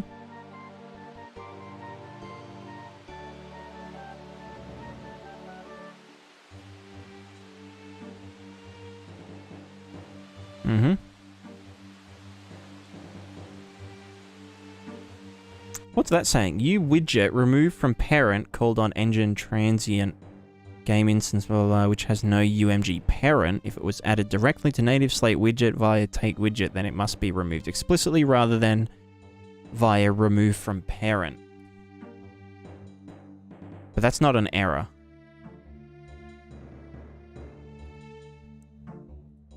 Let's just do entity WBP wherever it was getting removed? No, it was from remove entity widget.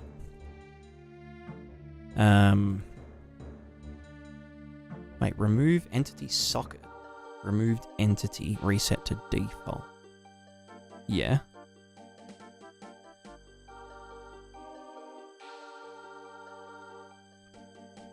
I guess I would want to remove the widget rather than just... Well, no, reset to default will do nothing. Okay.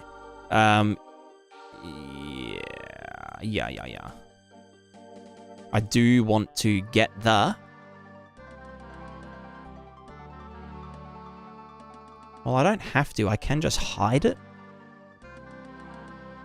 Oh, wait, no. This is, clear children entity box. Yeah. So we want to, in the grid container, on remove entity widget, we're calling this remove from parent. Let's just do remove child. You know? And see if that calls that weird error.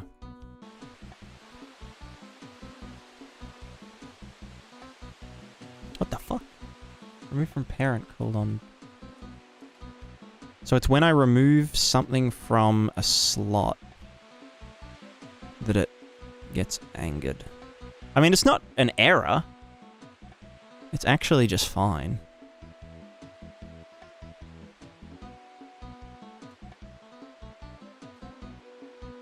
Alright, well there you go. This works. Good job. Good job. Yo, nested grid entity bullshit. Any grids? Okay, that's not correct. That, what the fuck? Just, where'd it go?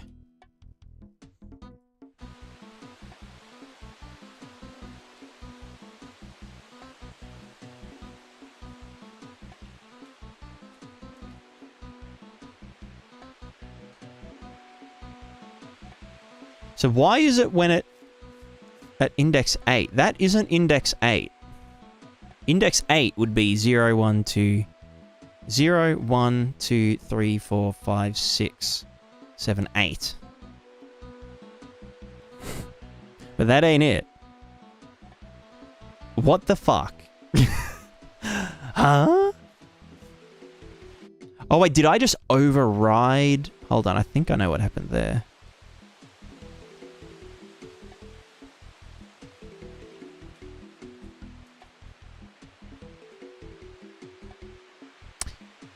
Yeah.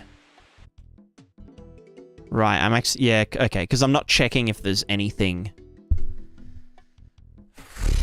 This God mode thing is just dumb.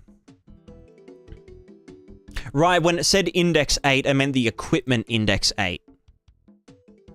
So when I go entity socket, and we say on drop, on dorp, bort, we don't just want to add entity at index. That would be stupid. We want to check if it can fucking go there, you know? Check if...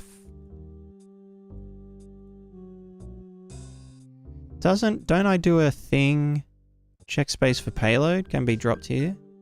Get payload, check the fucking thing. Yeah, duh.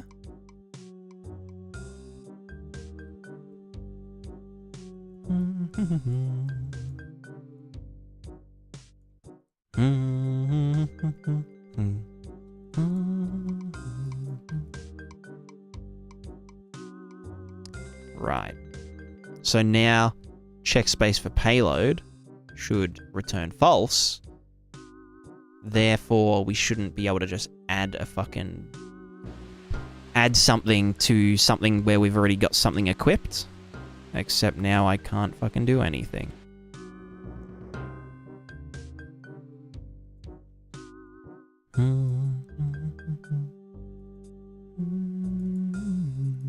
Ah, that would make sense. Check space for payload. Well, fuck.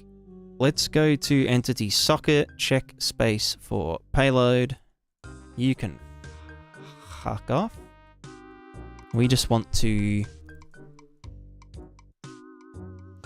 Oh, I can't be fucked. Fuck it. I'm just gonna...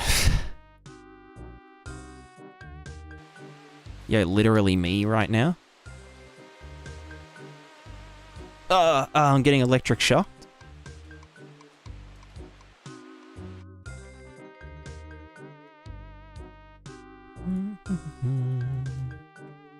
Alright, what day is it? It's Tuesday, 20... How many days in March? How many days in March? 30? 31? Maybe? 31, right?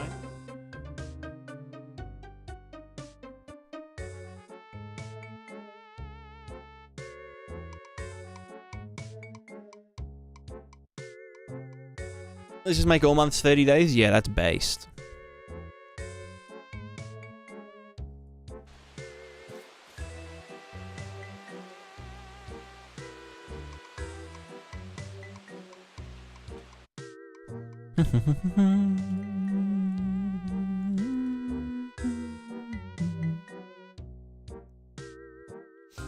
Based on being based.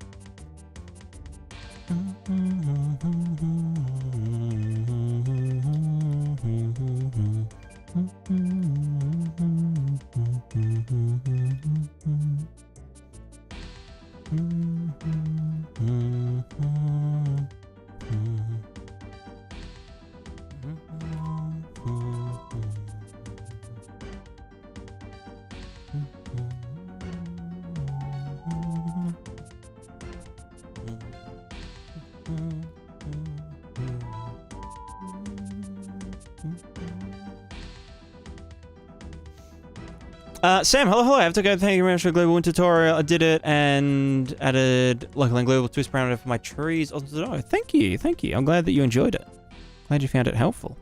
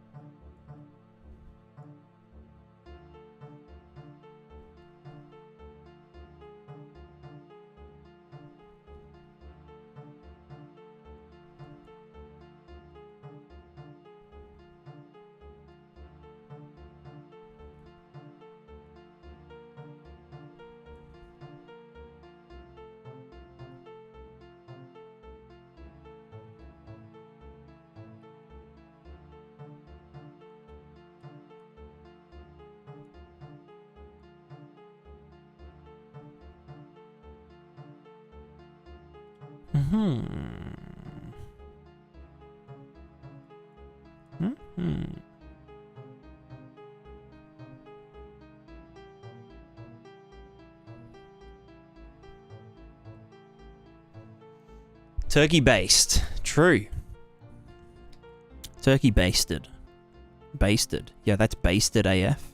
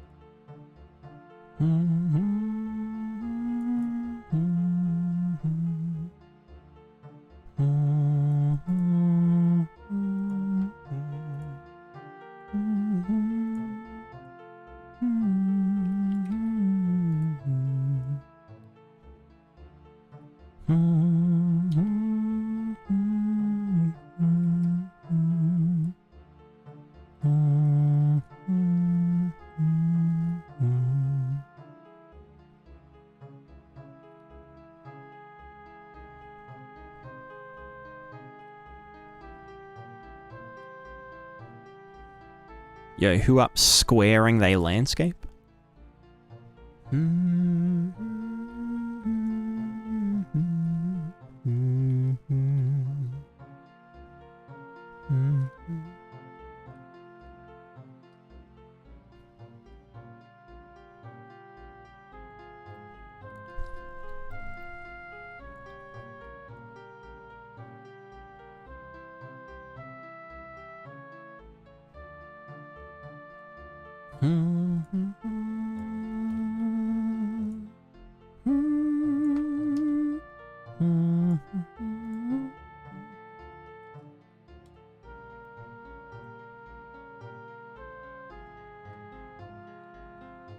All right, well,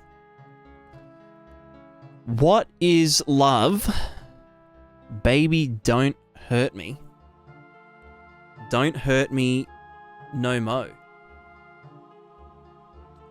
Yeah, I think I might wrap it up soon. Or wrap it up right now. Because I'm very hungry. And when I'm hungry, I get very angry.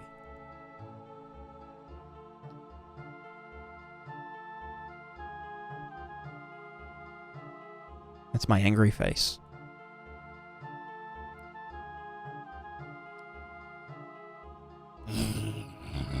You know?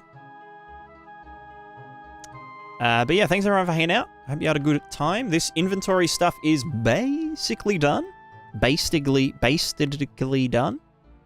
We just have to do cleanup of widgets at some point, but I don't really fucking care.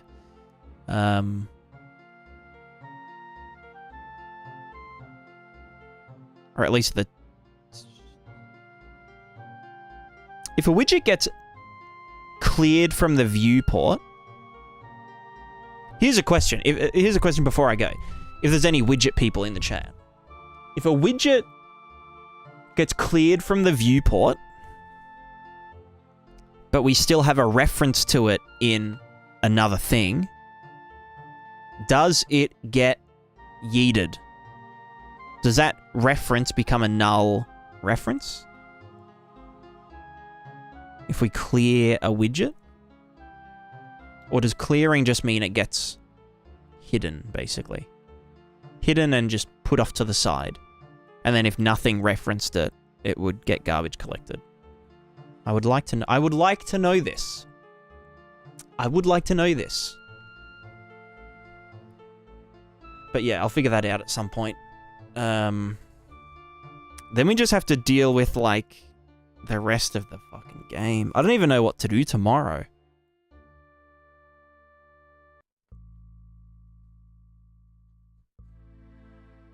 So, like, equipment and containers is basically done. Basically done.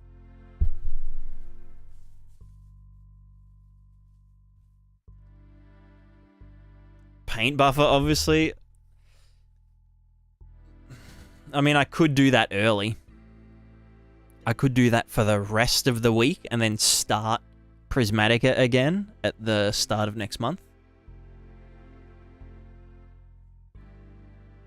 Maybe. Full-time plugin dev. Full-time plugin dev life.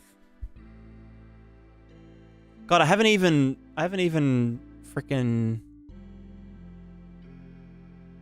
released that video about the plugin being on the marketplace yet. And it's already become irrelevant by the time... Nah, it'll probably take a few weeks to, like, bug test and whatnot. I think I'll keep doing Prismatica for the rest of this month and then start the plugin in April until it's done, and then back to Prismatica. As in the update. The Prismatiscape 1.03 update. Vine boom. Yeah. Yeah. Schwam.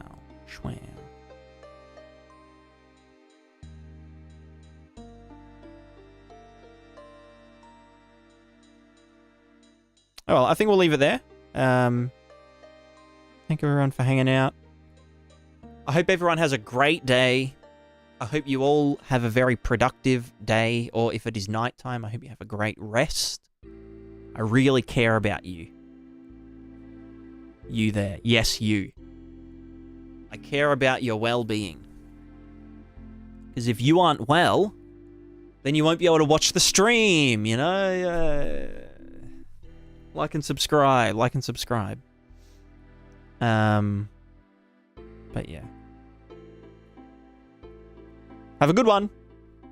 Goodbye.